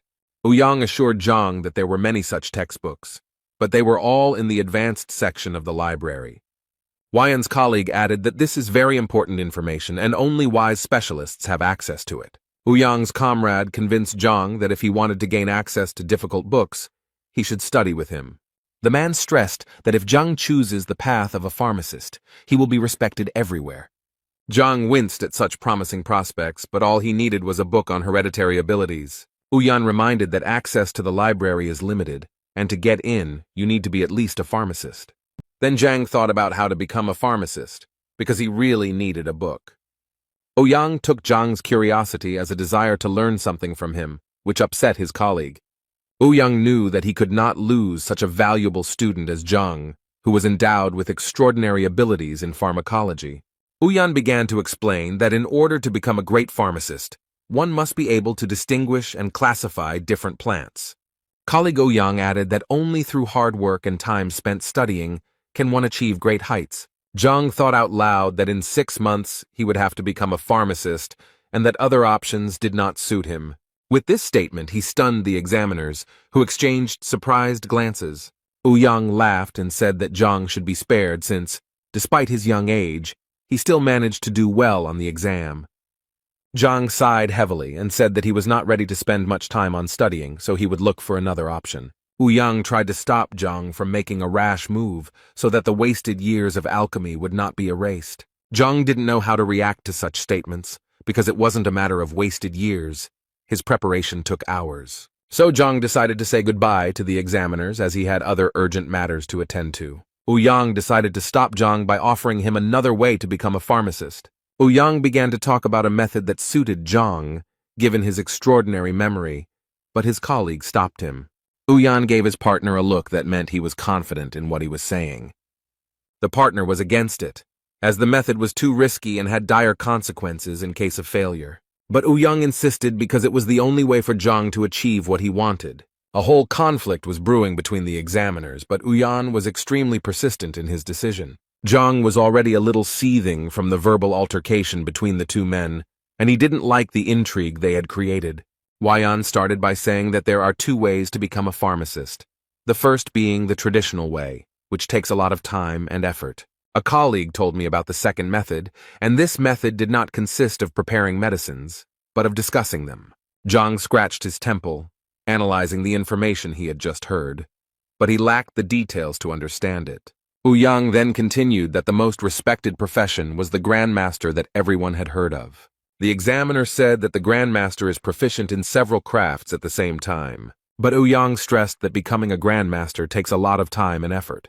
Colleague Ouyang added that it is impossible to guide others to the true path without having significant status. That's why Ouyang decided to share a quick method called pill talk. Grandmasters don't have time to endlessly make pills, but they can demonstrate their knowledge during discussions. This skill is also not easy, because you need to be able to defend your knowledge from the attacks of 10 alchemy experts. Zhang thought about this proposal, since with the Library of Heaven's Path, this method was the best for him. They explained to Zhang that although the discussion method seemed simpler at first glance, they preferred long-term training. Zhang wondered why most people choose the long road when they have the option of shortening their studies. Ouyang explained that in no profession is there a path without practice, no matter how much time was spent on theory. Zhang considered his decision, but also thought that he would never know until he tried. Ouyang continued that since the invention of this technique, more than 1,000 brilliant people have tried their hand at it, and only 5 have succeeded. These statistics frightened and upset Zhang, because he was sure that everything was much simpler. Therefore, Ouyang once again emphasized the difference between theory and practice, and many generations have not used this method, and it is considered forgotten. Zhang thought positively. If people who tried failed, it didn't mean he couldn't do it too. So the teacher gathered his courage and declared his intention to take part in the pill discussion and become a pharmacist. He stunned the examiners with this answer because they didn't even have time to tell Zhang about the consequences. Zhang looked at the examiners with childish innocence, hoping that the consequences would not be too dire. Zhang was told that no one would judge his abilities lightly, especially experienced alchemists. According to the rules, a student who fails the discussion pays each alchemist about 100,000 gold. Zhang listened carefully to the fact that after paying, he would also be punished with divine strikes and a 10-year ban on taking exams. Therefore, the expert emphasized that it is precisely because of such cruel punishments that this method has remained unnoticed for many years. Therefore, Ouyang reminded Zhang that with his skills, it was better to choose the traditional path while minimizing the consequences. But Zhang was confident and decided for himself that he would take part in the discussion and was ready to prepare for it. With his desire and determination, Zhang stunned the examiners, from whom he had expected help in organizing. Zhang just smiled back and was completely calm, giving the impression that he was ready to move mountains. The examiner pointed out that Zhang had just become an assistant and had not even studied the program yet, but was already moving forward so confidently. Zhang simply wondered if he could get into the base section of the library to study the material. The examiners were even more surprised by Zhang's next move, since the library contains hundreds of thousands of books that cannot be read again. Zhang was still smiling and assured the teachers that he would be able to absorb such a volume of information. The examiners were even more shocked by this information, because they did not believe that such a thing was possible. Zhang stood his ground, arguing that he was capable of learning the material and that teachers just needed to organize everything. The examiners' arguments to convince Zhang were exhausted, and they simply accepted his decision. Then Ouyang promised that by tomorrow he would take over the organization and manage everything. Zhang thanked the examiners for their help, then said goodbye to them and prepared to leave. And then he suddenly came back and asked how he could get into the library, frightening the examiners. When Zhang finally left, The men began to discuss among themselves whether it was too risky to reveal the method during the discussion. But Ouyang emphasized Zhang's talent and special tenacity, which could help him. However, Ouyang's colleague did not believe that Zhang's persistence had any basis, and would he regret it?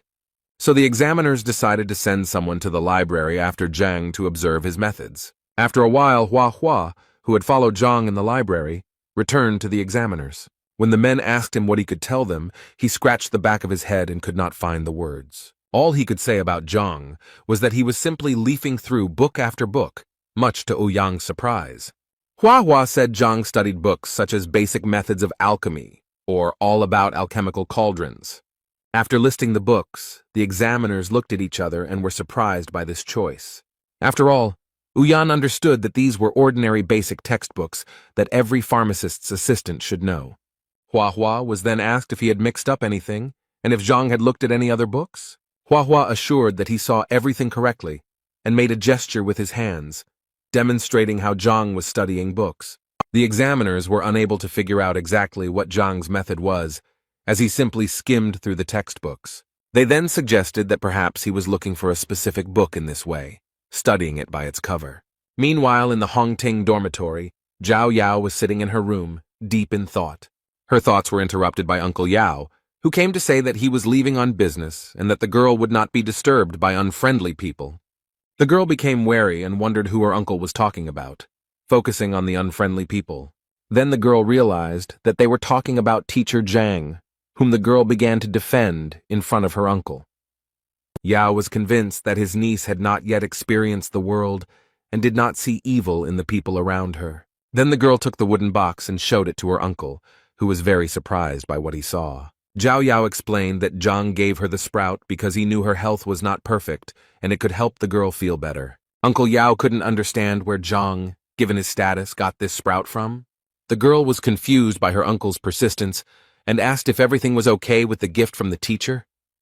As Zhao carefully examined the plant, his uncle explained that it was extremely valuable and was the ancestor of the ice sun grass. Uncle continued to say that the ordinary ice sun grass did not have much value, unlike its ancestor. The girl was very shocked by the information from her uncle and asked him if he was confusing anything. Yao then assured his niece that this was the most expensive herb he had ever seen and that he could not be mistaken. The girl carefully examined the sprout, holding it in her fragile hands, which for some reason were now trembling. Meanwhile, Uncle Yao wondered how Zhang managed to get such a valuable sprout and why he shared it with the student. Zhao Yao was warmed by the thought that teacher Zhang had not only developed a customized training method for her, but had also given her valuable medicine. The girl got out of bed and pressed the sprout to her chest, realizing its true value. Then the girl asked her uncle how much money he had with him now. The uncle rummaged in his pockets and answered his niece that there was not much money, namely 20,000 gold pieces. Then the girl asked her uncle if he knew where teacher Zhang had gone, since he had been gone for a long time. Yao replied that he had been following Zhang and last saw him at the apothecary guild, which led Zhao to believe that he had acquired such a valuable gift there. Zhao Yao closed the box containing the plant and confidently walked towards the exit, taking Uncle Yao with her. Zhao Yao and his uncle arrived at the pharmacists' guild, where they learned that Zhang was taking the exam to become an assistant pharmacist. The saleswoman who met with Zhang before the exam just passed this information on to Zhao. Yao explained to his niece that this was not easy to do, since an alchemist's apprentice needed to remember the properties of more than 1,000 medicines. Therefore, Yao doubted that Zhang would be able to pass the exam without many years of training. The saleswoman then added that Zhang had passed the first part of the exam without making a single mistake. The first test tests knowledge of the properties of medicinal herbs, and a significant number of people fail this step, so Yao was surprised by Zhang's skill. The puzzle in Yao's head was not completed because Zhang gave Zhao a stock worth at least 100,000 gold and asked for nothing in return. Yao knew that Zhang was once a genius and had reached the 3rd martial rank at the age of 16, but that was where his progress ended. The saleswoman pointed out that theory without practice is meaningless, so Zhang needs to go through the 2nd stage by describing the herbal samples. The girl added that if at the 1st stage it was possible to make several mistakes, then at this stage there were none. The conversation was interrupted by the footsteps of 2 boys leaving the examination hall, where the exam had already ended. It was Sun Tao and his friend, with whom the saleswoman was asking how everything went. and if there was any good news. The boys hung their heads, sighed heavily, and replied that they had failed this part of the exam. The saleswoman asked about Zhang because he had not yet left the examination room. Sun Tao said with a sad expression that Zhang had passed the exam and would now be an assistant. The saleswoman did not expect such an answer, as she did not believe that Zhang would be able to pass the second stage. Zhao Yao ran to Sun Tao to ask when Zhang would leave the auditorium as she needed to talk to him. Sun's partner told the girl that Zhang had gone to the library to prepare for the pill debate. Now the girl was shocked that Zhang's career was developing extremely rapidly. The boys said that when they were outside the door, they heard that Zhang had been asked to take part in the debate, but at some risk. The saleswoman remembered reading about the dispute and how complex it was, almost beyond comprehension. Yao also didn't understand why Zhang was in such a hurry when he became a pharmacist's assistant at such a young age. Sun Tao's companion also didn't understand this, but added that he heard that Zhang needed a book on hereditary abilities that only pharmacists had access to. Sun Tao also said that Zhang was limited in time and had only half a month to find such a book. Zhao Yao remembered that there would be a teacher certification in half a month, and perhaps that was why Teacher Zhang was in a hurry. Zhao asked the boys what would happen to Zhang if he failed the pill debate. Sun replied that in that case Zhang would lose a lot of money, be punished by God's blows, and be deprived of the right to take examinations for 10 years. Zhao opened her eyes and opened her mouth wide when she heard what awaited Zhang if the discussion failed. She assumed that Zhang had made such sacrifices to reveal her power, and now she was willing to do anything to repay Zhang. Meanwhile, Zhang breathed a sigh of relief after studying all the books in the library. He sat next to a large stack of textbooks, and was a little disappointed that he hadn't found anything about hereditary abilities. Zhang turned to the examiners, who were discussing something heatedly among themselves in whispers. He quietly approached them from behind, and saw how they were making marks on paper against some guesses. Then Zhang realized that the men were voting on why Zhang was mastering literature so quickly, and put him in first place, saying that he was only pretending. Zhang decided to settle the dispute between the two examiners, and said that he was simply looking through the books looking for something that was not lunch, but found nothing. After this, the examiners felt awkward and apologized to Zhang for doubting him. Yang informed Zhang that everything would be ready for discussion about the pills tomorrow. Zhang thanked the examiners for their help and warm welcome and said goodbye to them. He left the examination room laughing at the fact that pharmacists of such status were arguing about such trifles. When he looked up, he saw Zhao Yao kneeling in front of him and uttering words of gratitude. Zhang approached the girl and asked her to stand up, not understanding why she was there and what he was thanking her for. He asked Zhao if she had drunk the tincture of the ice heart grass sprouts and if she felt better. Uncle Yao also knelt down and apologized to Zhang for doubting his skills. Zhang couldn't understand what was going on because he had just passed the exam to become an assistant pharmacist. And why did he receive these honors? He assumed that the girl came here because she found out that he was planning to activate her body. Zhang thought about how he had previously seen his students as material from which he would make perfect warriors, but now he realized that they had feelings. He now felt a deep responsibility as a teacher for what he did for others, because it had an effect on him too. He approached Zhao, thanked her for her trust, and assured her that he was willing to do everything possible to develop his students. After these words, it was as if a new section of sacred knowledge in the library of the heavenly path had opened up for Zhang. Yao decided to thank Zhang and wanted to give the money for medicine for his niece, emphasizing that this was only a part because he had nothing else. Yao did not want Zhang to go bankrupt because of such generous gifts, but Zhang insisted on selflessness. However, Yao insisted that Zhang accept the money, as he had spent an insane amount of 100,000 gold. When Zhang heard how much the stock cost, he hesitated for a moment, because if he knew the true price, he would have resold the shoot. Yao seemed to sense Zhang's suspicions and wondered if the teacher knew about the preciousness of the gift before handing it to him. Zhang collected his thoughts and assured Yao that he respected his students very much, so the amount of expenses was not important to him. The saleswoman who brought Zhang to the guild watched the entire conversation and scolded herself for her biased attitude towards him. When Zhao Yao returned to the dormitory, his uncle decided to find out more about why Zhang had given this filming. The girl told her uncle that all this time the training was difficult for her. She could not release the yin energy, and sometimes it hurt. The uncle asked the girl why Zhang was such a capable teacher, but at the same time had a negative reputation. Zhao revealed that Zhang had passed Yang Li's will detector, where the truth about Zhang's reputation came out. Yao was shocked that Shang Bin dared to tarnish teacher Zhang's reputation. Yao clenched his fist in anger, convinced that Shang was a selfish man, and his grandfather was the same.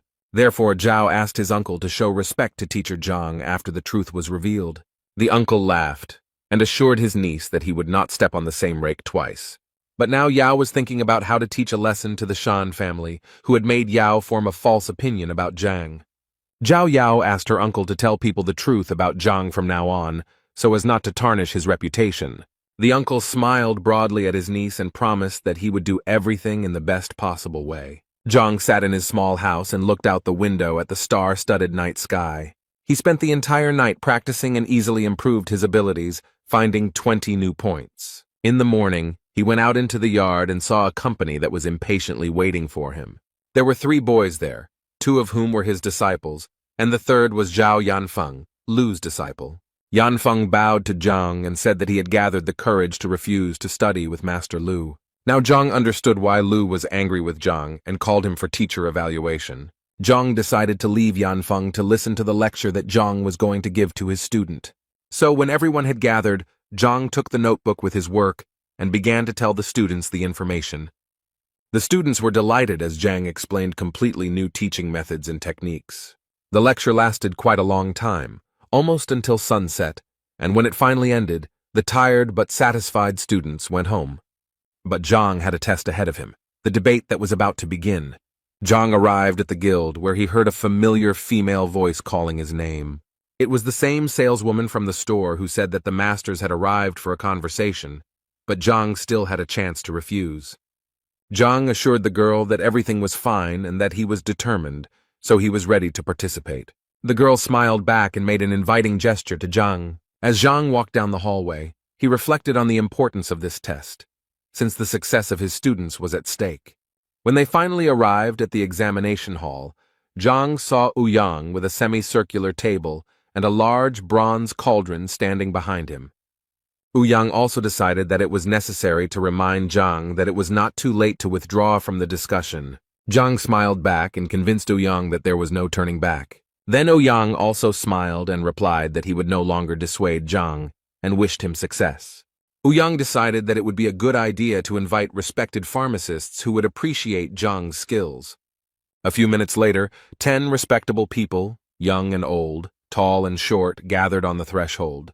One of the judges asked Ouyang, pointing to Zhang, whether he really decided to participate in debates at such a young age. The other judges who took their seats at the table also picked up on this, mockingly claiming that Zhang had studied alchemy in his mother's womb. Ouyang said that despite his young age, he passed all stages of the exams with honors, scoring 100 points on the test. This information surprised the judges, but they quickly stated that it no longer mattered. One of the highly respected people was convinced that alchemy is not only knowledge of herbs, but also understanding the principles of their action. Zhang was outraged by the judge's behavior and thought that if age affects knowledge, then maybe he should get a few from the ground. Gathering his courage, he congratulated everyone present and emphasized that the discussion was not about his age. Zhang then tried to cast aside all prejudices about his age, because he was confident that his knowledge was no worse than that of the judges. One of the judges, who was an adult, did not appreciate Zhang's story and advised him to choose his words better. Ouyang called on all the judges to get down to business, as everyone was here to discuss pills, not discuss Zhang's age. Ouyang clarified the rules of the discussion, according to which Zhang had to give clear answers to the master's questions. He also added that if both parties are unsure of the answer, then the truth can be found out by making a pill. Ouyang also noted that the questions should concern only pharmacology without classified information. Ouyang made sure that everyone understood the rules, and all participants responded that they were ready to begin the discussion.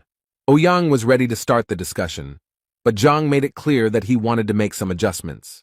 The masters laughed at Zhang, saying that it was too late to give up or declare defeat. Zhang smiled at the masters and assured them that he was not at all afraid of their questions. One of the masters did not like Zhang's behavior and became wary, waiting to see what would happen next. Zhang apologized for his behavior, but added that none of the masters would have conducted the discussion properly on their own. With these words, Zhang seemed to have stirred up a hornet's nest, and the masters were already on the verge of getting angry at Zhang. One of the masters advised Ouyang to guide Zhang onto the true path, since he could pay dearly for such statements. But Zhang suggested that Ouyang raise the level of difficulty of the discussion, so that the masters would not have any questions about his competence. Ouyang turned pale at this request, because the discussion itself was a complex phenomenon, and raising the level could turn out to be negative for Zhang. But Zhang suggested that each master prepare a pill, and he would explain the method of preparation and point out the shortcomings of the medicine. One of the masters was extremely unhappy that Zhang, being an assistant pharmacist, was going to point out the master's shortcomings. Ouyang couldn't understand what Zhang was thinking, because even though he had shown a great performance yesterday, he had been prudent. Zhang continued to mock the masters, saying that by pointing out their shortcomings, he could dishonor their honor and skill. One of the masters decided to start a discussion and agreed to accept Zhang's challenge first. It was Zhang who praised Zhang, despite his young age, for his courage and worthy knowledge, which Ouyang checked. Zhang asked Ouyang to prepare a furnace to demonstrate to Zhang that he was very wrong in his beliefs. The masters noted the skill of Master Zhang, who showed great promise among alchemists and managed to create more than 100 pills in 3 years. Zhang began his conversation with Zhang by saying that he had recently created an alchemical technique that he had named just a few days ago. According to the masters, the creation of new technology deserved respect, because such a master was destined to go down in history. Now, Ouyang felt like Zhang had already failed the test, because the new method was completely different from the original, and it was impossible to point out the shortcomings. Zhang remained calm and confident as he waited for Master Zhang to demonstrate his technique. Master Zhang walked up to the stove, taking out everything he needed to demonstrate the authentic technique from his pocket. He put on the ring of storage, and with a few movements, 3 blue flower buds were summoned.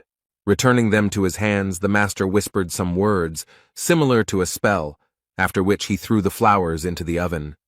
Zhang felt a little confused as he could hardly make out anything due to the master's rapid movements. Zhang understood that he seemed strange to the masters, because even an experienced pharmacist sometimes did not notice the shortcomings. But Zhang knew that what was invisible to the naked eye was like an open book in his library. When Master Zhang finished cooking, several pills fell out of the cauldron through a special sieve. Zhang, pleased with himself, said that his work was complete and ready for Zhang's evaluation. Other masters watching the process admired Zhang, who managed to make a simple tablet in an unfamiliar but exquisite way. Zhang decided to convince Zhang that he needed to name 3 shortcomings, and then the master would admit defeat. Zhang smiled and assured Zhang that he was a full-fledged pharmacist with a high status and sense of honor. Zhang nodded in response and decided to begin his speech by naming the technique, which he dubbed 10,000 Flowing Rivers. The master began to get nervous, but he tried not to show Zhang his excitement and continued to listen to him. Zhang then continued, and noted that the master had created the calm breathing pill using 12 techniques. Zhang switched to the Qi connection, and now only Zhang heard Zhang reveal that the master had copied several techniques from Master Bai Ming and Ling Tamba. Zhang looked deeply into Zhang's eyes, realizing that he was right, which made it difficult for the master to control himself. Zhang put his hand on the master's shoulder and said in Qi's voice that he should specifically not say anything about the techniques in his voice, because it would embarrass Zhang. Zhang wondered if he should continue further, but the master knew that it was a defeat, so he allowed him not to continue. The other masters who watched this spectacle could not understand why such an experienced Zhang gave up so easily. The masters were amazed at how easily Zhang was able to guess the name of Zhang's new technique. Thus, the masters realized that Zhang was not as simple as he seemed at first glance. Zhang continued to smile and urged the masters not to waste their time, so he invited the next one. One of the masters loudly slammed his fist on the table and said that he would be next, and now Zhang would not have to do the transfusion. The master was unclear about what had happened to Zhang, but he could not allow the masters to continue to be humiliated. Meanwhile, Zhang sat clutching his head, lost in thought about how his reputation now rested on Zhang's silence. The next master suggested that Zhang change the rules so as not to fall into Zhang's trap. So he invited Zhang to observe the cooking technique, but to point out any shortcomings in the process. Ouyang felt that Zhang would not be able to escape from such a trap, and would definitely fail the test. Zhang slowly remarked that there was no point in wasting time and that it was better to get down to business. The master began to get angry at Zhang's overconfidence, but he was still convinced that Zhang would fail. So the master concentrated all his internal energy, and then with a few movements created hundreds of tongues of flame around himself. Zhang, who had been closely observing Bai Ming, guessed that he was using the multiple mountain hands technique. The masters sitting at the table did not hide their admiration for the skill of Bai Ming, who created a pill for relieving pain at acupuncture points. Bai Ming took a deep breath and told Zhang that he could begin his part of the test. And now Bai Ming stood proudly and waited for Zhang to list all the shortcomings of this technique. Bai Ming believed that without Zhang's talent, he would not be able to obtain the approval he desired from him. Zhang showed complete calm and composure, and said that the master should mentally prepare himself for what Zhang would say. Zhang began by saying that this was actually the multiple mountain hands technique, in which the herbs were arranged in a certain order, like stones. But for Zhang, the shortcomings of this method were obvious, and therefore even if the pills were of good quality, it was impossible to achieve the ideal. When Zhang said that this technique was suitable for mass production by low-level pharmacists, the master's face twisted with rage. According to Zhang, this method is a dead end, and in this case the pharmacist will bury himself. Ouyang turned pale after hearing Zhang's words. After all, Bai Ming was not only a first-class pharmacist, but also one of the most influential people in the kingdom. Bai Ming was furious, but Zhang's words were meaningless to him until the technical shortcomings were mentioned. Zhang walked closer to the furnace and said that he would start the list of defects with the simplest one. Zhang asked the master if he knew anything about the equipment he used, since pharmacists must have the skills to use it. Zhang guessed that most likely all the kilns were roughly the same, so the master was not too worried about this issue. But Zhang, pointing to the cauldron, said that one technique is intended for one cauldron, and if this is not taken into account, the recipe will give different results. Zhang slapped his palm on the cauldron and indicated the exact parameters of the cauldron, even noting that there were scratches on it. Zhang continued that the cauldron was smelted under the supervision of a master in a quarry more than 7 years ago. After Zhang finished his speech, there was silence for a few seconds, and then the whispers of the masters could be heard. Ouyang was always amazed by the information Zhang gave, especially when he gave the exact parameters of the furnace. Now that Zhang had finished talking about the cauldron, he turned to the flames that the heavenly embers created. Zhang noted that ordinary coal, passing through the walls of the boiler, gives off only a third of its heat, while heavenly coal gives off almost half. Zhang smiled at the master and said that he had only reminded Bai Ming of the basics of alchemy. Bai Ming was seething with rage because if he had taken into account all the factors Zhang had listed, he would have had to prepare the pill for 3 days.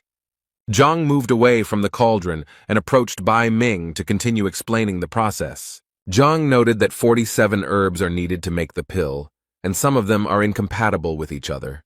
And if you don't follow the process, the pill will lose its properties. And then Zhang gave the example of the heart herb, which is resistant to heat. In addition to the fact that it needs to be cooked over high heat, Zhang also noted that the master used the young stem, which contains all the properties. Therefore, Zhang said that it was necessary to change the order and add the split palm herbs slowly along the side of the pot. But according to Zhang, the properties of these 2 herbs compete, and to avoid this, the herbal collection scattered flowers should be added. Zhang continued listing herb after herb, causing the masters to be amazed as he spoke about each one in turn. The masters thought that Zhang knew absolutely everything that was needed to create the perfect pill. The little things Zhang pointed out caused some masters to admire them and understand why they were not improving. Bai Ming turned pale and froze, analyzing every word Zhang said about alchemy. He clutched his heart and thought that he had wasted all this time of precious herbs on useless pills. Bai Ming hated himself, fell to his knees, and started vomiting right in the middle of the hall. He sat and told himself that he saw no point in his career because he was a tumor on the body of alchemy. So, kneeling in front of Zhang, Bai Ming raised 3 fingers and vowed to never make pills again. With this statement, Bai Ming stunned all the masters present, who had never doubted his skill before. The masters could not understand how a pharmacist, who was simply told of the shortcomings, was ready to give up his life's work. Zhang continued to maintain his dignity, while the others were discussing him heatedly and casting sidelong glances at him. Now he was ready for a new challenge, but he decided to slow down and choose his words more carefully. One of the blue-haired masters cast a wary glance somewhere to the side. His attention was drawn to another master with blue eyes and thick gray eyebrows. It was Masters Meng Yan and Chen Dan who rose from their seats to challenge Zhang. Zheng was still recovering from the round, but the masters decided that Zhang would not be able to face two professionals at the same time. They informed Zhang that they understood that his knowledge was no worse than their own, so they decided not to ask Zhang about the shortcomings of the technique. Instead, they asked Zhang to determine the quality of the meditation pills they had prepared that morning. One of the masters protested, as this meant that the masters had forgotten the honor of the apothecary. Meng Yan and Chen Dan looked back at the displeased master, pierced him with an angry gaze, and advised him to shut up. Zhang said he was willing to consider the pills, especially since the debate was still ongoing. So he approached the masters, took the pills from their hands, for which they thanked young Zhang for his help. Zhang first looked at the pills carefully, then clenched his fist, analyzing the flaws. He later said that they cannot be called meditation pills because they have negative effects such as rabies and death. The masters were stunned by Zhang's statement and looked at the young master with apprehension. Zhang noted that it is important to remain calm while preparing pills, as preparing medicines is not only a technique but also an emotion. The young man said that one of the pills was prepared by a man with an overly ardent heart, and it worked.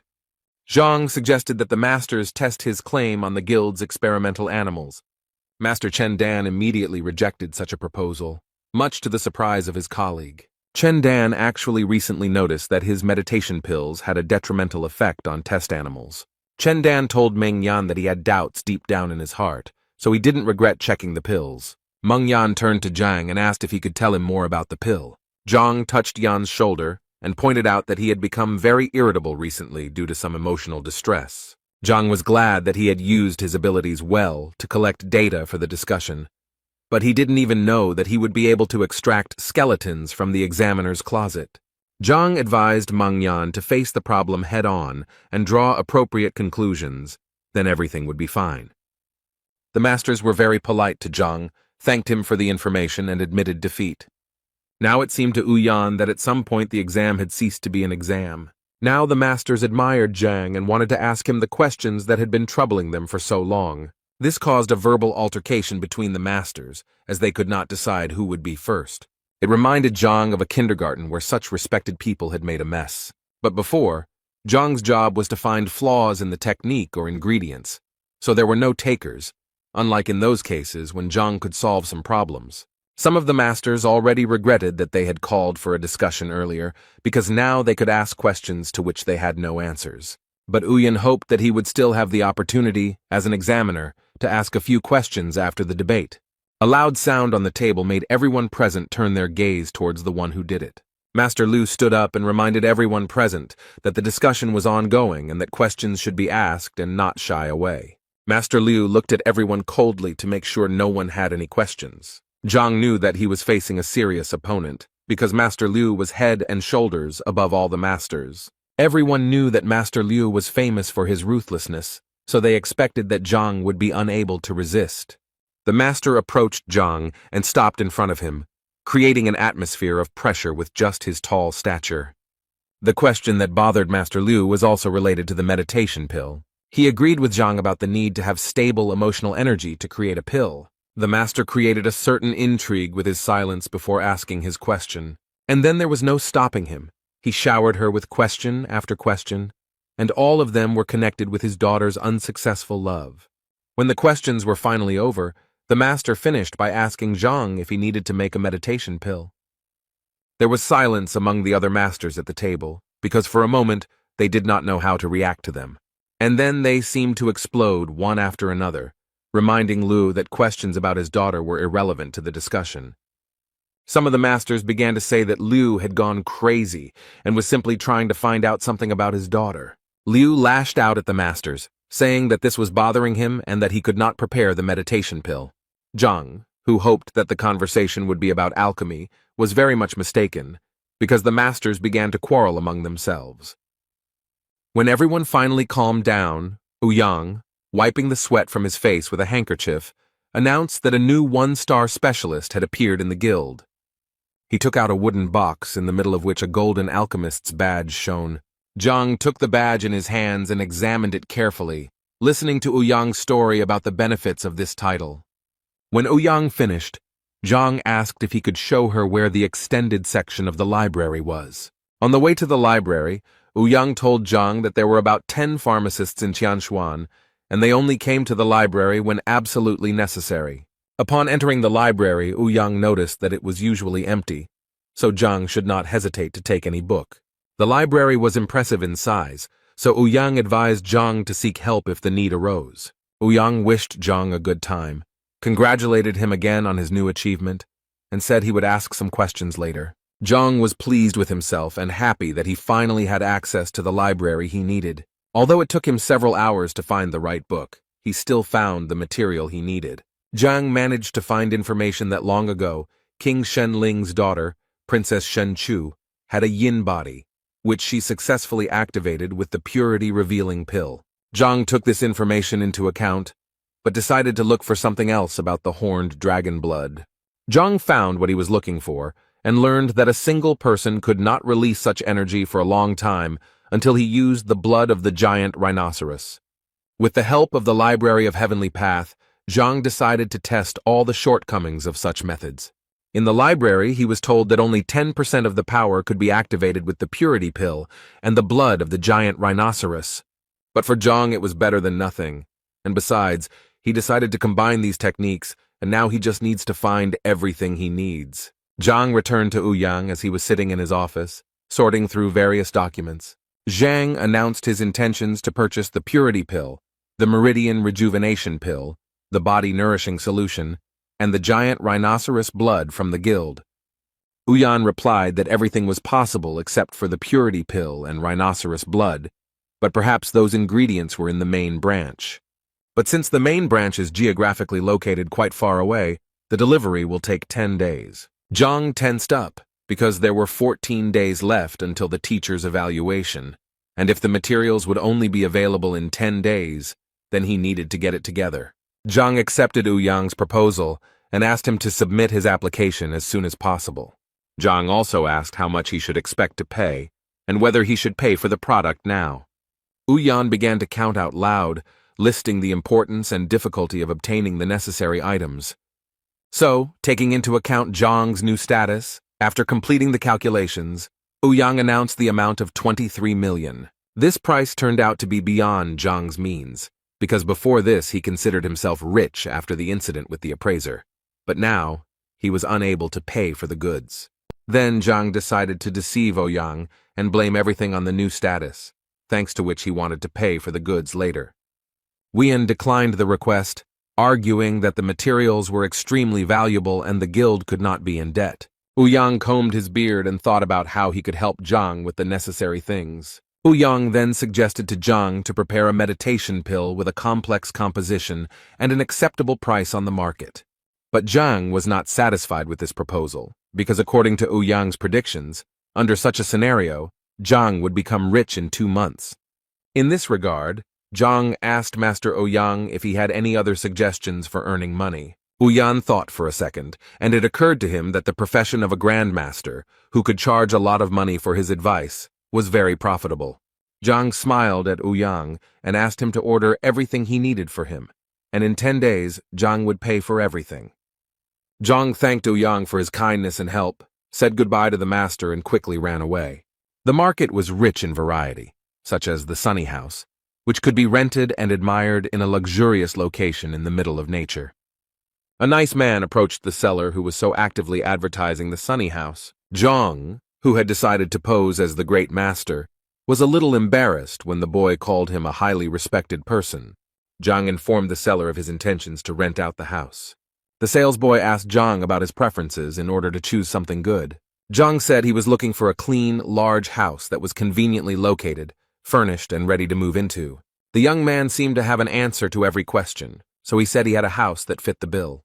Zhang told the young man that he didn't care about the price, and the young man willingly agreed to show him his dream home.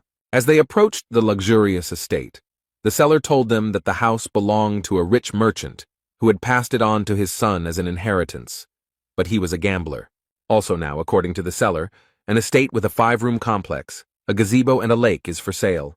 Zhang listened carefully and examined the house with the help of the library, looking for flaws. When the estate was presented, the seller announced that such a luxurious place was rented for 150 gold pieces per month. It seems that Zhang did not like the announced figure, and was already thinking about how to put the cunning seller in his place. The guy continued to convince Zhang that the estate was luxurious and the price of such apartments was cheaper than it seemed. As the boy continued to talk about how beautiful the estate was, Zhang walked as close to it as he could, much to the boy's confusion. The boy jumped back at first and then asked Zhang why Tai was staring at him so intently. Zhang explained that he did this to verify some facts. The boy raised his hands and asked if Zhang agreed with the terms of the estate lease. Zhang was in no hurry to pay the rent because he told the boy that the previous owner had gone bankrupt and was trying to sell the house quickly. While the boy was panicking, Zhang continued to lay out the facts that the house was impossible to sell, and therefore it was being rented out, although the price was inflated. Zhang recounted all the details of the deal, including the date it was signed, who was present, what was on the table, and what music was playing. The guy who was trying to rent out the house as quickly as possible was very confused by the facts told by Zhang. Zhang assured the boy that he should not be nervous because he was calling a spade and wanted to rent a house without lying. So the boy agreed to Zhang's terms, rent a house for 50,000, and use the remaining 50,000 to hire servants and work as a butler. Zhang promised the boy that if he did his job well, Zhang would not skimp on payment. When the seller saw the money, he immediately wanted to take it for himself, but Zhang found it difficult to part with such a sum. While the salesman was counting the money, Zhang realized that this young man was brave enough to rent out the house at 3 times the price in order to make a profit. So Zhang asked the young man again if he would change his mind about serving Zhang for a greater reward, and the young man readily agreed. Zhang informed the young man that he would have to stay put for a while and would need help. The salesman, who had just filled the cash register with money, smiled broadly at Zhang and convinced him that he could be trusted. Zhang realized that he still didn't know the boy's name, so when he asked what his name was, the young man asked him to call him Sun Qian. But the boy remembered that his friends sometimes called him Xiao Kang, like cockroach, so he suggested that option too. Zhang smiled and told Targan that he had his first task for him, which he needed to take seriously. Zhang needed the young man to find servants before evening fell, and also to spread the word of his residence at the estate. When Zhang introduced himself to the boy as Grandmaster Yang Xuan, the boy opened his mouth wide and kept his eyes fixed on Zhang. Zhang added that he was looking for a specific item in the area, so information about its location should be widely disseminated. Zhang also promised the boy to help him advance to level 4 for doing a good job. To the cockroach, Zhang seemed like a deity endowed with generosity and wealth.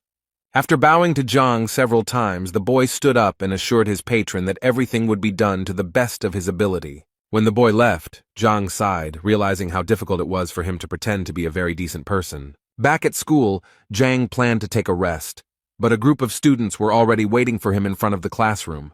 Zhang, who was holding a piece of paper in his hand, noticed Zhang and decided to approach him first. In Zhang's hands was a list of participants from Lucen for teacher evaluation, which the boy handed to Zhang. Zhang looked at the list carefully and realized that, to his surprise, Lucen had not sent his best disciples. According to Zhang, theoretically Lucen could send his strong disciples, and it would not be considered a violation. Zhang, when Zhang finished studying the list, reported that in the ranking the opponents were in approximately the same place, but in the battle the forces were unequal. This statement puzzled Zhang, and he expected a detailed explanation from his student. Zhang explained that Bai Chao, for example, had made more progress in technique, and his rank was higher.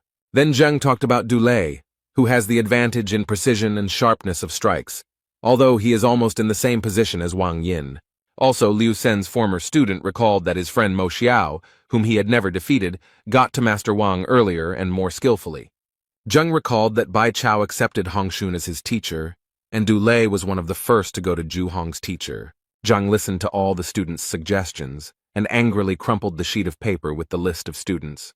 He was angry at Liu Sen, expecting him to send a disciple with a ranking similar to Zhang's disciples, but Sen played a cruel joke. Zhang understood that although Zhu Hong and Zhao Yao were almost indistinguishable from each other, he had seen them fight, and if Zhao had not been warned, she would have lost. According to Zhang, Wang Yin's legs had not yet gained the necessary strength, and of course, a fighter with high speed was chosen against her. Zheng Yang was skilled in handling a spear, so Lu Sen sent a more experienced fighter to the same field. Kun Ji, ranked 300th, is scheduled to face Yuan Tao, but Zhang suggests he may prove to be an aggressive opponent.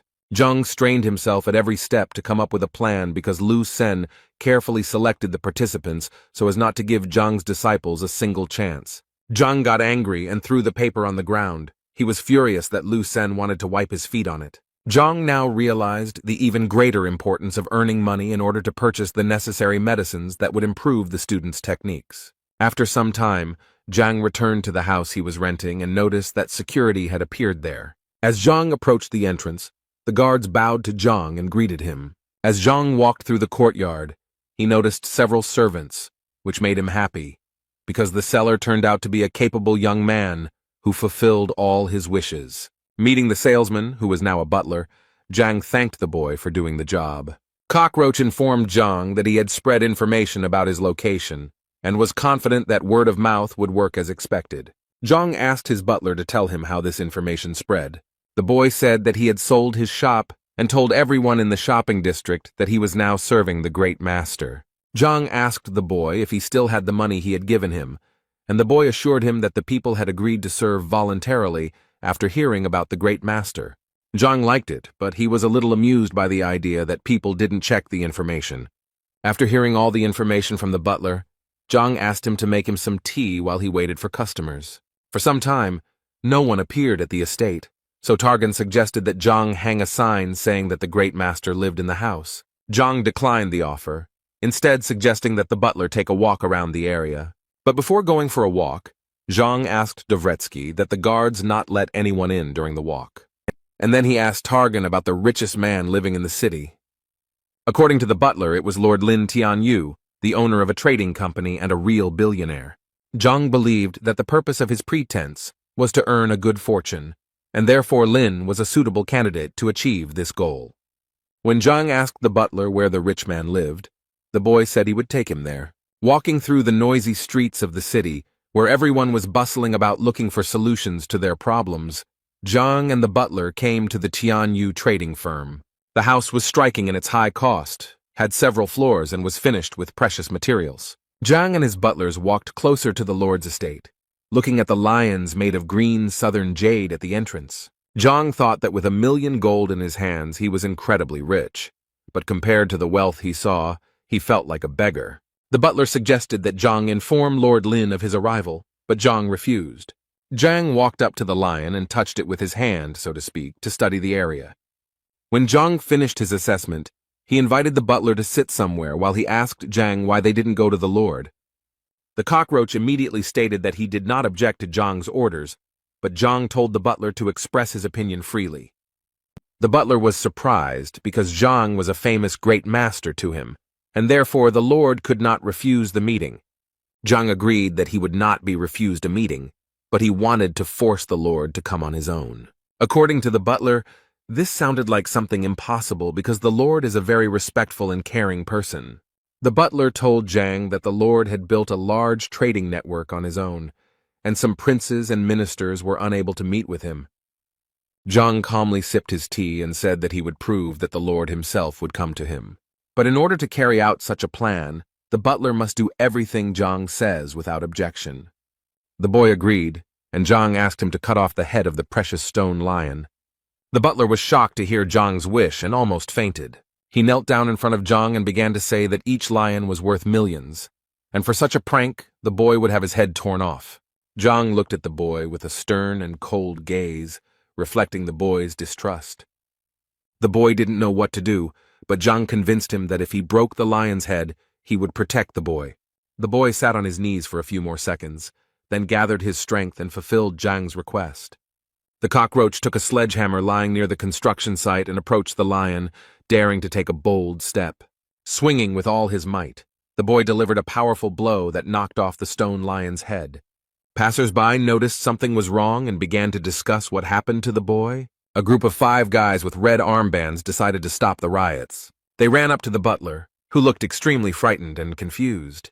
They threw the butler Zhanov to the ground and began to beat him severely with their feet. Zhang did not expect such a quick reaction, as he assumed that they would first go and complain to the Lord. So while the boy was being kicked, Zhang decided to stay away so as not to get hurt himself. Hearing the noise, Lord Lin went out into the courtyard to see what was going on. One of the boys told the Lord that he was patrolling the street with his friends and noticed a boy who had injured a precious lion. The Lord leaned towards the beaten boy, recognizing him as Sun Qian, and began to wonder why the boy did such a thing. Covered in bruises and with a black eye, the boy could barely speak, but still said that such were the orders of his patron.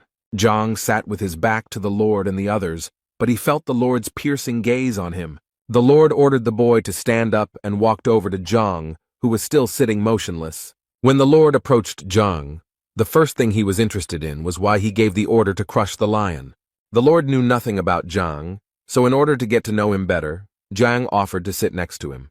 The Lord listened to Zhang's proposal, but was still puzzled as to why he had crushed the lion. Zhang was in no hurry to explain his predicament and calmly sipped his aromatic herbal tea. The Lord insisted that Zhang give a rational explanation for his impulsive actions. The butler approached Zhang and informed him that in front of him was Lord Lin himself, who was a businessman. Zhang sat silently for a while, then smiled at the Lord and asked about his family. The Lord became angry at this question, and even broke the corner of the wooden table with force. The butler, who was ordered to crush the stone lion, did not understand why Zhang calmly asked about the Lord's family. The Lord became angry and did not want to answer Zhang's question, holding the table fragment in his hands. But Zhang insisted on his own, so after praying to the Lord, he repeated his question about the family. The Lord angrily replied that Zhang should not worry about his family's condition, because it was none of his business. After taking a sip of tea, Zhang said that he had an obligation to help God save his relative's life. The Lord still looked confused, while Zhang calmly put the cup of tea on the table and began to talk about southern jade. He talked about how this jade has a noble effect on a person, but the southern red jade, which absorbs life energy, is a different matter. After adding a few more negative facts about red jade, Zhang stood up and asked the butler to leave the stage. As Zhang stood up and was about to leave, the Lord stopped him to explain in more detail what he meant. The Lord was especially interested in information about the southern red jade, which could have caused Yu Ju's illness. Zhang stopped, and with his back to the Lord, said that his wife was just an ordinary second-rank person. Now the Lord was even more puzzled by the fact that Zhang knew about his wife's rank and occupation. Zhang reported that red jade was able to absorb qi energy, and the second-rank power was unable to resist it, causing his wife's condition to worsen. So Zhang, passing by, saw the stone and decided to prevent the disaster by breaking the stone.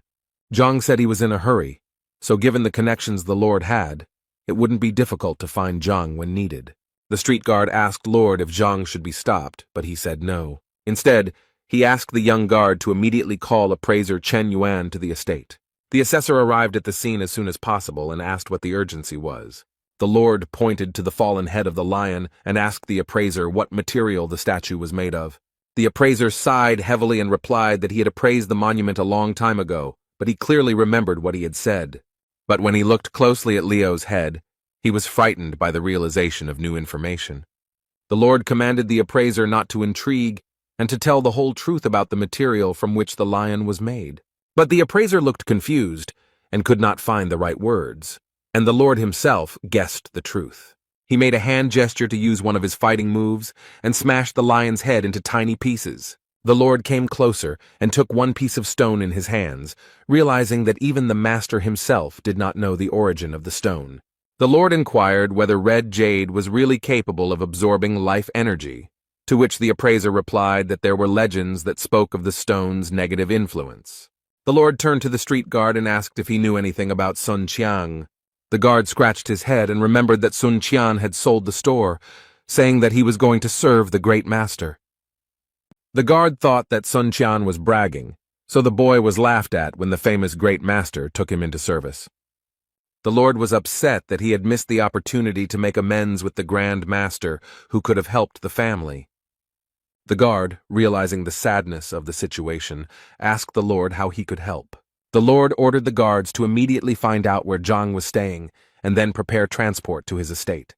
Walking through the streets of the city, the butler did not understand why Zhang, who was posing as the great master, was returning home. After all, just recently Zhang asked the boy to arrange a meeting with the master, and after the broken lev they talked for only a short time. When the sun had almost set, Zhang returned to his estate, where he was kindly greeted by the guards. Zhang told the guards that he was tired and was going to rest, so he ordered that no one be allowed into the estate. The butler, who was still recovering from the kick, heard someone calling him. It was the Lord's guard who brought Qian the news that the Lord wished to have an audience with him. The butler was very surprised that Lord Ling Tianyu had called him for a dialogue, given the recent events. He ordered the guards to call the Lord immediately, and he himself wanted to go and find Great Master Zhang. But the butler suddenly stopped the guards and changed his mind about calling Zhang because he had gone to rest. Now the butler was tormented by doubts, because his Grand Master had given the order not to let anyone into the estate, but from the other side the Lord came out to meet him. Therefore, struggling with fear and anxiety, the cupbearer decided to meet the Lord alone. When the butler left the manor, he saw that not only the Lord, but also the appraiser Chen Yuan had arrived to meet with Zhang. The Lord instructed Sunya to arrange a meeting with the Great Master, who amazed the Lord with his revelations. The cupbearer did not understand what was happening because he thought that the Lord had come to avenge the gutted lion, but instead, he was in a good mood. But the butler realized that the Lord had changed his mind about him because he learned that the boy served the Grand Master. The butler pretended to be serious and informed the Lord that he would have to decline his offer since Zhang was resting. The Lord was surprised by this statement because he started looking for Zhang as soon as he left and was there within 5 minutes. Now the Lord felt that he had angered Zhang, but he did not want to miss the chance to talk to someone who could heal his wife. The Lord took out a bottle of medicine from his pocket, which was supposed to help the butler quickly regain his strength. And then the respectable man took out a wad of money and asked to convey the news of his arrival to Zhang. The butler saw in front of him a full bottle of panacea worth tens of thousands and a stack of money worth 5,000. But at some point, he was overcome with the realization that he was able to receive such gifts, thanks to Zhang's service. So the butler again assumed a serious expression, and clearing his throat, informed the Lord that he could not influence the situation in any way, and advised him to come tomorrow. The Lord, who seemed to have never been turned down before because of his status, was surprised by the butler's statement. The Lord still hoped that he would be able to contact Zhang, whom he mistook for the Great Master. Even the appraiser turned to the butler for help in conducting the meeting. But the butler was unwavering in his convictions, so he rejected all requests. After this, the butler decided to return to the estate and asked the guards to close the gates behind him. The Lord, who remained outside the gate, did not lose hope of getting inside and meeting Zhang. The appraiser tried to calm Lord, who was upset that he had missed a great opportunity to talk to Zhang at the market. Together with the appraiser, they did not have a proper plan of action to resolve this unpleasant situation. The Lord dared to take a decisive step, and therefore informed the appraiser that he would wait as long as necessary, even all night. Meanwhile, the butler, who was on the other side of the gate, leaned against it, feeling his heart pounding and his legs shaking. He couldn't believe that he had managed to refuse the request of the richest man in Tianshuan City. He hurried to inform Zhang of the master's arrival, and was glad that he had left his post, and decided to become a butler. When the butler came to Zhang with the news, he calmly sipped the fragrant tea. The butler revealed that the Lord wanted an audience with Zhang, but Sun followed Zhang's orders and did not let the Lord in. Zhang, continuing to sip his tea, praised his butler for a job well done. Zhang was so calm because he understood that red jade was not capable of causing serious damage in a short period of time. After finishing his tea, Zhang asked the butler to tell the Lord that if he refused to wait, he might not return, and Zhang himself went to train and rest. In the morning, Zhang slowly walked out into the courtyard, enjoying the wonderful sunny weather, where his butler was already waiting for him. The butler immediately informed Zhang that the Lord had been waiting all night for a meeting at the estate gate. This news did not surprise Zhang at all. On the contrary, he felt an inner uplift from the realization that he would soon become rich. So Zhang asked the butler to prepare him a delicious breakfast, after which he would meet the Lord. The butler found Zhang's behavior extremely strange, because the owner of almost the entire market in the city had waited all night, and Zhang decided to have breakfast first. While the Lord was talking about various important things with the appraiser, a man passed by and noticed the Lord. A man with his hair tied in a bun and wearing a yellow kimono asked his servants, "Who is the Lord waiting for?" The man was also interested in the name of the owner of the luxurious estate, which had been empty until recently. One of the servants told the man that Lord Lin had been waiting at the gate all night, and it seemed that it was not enough. The man was surprised. What kind of madman made the venerable Lord wait all night and still makes him wait? According to the man, although the Lord was just a merchant, he had influential connections and made annual donations to the treasury, and this deserves respect. One of the unknown man's servants noticed that the gates of the estate were opening and someone was coming out. The man and the servants recognized Sun Qian, but now it was a mystery what Sun was doing in the manor. Sun Qian came out to the Lord with good news and said that his master was ready to speak with the Lord. Even though the Lord had waited all night, he looked quite cheerful and smiled back at Sun Qian. The gentleman took out a wad of money from his pocket and handed it to Sun Qian as a token of heartfelt gratitude. A man passing by opened his mouth when he saw what was happening, because he couldn't understand what the Lord was paying Sun Qian for. Finally meeting Zhang, the Lord sincerely apologized for his behavior and for not appreciating his good intentions. Zhang, sitting on a luxurious wooden chair, assured the Lord that there was no need to apologize because Zhang did not hold a grudge. But Zhang still asked the Lord if he understood why he had to wait all night outside the gate. The Lord thought that this was due to a misunderstanding that occurred in the market. But upon hearing that Zhang did not harbor any grudges, the Lord became confused. Zhang took a cup of tea, the aroma of which spread throughout the estate, and said that the Lord's night outside the gate was for good intentions. The butler standing nearby did not understand how a night spent in the cold and without sleep could be a blessing. Zhang realized that the Lord had come to him because the Lord's wife was seriously ill, and in Lord Zhang's opinion, Zhang could help. In order to help the Lord's wife, Zhang needed her to come to the manor, but the Lord was in contact with Red Jade, and he could cause harm. Therefore, Zhang explained that during the night, while he was waiting for the meeting, Red Jade's aura dissipated. The Lord realized how stupid and blind he had been to have so misinterpreted the intentions of the good Lord that Zhang pretended to be. The butler now also realized how reasonable Zhang's actions were, because he really did not hold a grudge against the Lord, but acted only in his interests. The Lord knelt before Zhang, bowed deeply, and thanked him for his extraordinary kindness. Zhang said that the Lord needed to bring his wife to the estate so that Zhang, as the great master, could heal her. Zhang advised the Lord to hurry so as not to waste precious time, which was so far away from the Lord's wife. And while the Lord was walking after his wife, Zhang offered the butler to help him raise his combat rank. Butler was confused and claimed that since he was injured after the events at the market, he was not in the best shape.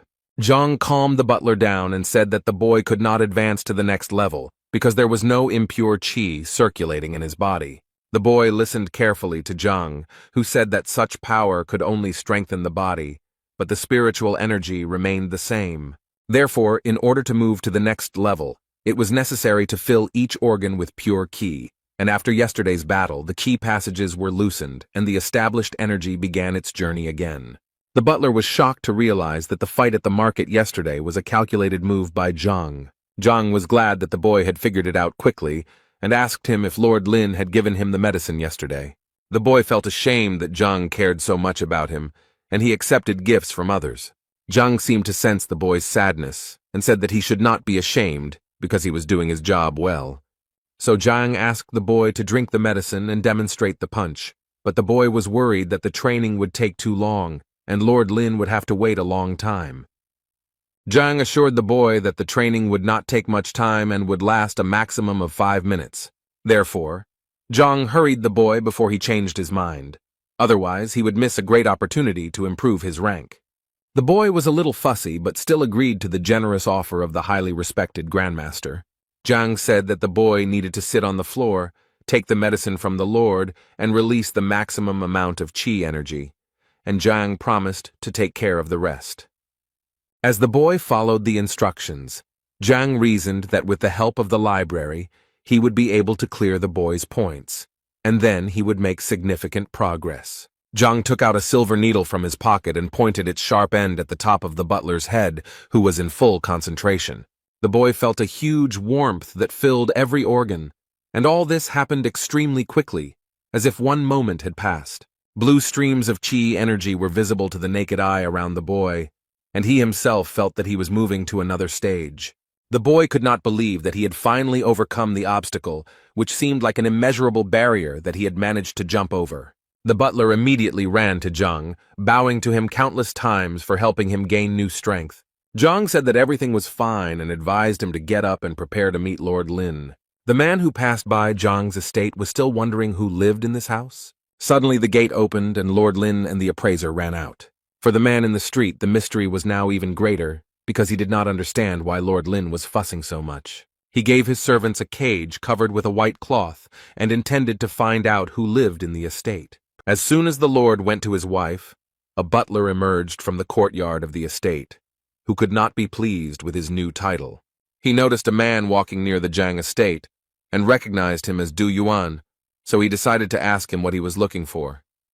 Du Yuan said that he was just passing by and wondered why Song Qian was not at the market.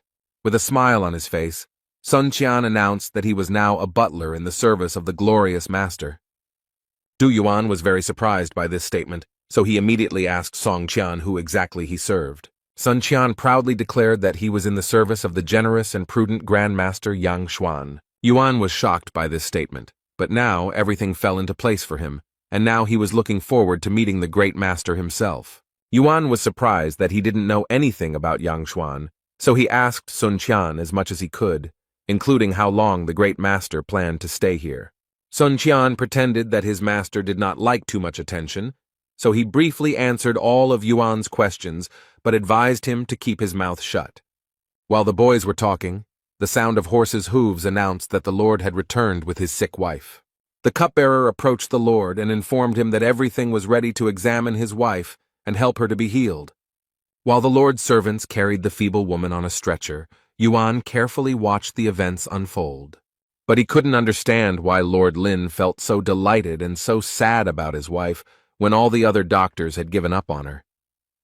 When the lord entered the estate, his wife was laid before Zhang, who listened to the lord's pleas for help. As Zhang approached the unfortunate woman, he noticed that the situation was much worse than he had imagined, as the woman already had one foot in the other world. Zhang thought deeply, as he expected that once he crushed the lion, a book that could cure such an ailment would immediately appear in the library. But this did not happen. But the lord did not allow Zhang to collect his thoughts, because every second he asked Zhang if he would help.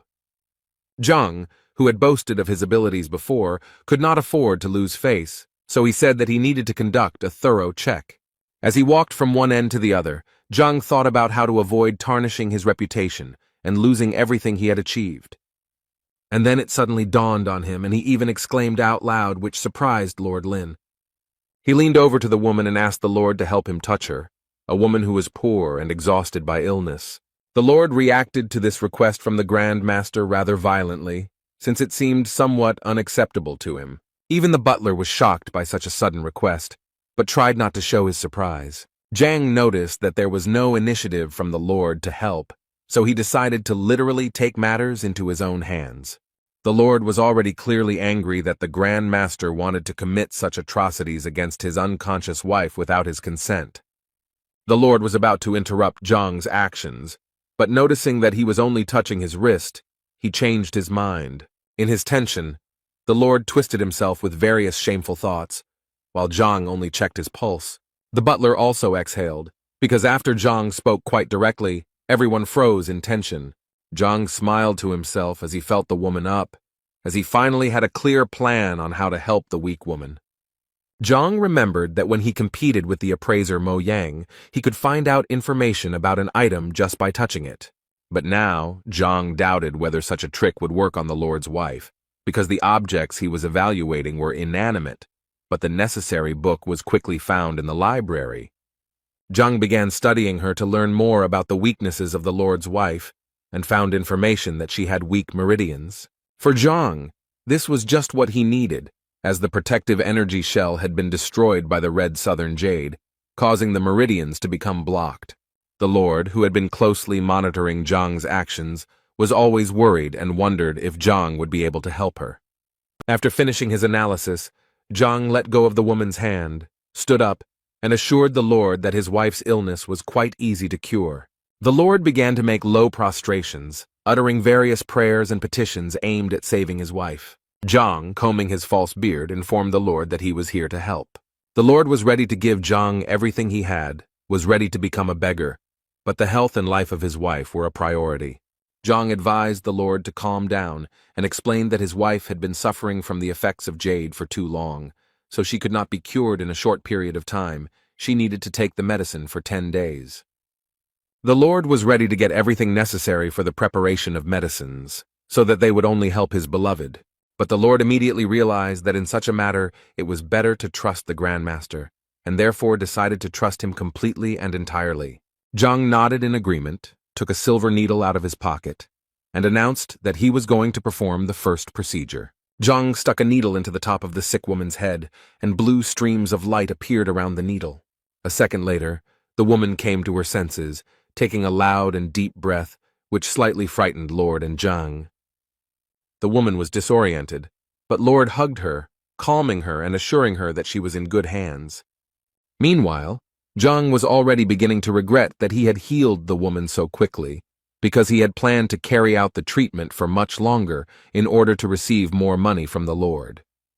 However, the Lord was very happy about the woman's healing and could not help but admire her, rejoicing that now everything would be fine. The Lord pointed to Zhang and told his wife that Zhang was the great master and it was he who healed the sick man. The Lord thanked Zhang again for his help, and Zhang added that in order for the effect to be seen, he would have to take the medicine for a certain period of time. Zhang called his butler Sun Kun to give the distinguished guests a proper send-off. The woman could barely move, but was glad of this effect, since during her illness her body had gone numb, but her desire to walk had not disappeared. When the guests left, Zhang was very sorry that he had solved the problem so quickly, but he had planned to do it within 10 days to get rich. After seeing the guests off, the butler turned to Zhang, who was now sitting sadly on a chair that resembled a throne. The butler praised Zhang for healing the Lord's wife, and now the whole city will rejoice at this news. Zhang, lost in sorrow over his reckless act, asked if the butler had anything else to tell him, and if not, he could go free. The butler added that before leaving, Lord Lin left money, namely 100,000 notes. Zhang was often pleased by such gratitude, but he was still depressed by the fact that he had overdone it with the women he treated. Meanwhile, in the Du clan's residence, old Du Miao Xuan went out into the courtyard and took a sunbath. He settled down in a rocking chair, thinking about his life, which was sometimes shameful and sometimes beautiful. The old man's rest was interrupted by his son, who suddenly appeared in the yard, which the old man was not happy about. The son was embarrassed that he had disturbed his father, apologized, and decided that he would come next time. The father continued drinking his freshly brewed tea and stopped the boy, as he was in a hurry with some news. The boy said that there was a grand master in the city who had healed the Lord's wife in 10 minutes, so the young man suggested that perhaps he could help his father too. The old man, hearing the news about the great master, put down his cup and asked his son to slowly repeat what he had said. The boy repeated everything, and when he was distracted for a moment, he saw that his father's trail went straight. He saw his father standing at the gate and already pinching somewhere, urging the boy to follow him. As news of the Lord's wife's quick recovery spread throughout the city, Zhang pondered how to improve his technique. So Zhang came up with a theory that he wanted to test on his butler and ordered him to lie down on the floor. The butler was frightened by Zhang's unexpected proposal, but on the other hand, it was difficult for him to contradict someone who had more power. Zhang persuaded the boy to stop mumbling, and then assured him that the procedure he wanted to perform was completely safe. The boy obeyed his master and lay down on the floor, trembling all over, while Zhang touched him, but did not get any result. The butler was scared when he noticed that Zhang was unhappy about something, so he hoped that this would be the end of it. Zhang said he needed the boy to be unconscious to carry out his plan, so he warned the young man he was going to stab him. Now the butler was even more frightened when he heard from Zhang that he did not like it when the young man was conscious.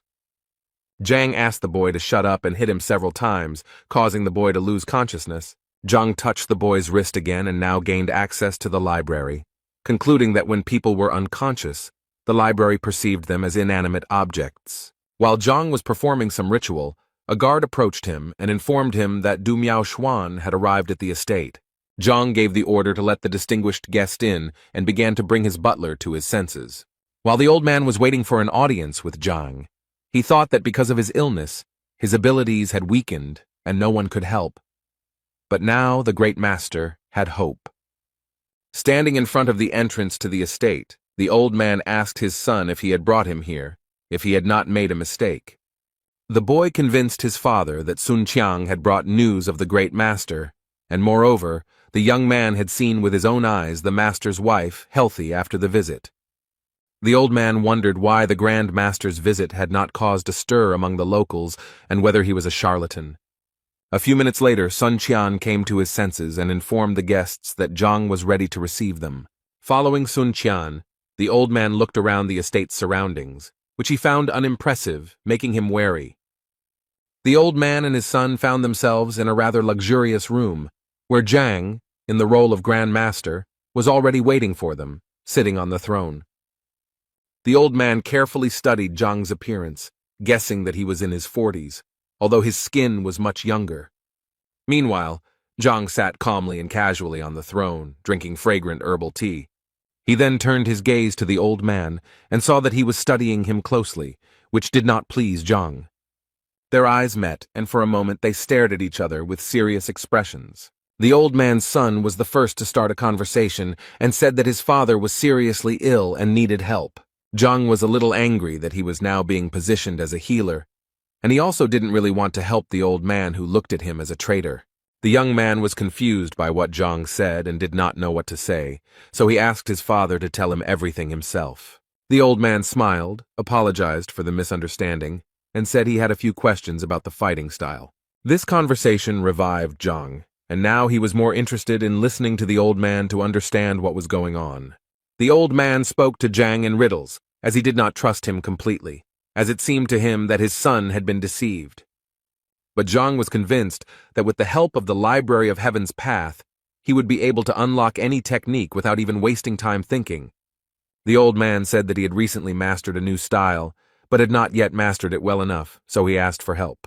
After this, the old man decided to demonstrate his level of skill to Zhang, who was posing as a grandmaster. Zhang watched the old man's movements carefully, trying to notice any flaws in the technique and how they could be avoided. And as soon as the old man made a few movements, Zhang stopped him, because looking at the old man's posture, one could tell that the old man had been familiar with the fast fist technique for quite a long time. But Zhang noticed something else. The old man was having trouble controlling the power he was endowed with. And Zhang assumed that the old man was not who he claimed to be. Zhang even thought that the old man was not a human being. Zhang's butler and the old man's son were stunned that Zhang called the old man inhuman. The old man's son told Zhang that perhaps his father had been disrespectful, but to insult him by calling him inhuman was too much. Zhang simply smiled and advised the boy to ask his father if he was offended by what he said. The boy looked at his father in surprise, expecting some logical explanation from him. But the old man simply remained silent for a while and seemed to have no intention of explaining anything, and then fell to his knees. He began to bow to Zhang, begging him for help and saying that Zhang was his last hope. The butler was surprised by Du's behavior, who had just been impudent and cruel, but if Zhang called him not a human, he would fall to the ground. Zhang sighed heavily and asked the butler to escort the distinguished guests out the door. The butler immediately began to carry out Zhang's order, accompanied by the cries of the old man, who tirelessly begged for forgiveness. Zhang was outraged by the guests' behavior, because his words should not have been empty words for them. The butler called for help from the guards to help take the respected Du out of the estate. 2 guards grabbed the old man by the arms and dragged him out of the gate, and he shouted that he was ready to wait as long as it took, if only they would help him. Now the old man sat on his knees outside the estate, thinking about the big mistake he was about to make. The son did not understand why his father was going to wait under the estate for at least an eternity, and why Zhang's words did not offend him. The old man told his son to sit next to him and explained that he had shown disrespect to Zhang, whom he now considered the true great master. Song Du didn't understand why he had to kneel down next to his father, but the old man insisted in a harsh tone because he wanted to apologize to Zhang for his behavior. Now the old man was 100% convinced that only Zhang in the role of the great master, could heal him. The situation became even more confusing for Du's son, but he couldn't argue with his father, so he knelt down next to him. The butler, who had just escorted the guests out the door, also didn't understand what was going on because Zhang's behavior seemed somewhat superior to him. Sun came to Zhang and told him that Mr. Du was kneeling in front of the entrance to the estate, which Zhang advised the boy to ignore. The butler then asked Zhang what he should do now that the last visit had failed. Zhang sighed heavily, thinking about only one problem: money, and 23 million at that. Then he stood up abruptly and told the butler that he was going to settle some business and that the boy must remain at the estate. But before leaving, Zhang told the butler that he had a separate important task. He walked up to the boy and began whispering instructions in his ear, even though there were only 2 of them in the estate. When Zhang finished, the butler was very surprised, but Zhang assured the young man that everything was fine and that he trusted him. Meanwhile, old Du sat in Zhang's estate and told his son that he was not doing this for show, but only because he sincerely regretted what he had done. The guards of the estate passed by, gossiping that Lord Lin had given 1 million gold coins for the sake of his wife's health. Old Du began to listen carefully to every word and heard from the guards that they were somewhat envious of such a gift, because the amount was quite large. Hearing this, the old man ordered his son to immediately return home and take all the old man's savings over the years. The gossiping guards began to talk even more actively and were already saying that Zhang was dissatisfied with such a gift because the Lord had valued Zhang's prestige too cheaply. When Du's son was already walking home, following his father's instructions, the old man shouted after him to grab the precious pills and sell them, taking with him all the skins of wild animals and doing the same. The servants could no longer be stopped, and they discussed how Master Yang, who was Zhang, had only cured the master's wife because she was on the verge. These words seemed to pierce the old man, and he ordered his son to sell the sword, and the elder of the Du clan to sell the business that he had long wanted to appropriate. The gossips also started talking about old man Du, who, according to their version, was completely healthy and simply wanted to make fun of the owner, without even thinking about taking a few coins with him for the sake of decency. These words simply destroyed the old man, and he ordered his son to take all of his mother's savings and come to this estate with the money as soon as possible. Zhang removed all the makeup he had worked so hard on, and that had helped him make his dreams come true. The large amount of clothes and other trinkets that Zhang had been wearing for more than a day had left him somewhat exhausted. In addition, he remembered that the Pharmacists' Guild had received the rejuvenation pill Meridian and the medicinal solution Body Nourishing, which he happily accepted. Zhang asked Ouyang about the pure breath pills, and also whether the guild had any information about spear skills. Ouyang thought about it and said that the spear is not as popular as the sword, so not many people try to master this skill. Ouyang added that most people would throw up their hands at such a request, but he knew one person who had practiced this skill his entire life, much to Zhang's delight. Ouyang said that this is his close friend, who usually sits at home and is difficult to reach from the street and is also reluctant to share information. So, Ouyang suggested that Zhang visit his old friend, to which Zhang happily agreed. When they arrived at the estate of the man who was good with the spear, his servant informed them that the master was a little busy, so they would have to wait. While the men waited, Ouyang explained that his friend's name was Wang Chun, and that this man had been practicing the art of wielding a spear since childhood, so there was no better master in the entire city. Ouyang added that even the emperor himself personally praised Wang Chun's skill, so for Zhang, this was a true testament to his perseverance and talent. A few minutes later, a man in a white kimono appeared in the courtyard with a spear spinning in his hands like a propeller. Ouyang stood up to greet his old friend, exchanging sarcastic but kind compliments. Wang Chun looked toward Zhang and asked Ouyang, who was this young man, or was he not the youngest son of that time? Ouyang then said that Zhang was a new member of the First Star Pharmacists Guild, a very capable and talented young man.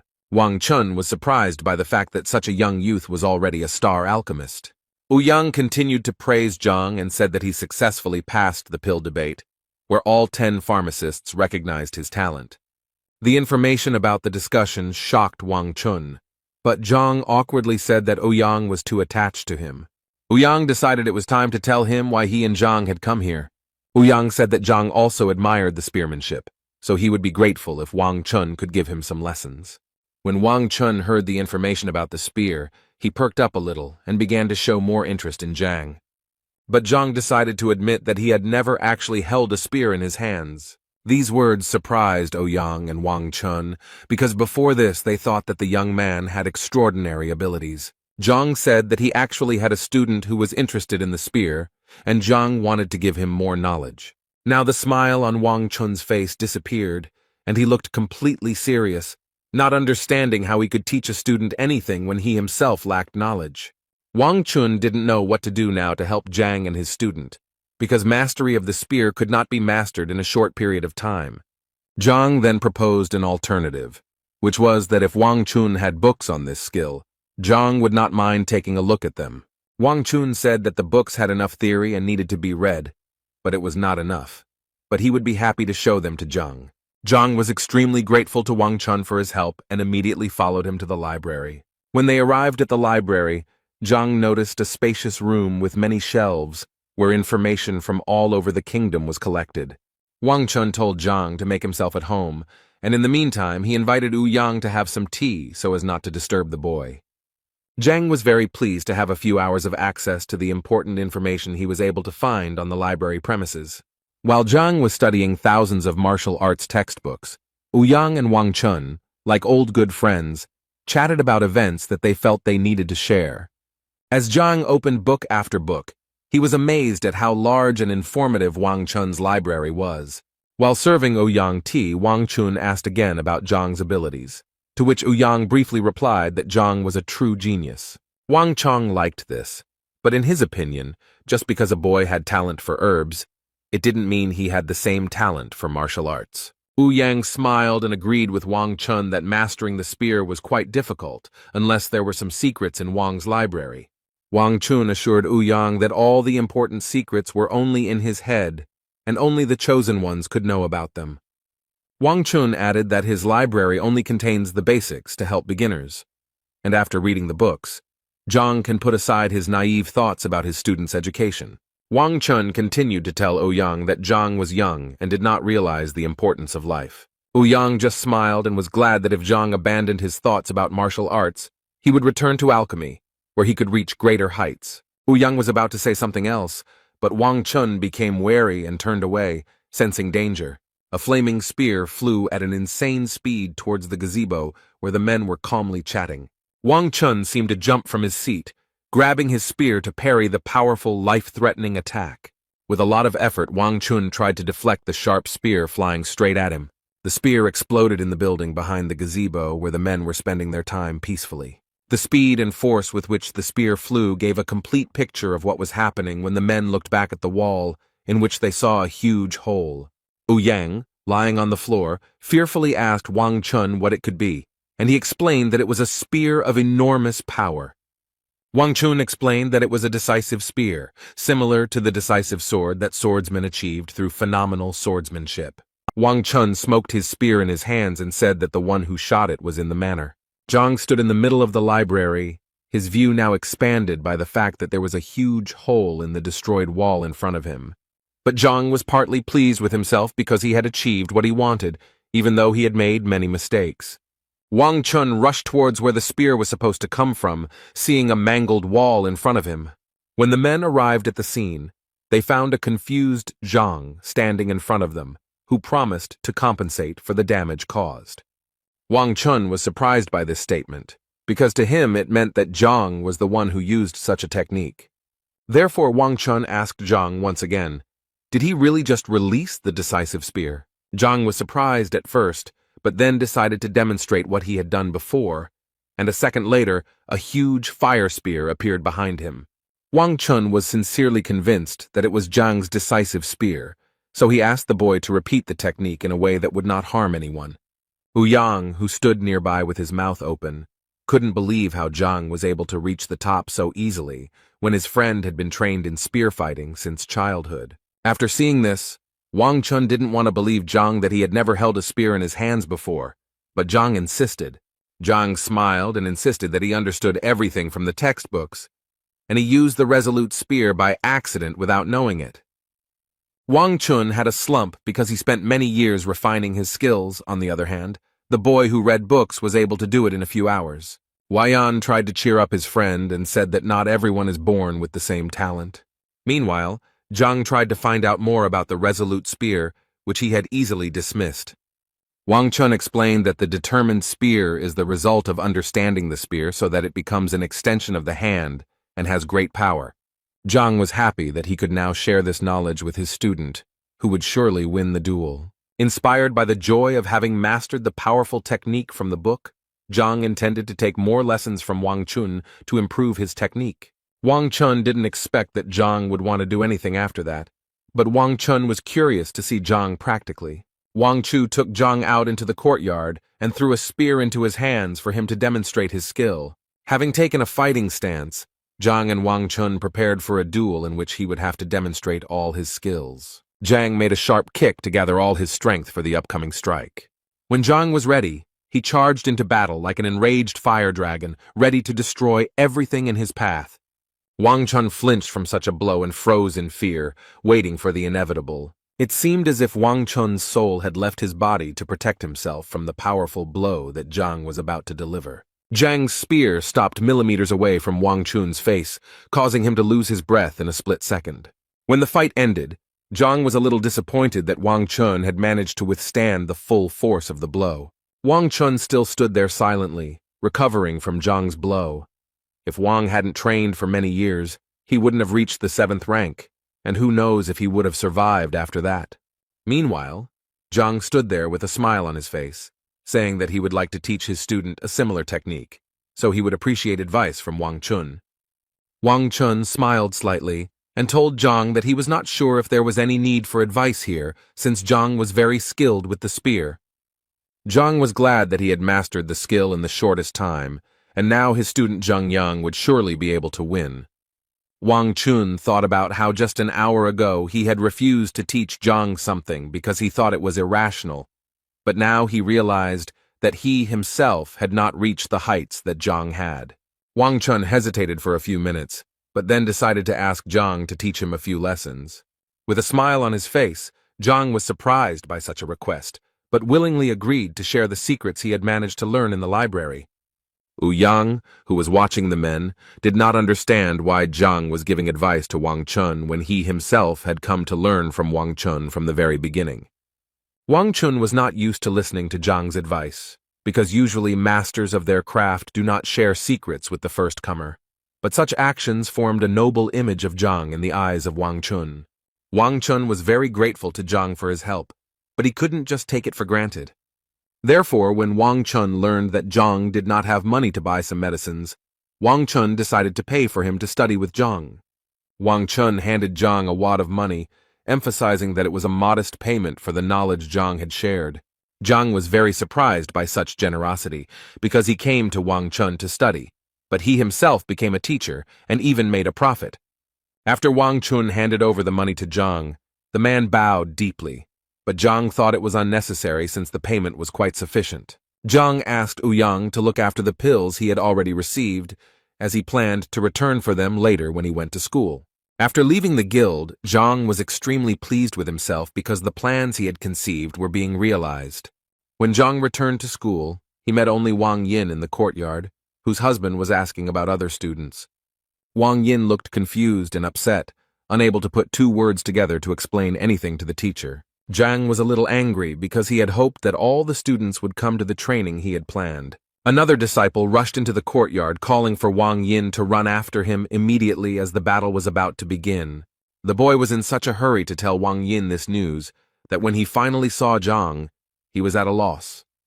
Now Zhang wasn't going to let the student go until Tai explained why all the students were skipping training and what battle they were talking about. Zhang was angry because his students had not yet received the necessary knowledge and skills, but were already participating in unknown fights.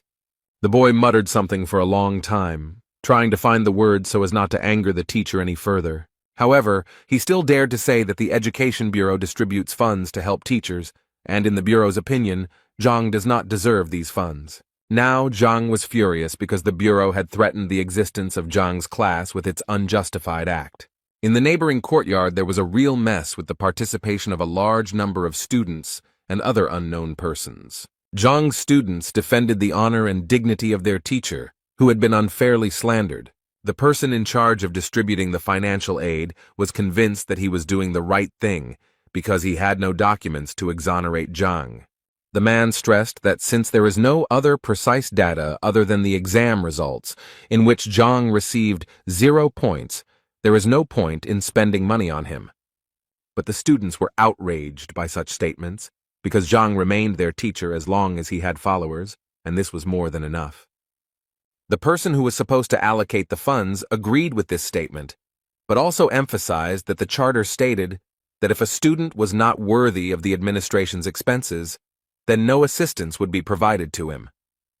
Zhang's students were at a loss for words to express their emotions in response to such statements. However, the person responsible for distributing financial aid to students offered them an alternative. He invited all of Zhang's disciples to the lower arena to fight his disciples, and if Zhang's disciples won, they would be able to obtain the valuable pills. Zhang's students understood that the lower arena existed to resolve conflicts between students, and if they won, the teacher would apologize to the students. All of Zhang's students were convinced that this was their only chance to defend their honor and dignity. In their opinion, Teacher Zhang had done many useful things for them, so the moment of gratitude had finally arrived. Zhang may not need the pills that can be obtained as a victory, but for the sake of honor, a duel is inevitable. Everyone, as one, was burning with anger and ready to defend the valiant name of Zhang, no matter what it cost them. Therefore, all of Zhang's disciples agreed to the duel and were ready to fight to the end in order to preserve their existence and clear Zhang's name from slander. The man who suggested this option to the students warned the young people with a sinister smile so that they would not regret it later. And then he called his disciples, who were supposed to teach a lesson to Zhang's disciples, and who were much fewer in number. When all 47 of this man's students came out into the yard, he happily introduced them to a bunch of rivals. The trio of Zhang's disciples were extremely scared, as they did not expect that they would have to compete with so many people. But they quickly pulled themselves together, because there was no turning back, because now the honor of their class was at stake. On the way to the courtyard, another group of students told Zhang that Zhou Tian, whom Zhang did not consider an enemy, had caused a commotion. Zhang was told that Zhou Tian was formerly a disciple of Elder Chen, who later made him his disciple. Zhang was worried that his reputation might be tarnished by Zhou Tian's whims. Meanwhile, the duel between Zhang and Zhou Tian's disciples was in full swing, and everyone was defending themselves as best they could. Due to the lack of experience in certain techniques, Zhang's students had difficulty defending themselves and were holding on with all their might. Zhou Tian's disciples sensed this weakness, so in addition to their normal combat skills, they used mocking psychological pressure.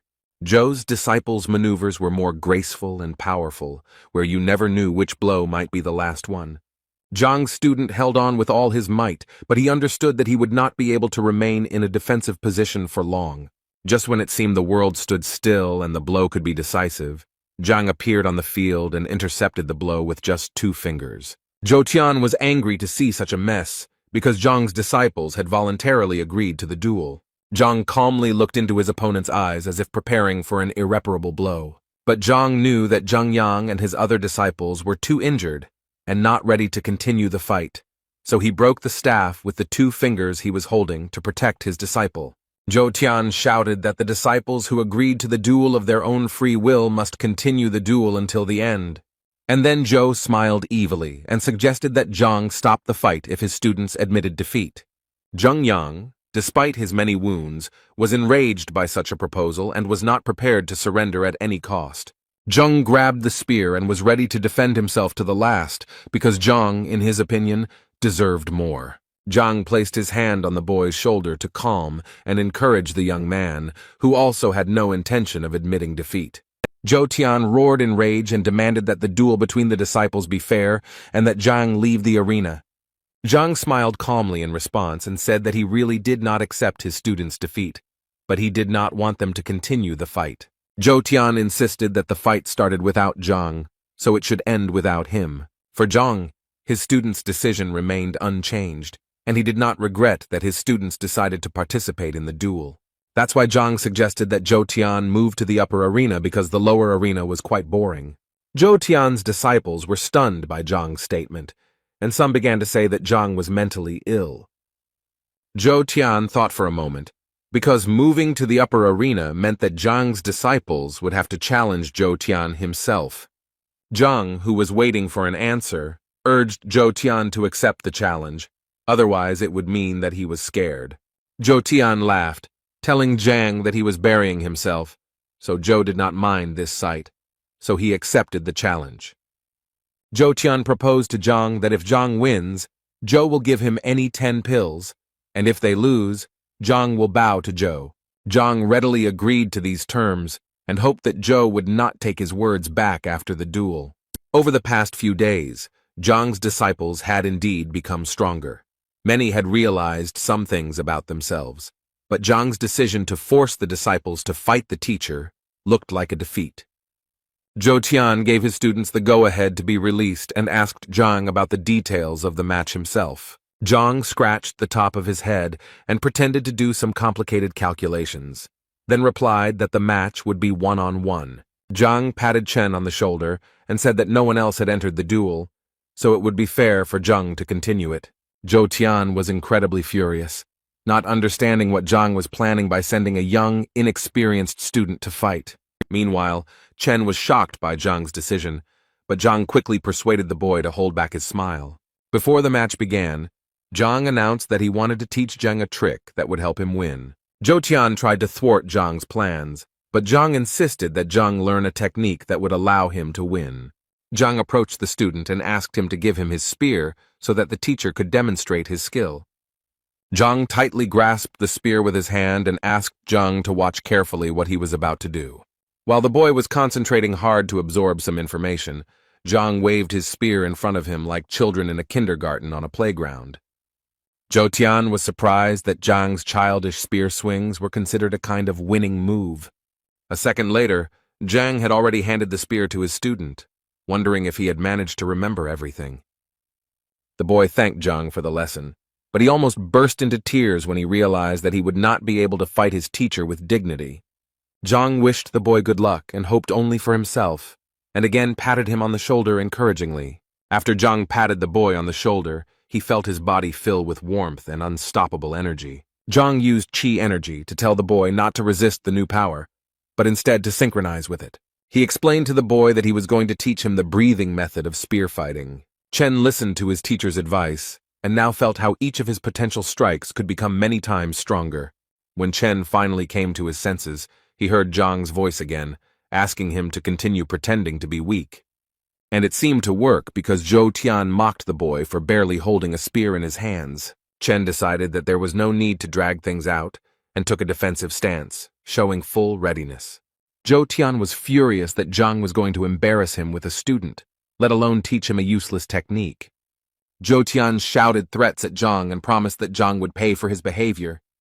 Disciple Zhang wanted to replace Chen as he looked tired and weak, but Zhang insisted that he continue the fight. While Zhou Tian was preparing for the fight by rolling up his sleeves, Chen professionally played the weak opponent. Zhou Tian said that he would not show mercy to the boy because Zhang himself had decided his fate, to which the boy agreed and added that he was ready to fight with all his might. Zhou Tian was the first to rush into battle, concentrating all his strength and preparing to deal an irreparable blow. Holding the spear in his hands, Chen was in no hurry to attack or defend because he was synchronizing his breathing, which was what Zhang emphasized. When the boy felt he was ready to deliver a decent blow, his eyes, full of energy, opened wide. He swung his spear toward Zhou Tian, and the spear seemed to wrap around a fiery snake, ready to pounce on anyone who dared to oppose it.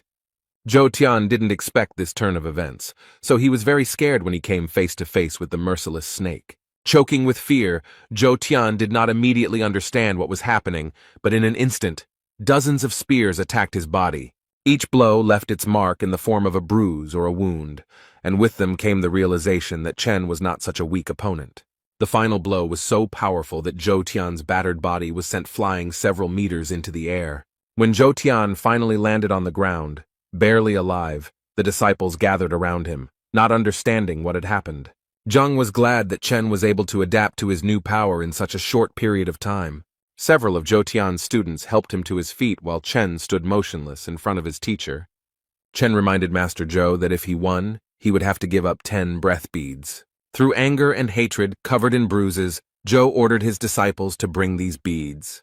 The disciples asked Master Zhou if he was sure of his decision, but he was persistent and asked not to repeat it twice.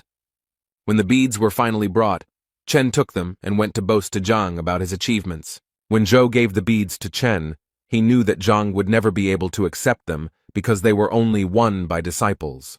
With a look of surprise on his face, Zhang carefully opened the box and looked at each bead carefully, as if studying it. Zhang turned to his students as if surprised that the match had been arranged for such unnecessary gain. So the next moment, Zhang threw the coffin to the ground and crushed it with his foot, shocking his disciples. Zhou himself was no less stunned, for whom the box was extremely expensive. Each pill cost at least 1,000 gold coins. Zhang took a small bottle out of his pocket and asked the students not to rush, because although the beads help to collect energy, they also do harm. That's why Zhang handed the students a bottle with clear breath pills inside. The students could not believe such generosity of the teacher, for which they were infinitely grateful to Zhang for the valuable gift. Zhang smiled back and asked his students not to get involved in such petty quarrels in the future. After the words of gratitude, Zhang began to hand out a pill to each student so that they could recover more quickly from the recent events. As Zhou sat there devastated after the fight, his disciples began to discuss Zhang's generous gift. Such conversations killed Zhou even more from the inside, tearing his fighting spirit and self-confidence to shreds. Zhang decided there was no time to waste, so he called his students back to school. When they finally returned to school, the students couldn't help but feel that Zhang had given them such expensive gifts. Zhang reassured them again and assured them that if they helped them win the teacher's evaluation, he would take it as a worthy reward. This was a big responsibility for the students, so they promised the teacher that they would do their best. Zhang was very glad that he had such devoted disciples, and after thanking them, he decided to talk to Zhang alone. Zhang took Zhang to a quiet room where he told the boy about a spear technique he had recently discovered. But before telling the secrets, Zhang asked the boy that no one except the two of them should know about it. Zhen was overwhelmed with emotion, realizing that what he had done in the duel might have looked stupid, or it might have looked exquisite, but the boy didn't care. Zhang stressed that all strong techniques contain simple elements, and this should be kept in mind, especially 10 days before the teacher's evaluation. When Zhang was telling the boy all the secrets, Zhang asked the teacher what he called this technique, and since Zhang did not have time to name it, he left it to Zhang. After several training sessions, Zhang informed the students that he was leaving the school and that his main goal until he left would be to train constantly. Meanwhile, where Zhang was considered a great master, the city discussed his exploits, and some even looked after the estate. Du Miaoshuan and his son waited patiently beneath the manor until Zhang invited them for an audience. Finally, the moment came, and the butler invited the guests into the estate, informing them that the Grand Master was ready to talk. Meanwhile, an unknown man watched these events from around the corner, trying to understand what was happening on the other side of the gate. Old Du, as soon as he arrived at the estate, fell to his knees in front of Zhang, begging for help. Zhang, who had already donned the robe of the Grand Master, sat casually and assured the guest of his assistance. Zhang decided to first check whether he had been wrong in his judgment when he called the old man a beast. This time, the old man did not object. Zhang began to analyze the problem in detail, explaining that it all started because the old man had not made progress during his training. According to Zhang, the old man took the blood of the white wolf, and now this blood enters the old man's body every afternoon. When Zhang began to tell details about how the old man was covered in animal hair every time, but at the same time he was neither an animal nor a human, the old man snorted, but agreed with everything. The son was upset that his father tried to hide it from him when the usual routine habit of being alone in the garden turned out not to be a habit. Zhang took a sip of hot tea and continued to talk about the wolf, whose strength corresponded to the 7th human rank. While stirring the tea, Zhang explained that wolf blood was one of the main ingredients for making Tongshuan pill, which had the effect of unblocking meridians. The old man admitted that he was young and naive, and therefore simply believed that wolf blood would make a person much stronger. Zhang put down the cup and asked the old man not to jump to conclusions, because the blood really does have such properties. The old man was shocked to hear such information, but at the same time he could not understand why he had suffered for so many years. Zhang rose from his throne and, pacing, continued to explain to the old man that the information he had read in the manuscript was incomplete, and the old man had simply not completed the reincarnation process. So Zhang suggested completing the process right now with acupuncture. Zhang realized that the old man's meridians were blocked, preventing the wolf's blood from circulating normally in his body. Then the man took out several silver needles, whispered something over them, and pointed them straight at the old man. One after another, the needles, shrouded in a blue noble glow, reached their target in the old man's body, freeing him from his ancient suffering. When the release process was completed, the old man thanked Zhang and hurried to leave the estate when he was suddenly stopped on the street by an unknown man. The old man looked at the young man and recognized him as Master Luo, who was well known in the area. A man named Lo asked the old man who owned the estate, to which the old man kindly replied that the Grand Master lived in the estate. The old man was full of praise for Zhang, calling him an intelligent and extremely capable man, but he emphasized that the Great Master did not like frequent guests. The old man told Luo that the Grand Master valued his time very much, so he should pay him well, at least 3 million. Luo thanked the old man for the detailed information. A few minutes later, Luo Chun was already at the estate and met with Zhang, who immediately realized that this man was a blacksmith. Zhang, in his luxurious and casual manner, asked the man what brought him here. The man complained that lately he could not make such powerful weapons as before. Zhang immediately asked the blacksmith to show him a weapon that Tai would consider durable enough. Zhang took the sword out of its sheath, examined it carefully, and realized that it was an ordinary sword, which did not even require the use of spiritual techniques to create. Zhang immediately understood what the problem was, as if it was red in his eyes, which made the blacksmith very nervous. Zhang seemed to have deliberately inflated the price by means of artificial intrigue, which he stretched out and savored. But he still told the stocky man that he ate too much, causing the blacksmith to drop his sword on the ground. The man even tensed up from such statements, because for him they sounded humiliating. Even the butler was shocked by Zhang's brazen remarks towards the venerable man who told him about his problems. Zhang hastened to calm the blacksmith down, as he had no intention of insulting him with his words. Koval admitted that lately he really likes tasty food, especially imperial shrimp. Zhang picked up the teapot to pour himself some tea and told the blacksmith that it was all because of the shrimp. But the blacksmith still didn't understand what shrimp had to do with making weapons. Zhang, who calmly continued brewing tea, emphasized that shrimp are directly related to weapons. He explained to the blacksmith that emperor shrimps are grown in cold water. They are a product of yin energy, so a person who eats shrimps reduces yang. However, Zhang stressed that pre-spawning and post-spawning shrimp are completely different products. Zhang continued drinking tea and said that the shrimp was getting weaker as it transferred all its energy to the new generation.